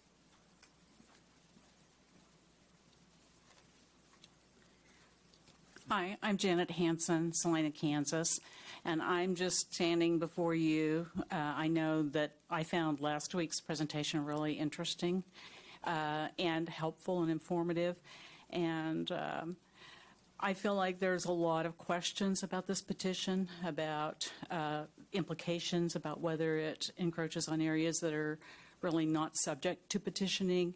There's a lot of reasons to get judicial review, and I would ask the commission to not ask the citizens to campaign or for or against a petition when we don't even know if it's a legal petition. I feel legality is a really important issue for voters, and I hope you'll consider that as you move forward on this issue. Thank you. Thank you, Ms. Hanson. Is there anyone else that would like to speak to this issue? Sherry Harp again. I just would like to back what Kevin says, and I think the voters need to have their choice, and it's enough of a variety of people that we have that signed the petition that would like to see some more of this come to the vote of the people instead of. I know that the cities can't charge. Anyway, no, I don't. I'm sorry. Anyway. I did not mean that at all. At my phone, I forgot to shut it off. Anyway, I really think that there's enough people here in Salina that would like a chance to vote on it.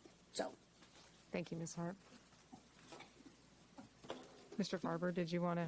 And then I was curious if I could hold on to my comments until after we saw the presentation from City Attorney. Sure.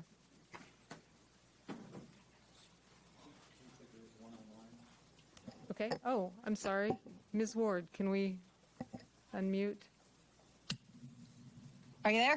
Yes. Go ahead, Denise. Okay.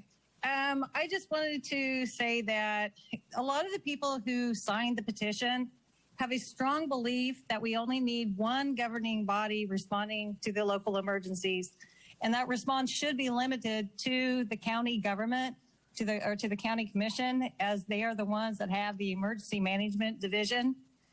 They're the ones who are trained. They're the ones who have to ask for the money, and then they give it to you. You spend it as you see fit.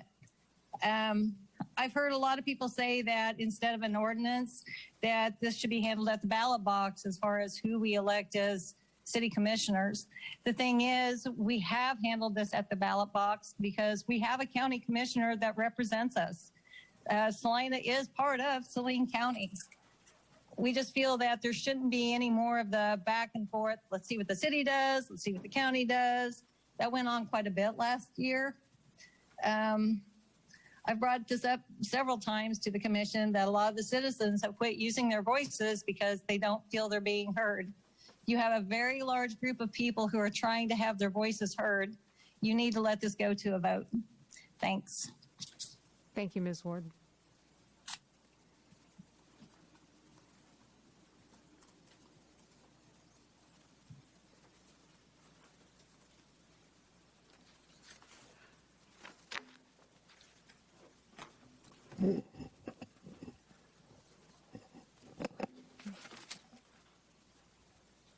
Is there anyone else who would like to speak at this time? There will be an opportunity to speak following Mr. Bankston's presentation. Yes, if you haven't spoken already, there will be.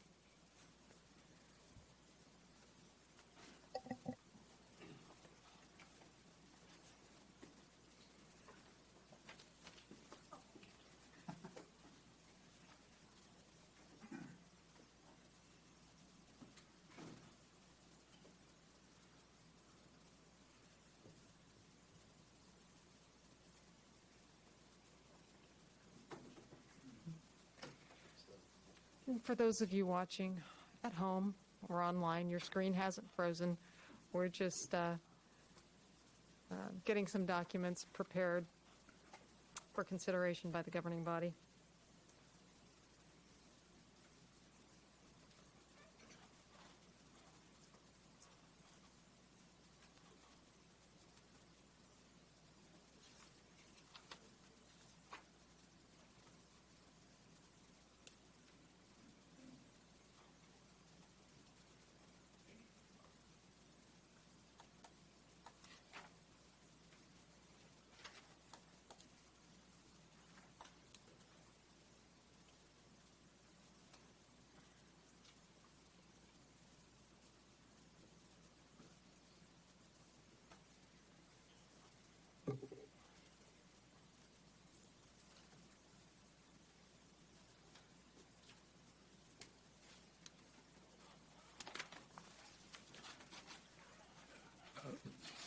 Mayor and Commissioners, my apologies. I do need to run upstairs again to verify something as far as the modified resolution that we want to present to you. I'm sorry for that. No, I do have I have a procedural question. Okay. In order to allow you enough time to do that, would it be appropriate to suspend action on this item and go ahead and take up item 8.1, which is obviously not going to take much time at all? Is there any way that we could go ahead and do that? That would be wonderful. Okay. I don't know how that needs to occur, if that's a form of a motion, somebody voting to suspend. So moved. Second. Motion and a second to suspend action on item 7.10 and go ahead and take up item 8.1. All those in favor say aye. Aye. Any opposed? All right, Mr. Pilcher, we're going to try to get you out of here before, well, yeah, this is all depending on you at this point. Yeah.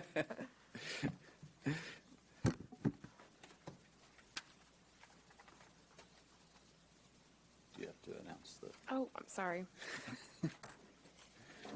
8.1, approve resolution number 21-7980, setting a public hearing date for the dangerous structure located at 133 South Penn Avenue. Mr. Pelcher. Okay. Sean Pilcher, a building official for the city of Salina. Like she said, this is regarding 133 South Penn Avenue. Properties are evaluated on the basis of criteria listed in Salina Municipal Code 31-502 for classification of a dangerous structure. KSA sections 121750 and 121756 provide the authority and the required procedure that cities can take to eliminate dangerous structures. The first step in the process is to formally request a public hearing to be conducted by the City Commission for the purpose of public hearing is to allow the owner's agent, lien holders, holders of record, and occupant of the property to appear and show cause as to why structures should not be ordered to be repaired or demolished. KSA 121752 states that a written statement from the building official that the property is dangerous and the description of and the location of the property is necessary in support of the request for a public hearing, which is what I'll be doing here shortly. The reason that no information from city staff other than the location is given at the time of the request of a public hearing is to maintain due process for those involved for whenever we do have the public hearing. The current request, 133 South Penn Avenue, is a dilapidated property. An inspection of the structure was performed by the building official and building inspectors using criteria listed in Chapter 31, Article 6 of the Salina Municipal Code. Following their inspection and evaluation, the structure was identified as dangerous. A brief summary is that this is a dilapidated property that has significant structural damage due to the foundation. See attachment A for exterior photos of the property in your packet. With adoption of resolution number 21-7980, the following timeline will be set in motion. August 25th, we'll send a copy of the resolution to each property owner and to all the identified parties of interest and lien holders. August 27th, the first publication in the Salina Journal of resolution numbers 21-7980. September 3rd will be the second publication of the resolution. And October 11th, we hope to hold the public hearing. And that will consider a resolution at that hearing ordering the repair or removal of the structure located at 133 South Penn Avenue. As far as the fiscal note for this request, there is no immediate fiscal impact, just to schedule the meeting. If following the meeting, the remediation or demolition becomes necessary at the city's expense, the property owner will be billed for the expenses, and that amount is payable within 30 days. If the property owner does not pay that amount within 30 days, the amount will be assessed to the property on request of the Finance Department and approval of the City Commission. That amount becomes due as a property tax assessment and payable to Salina County Treasurer and ultimately reimbursed to the city. If the property owner does not pay that assessment, then the property taxes and or assessments become delinquent and subject to further action by Salina County, including possible tax sale of the property. So, Commission action or recommended action. Staff has identified the following options for City Commission's consideration. Staff has identified, adopt Resolution 217980, setting October 11th, 2021 as a public hearing date for the dangerous structure located at 133 South Penn Avenue. Number 2, amend and adopt Resolution 217980, setting an alternative date for the structure located at 133 South Penn, or postpone this item with direction to staff regarding further information or action, or you can decline to set a public hearing date. Staff recommends option 1. Thank you very much, Mr. Pilcher. Any questions for staff? Nope. Thank you very much. Any questions or comments from members of the public? All right. We'll bring it back to the commission for action. Mayor, move adoption of Resolution 21-7980, setting October 11, 2021 as the public hearing date for the dangerous structure located at 133 South Penn Avenue. Second. We have a motion and a second to adopt resolution number 21-7980. All in favor, say aye. Aye. Aye. Aye. Any opposed? That motion passes 5-0. Thank you very much, Mr. Pilcher. Thank you very much.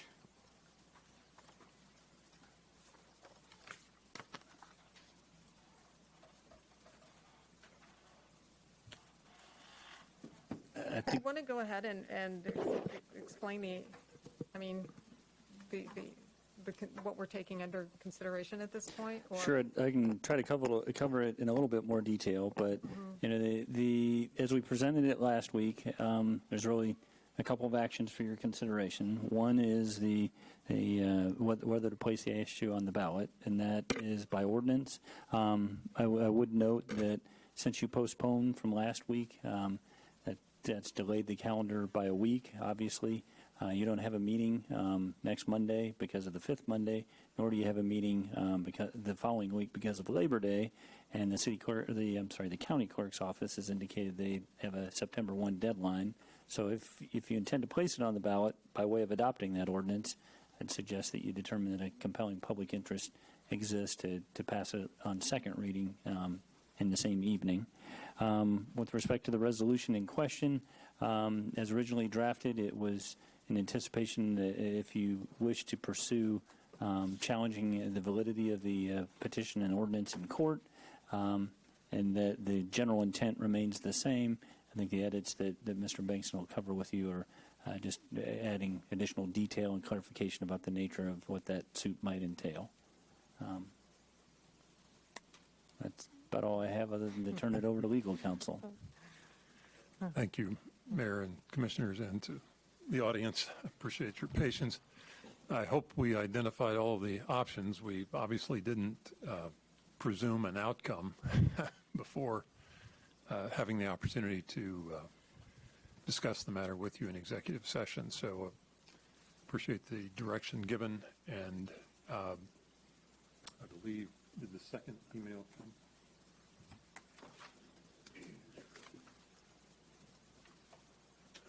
This is a red line version of the resolution that was in your packet last week. The red shows the additional language.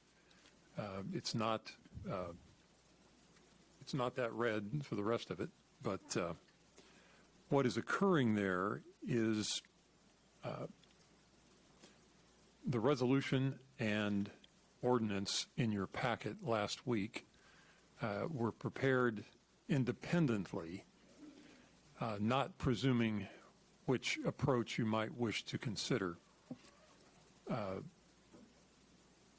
modifications, the proposed modifications of the resolution here that you see in red line attempt to relate the two actions. One, the resolution authorizing the declaratory judgment action and any other associated legal remedies regarding the validity and status of the petition, so that the matters of concern can be addressed judicially. While at the same time, we point out in that first whereas, and that is strictly a description of the proposed ordinance as submitted under KSA 123013 and the way it is titled. The second whereas simply describes what is called out in that statute as far as what is to occur upon the verification of the signatures.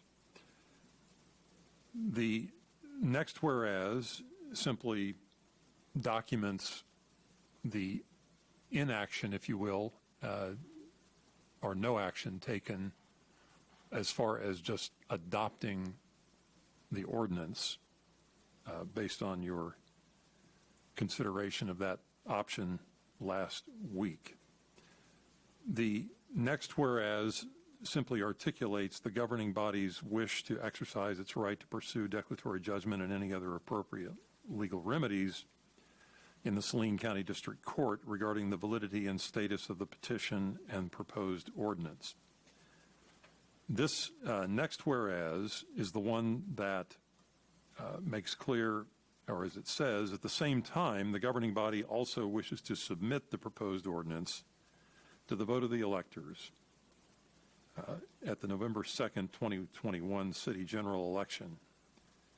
And it makes then 2 points as to both complying with 123013 and avoiding the public expense and delay associated with the special election potentially necessary if submission of the proposed petition to the vote of the electors is deferred pending the court's judgment.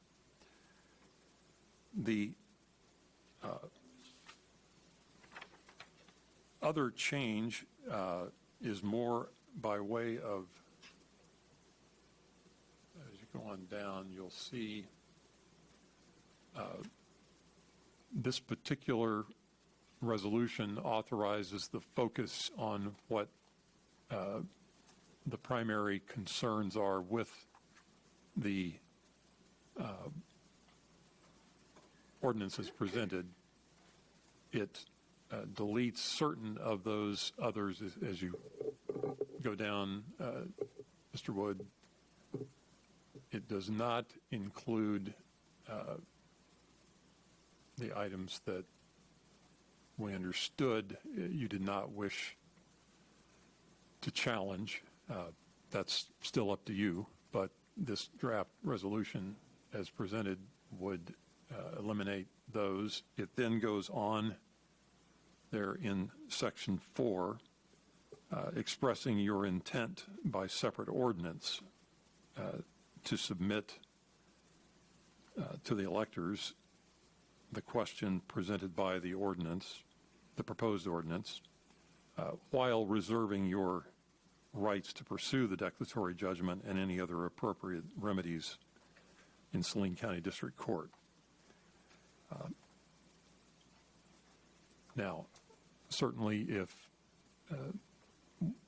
we were at a point where the legal aspects had been discussed in the executive session, realized there could certainly be debate and further thought on what this should look like, but this was an attempt to frame the matter in a way that you could look at that approach if that's ultimately what you wish to do.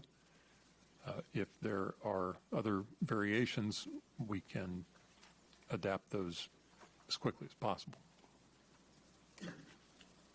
And so to recap, we will first proceed with addressing the resolution, and if the resolution passes, then we will proceed with addressing the ordinance. And the numbers are the same as they appear in our packet? Yes. Okay. And then, as Mr. Scragg mentioned, declaring a compelling reason exists to do a first and second reading on the same day. All right, any questions for Mr. Bankston or for staff?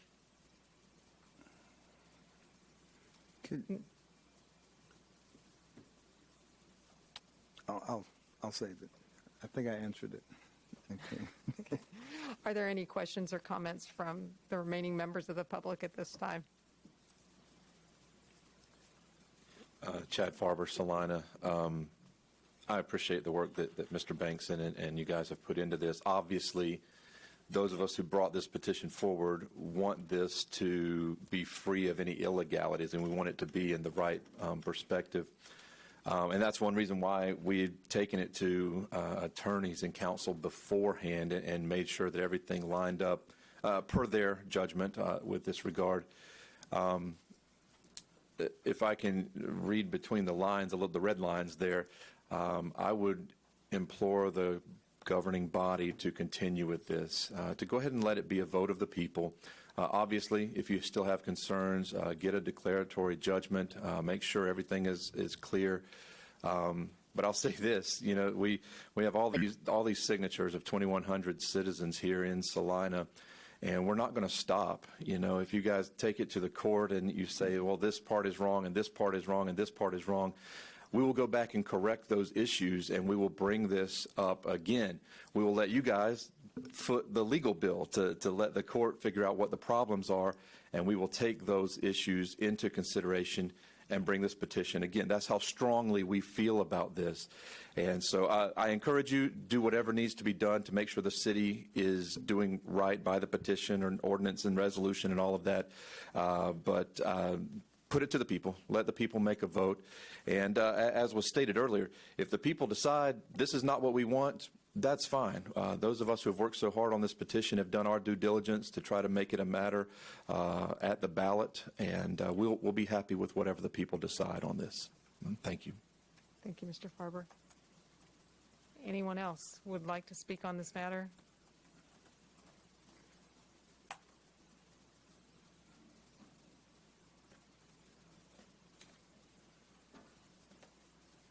Clark Sanders, Salina, Kansas. I'd like to echo Mr. Farber's sentiments. This, if this is not put on the ballot, this petition will be remedied. It will not be hard to get the necessary signatures. We already know where to go. And then you'd end up having to spend a bunch of money, $40,000 or $50,000, I believe, on a special election. Put it on the ballot now. Do whatever else you need to do, but put it on the ballot now. Thank you, Representative Sanders. Is there anyone else who would like to speak at this time? I don't see any other members of the public online, so I will bring it back to the commission for further discussion or action. Is there anyone who wants to? Did that answer your question, or? Yeah, I'll just make some comments. I think when any of us have been elected to the commission, not just this commission, over 100 years, you come in, there's certain rules, you accept the rules as what they are, and that's the way you govern.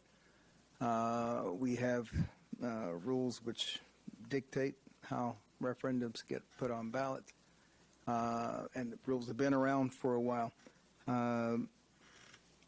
My concern is potentially having to go through this twice if it's I don't want to use the term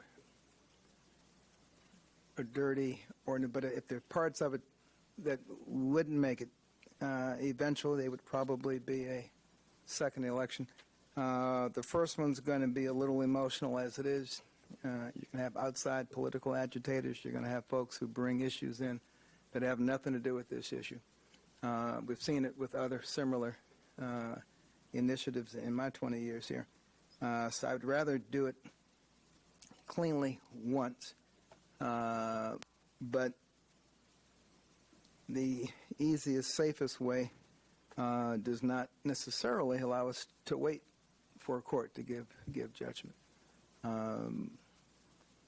And depending on how a court judgment comes out, or how people think it may come out, there'll be confusion. Well, should I vote this way? Should I vote at all? But we're kind of, I think, our hands are tied as far as what we owe you, as far as having fulfilled the requirements of getting petition signatures. And of course, not all petition signatures mean they are for your issue, just means they want it on the ballot. But that requirement has been fulfilled, and I don't want there to be a feeling that we're trying to circumvent our own rules. So I think it should go on the ballot, but we really need to see if this is an enforceable ordinance to begin with. Well, not to begin with, but at the same time.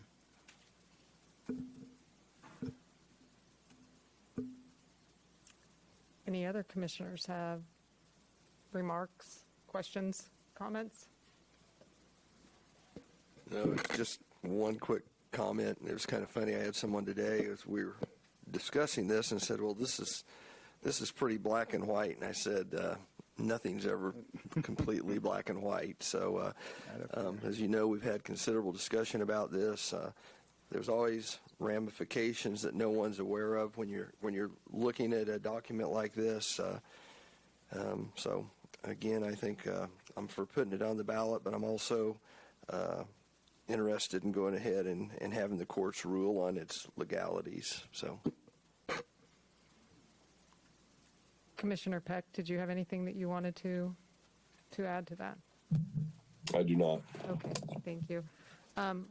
I guess the only thing that I would like to say is Commissioner Davis made a very compelling argument and stated it much more eloquently than I could, why I feel that we need to seek some sort of affirmation from the court that this is an ordinance that can stand on its own merits, and it conforms to the Constitution of our great state of Kansas, as well as legal precedents that have been set. And the reason that I'm going to be voting against this resolution and the ordinance is I think it's unfair to potentially give people the opportunity to vote on something that may not ultimately be able to, a statute that's able to be put in the books. And I would prefer to have a firm answer from the court before we do that. And to my mind, that would be worth the $36,000 investment for holding a special election. Once we know that this ordinance either can be upheld or denied. So be that as it may. I think you make a good point. Sometimes folks think we walk in here, minds made up, already decision in hand, and it's easy. This is one of those 51-49 votes. I could probably turn this chair to the right or to the left and echo Commissioner Mayor Hodges' sentiments 100%. I would not make a good surgeon because surgeons have to make their decisions right or wrong immediately. I like internal medicine where you can go home, think about it, come back a week later, and then make a decision. But we're going to have to decide something tonight. So with that, I would look to other members of the governing body to for a motion. Mayor Hodges, I move we adopt resolution number 21-7979, authorizing pursuit of a declaratory judgment, thereby challenging the validity of the petition and proposed ordinance. Second. We have a motion and a second to approve resolution number 21-7979, and I want to make it clear that the version that we are approving is the version that was put up on the screen, the red line version that we were presented with this evening. All those in favor say aye. Aye. Any opposed? Nay. Aye. And that motion passes 3-2. Which brings us to ordinance number 21-11076.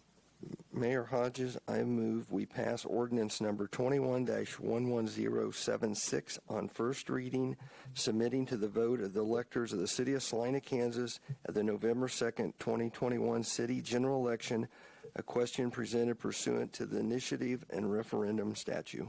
Second. We have a motion and a second to approve on first reading ordinance number 21-11076. All in favor say aye. Aye. Any opposed? Nay. Nay. And that ordinance passes 3-2. Okay, and I'm not sure I have this wording right, but I move that there's a compelling public reason for a first and second reading of ordinance number 21-11076 on the same day. Second. We have a motion and a second to declare that a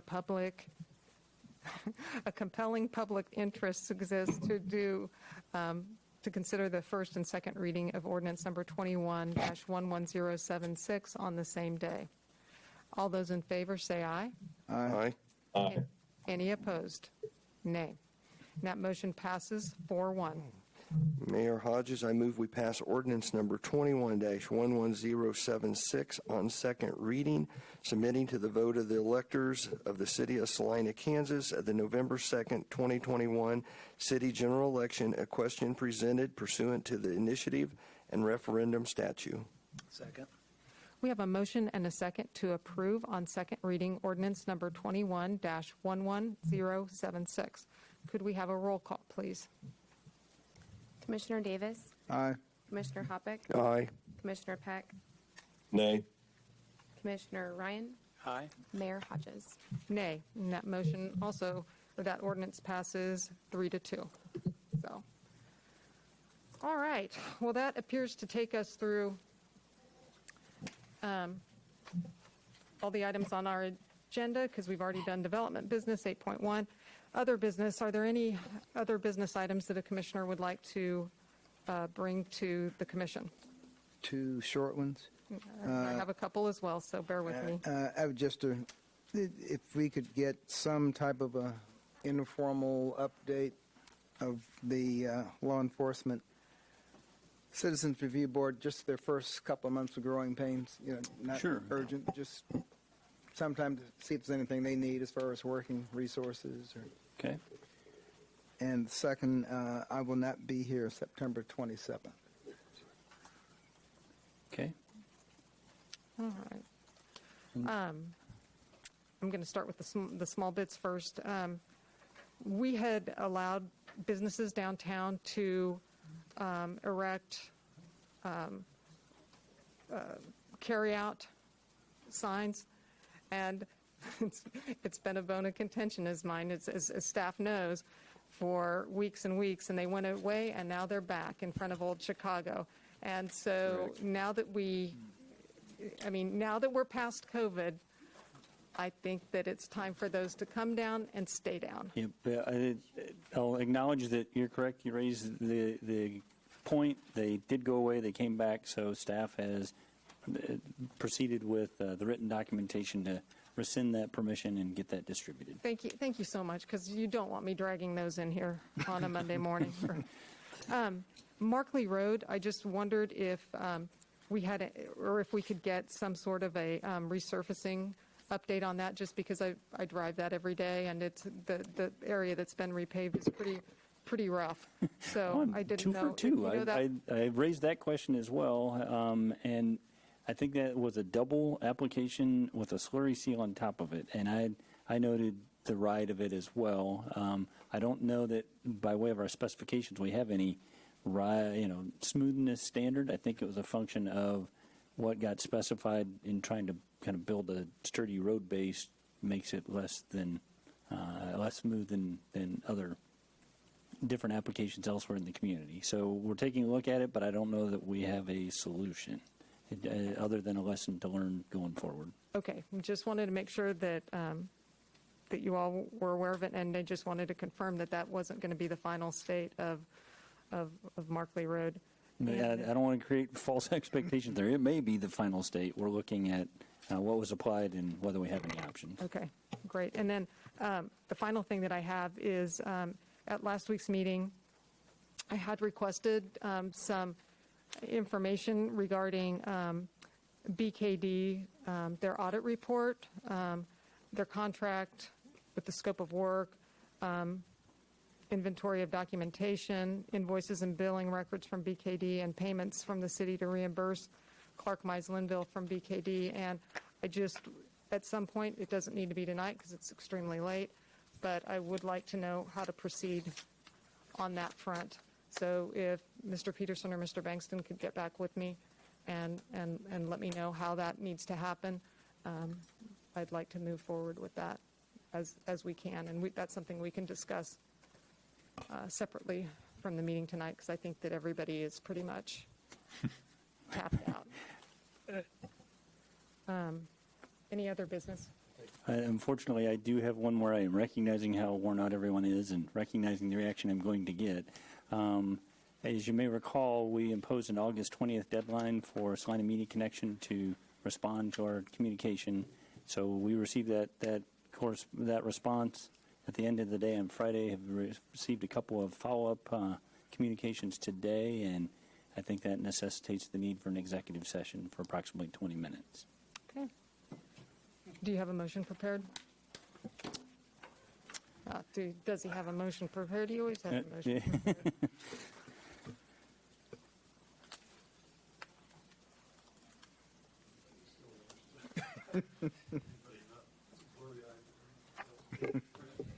How much time, 20? We'll try 20. I'll do my best.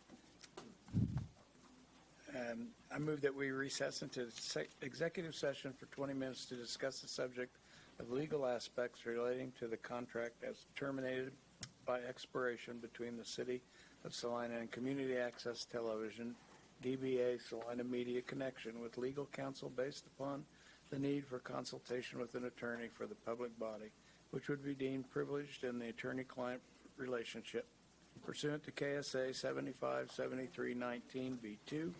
The open meeting will resume in this meeting at 10 o'clock. That's good. 10 p.m. Second. We have a motion and a second to recess into executive session for 20 minutes, resuming the open meeting here at 10 o'clock. All those in favor, say aye. Aye. Aye. Any opposed? And that motion passes 5-0, and we'll be back at 10.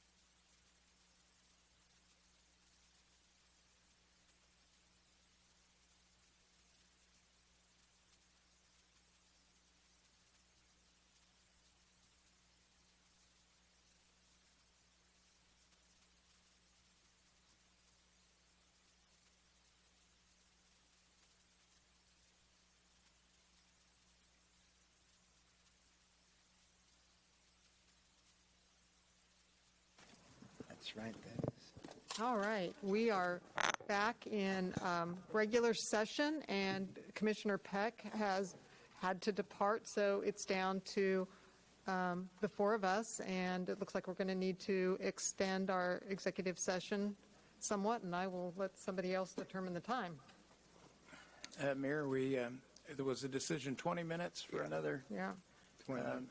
Then I will move that we recess into executive session for 20 minutes to discuss the subject of legal aspects relating to the contract as terminated by expiration between the City of Salina and the Community Access Television, doing business as Salina Media Connection with legal counsel based upon the need for consultation with an attorney for the public body, which would be deemed privileged to the attorney-client relationship. Pursuant to KSA 757319B2. The open meeting will resume in this room at 10:22 p.m. Second. We have a motion and a second to extend our executive session to 10:22, and I do want to note that there may be action following this executive session. All those in favor say aye. Aye. Aye. Any opposed?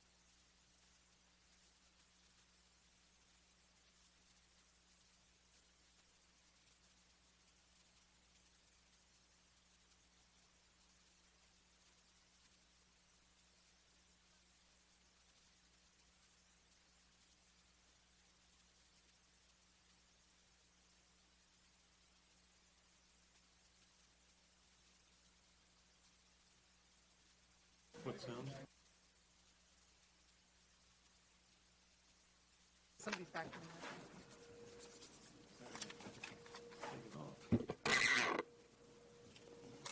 Okay, starting it early. I'm sorry, I thought we were waiting till 10:22. We're back in regular session. And I believe we have an action to consider. Yes, Mayor Hodges, I move that we authorize legal counsel to file suit to enforce the terms of the contract between the City of Salina and Community Access Television doing business as Salina Media Connection. Second. We have a motion and a second to instruct staff to, or council to file suit to enforce the contract with Salina Media Connection / Community Access. All those in favor, say aye. Aye. Any opposed? That motion passes 4-0. If there's nothing else, then I guess I would accept a motion to adjourn. Move adjourn. Second. Motion and second to adjourn. All in favor, say aye. Aye. All right, and we will see you back here on September 13th.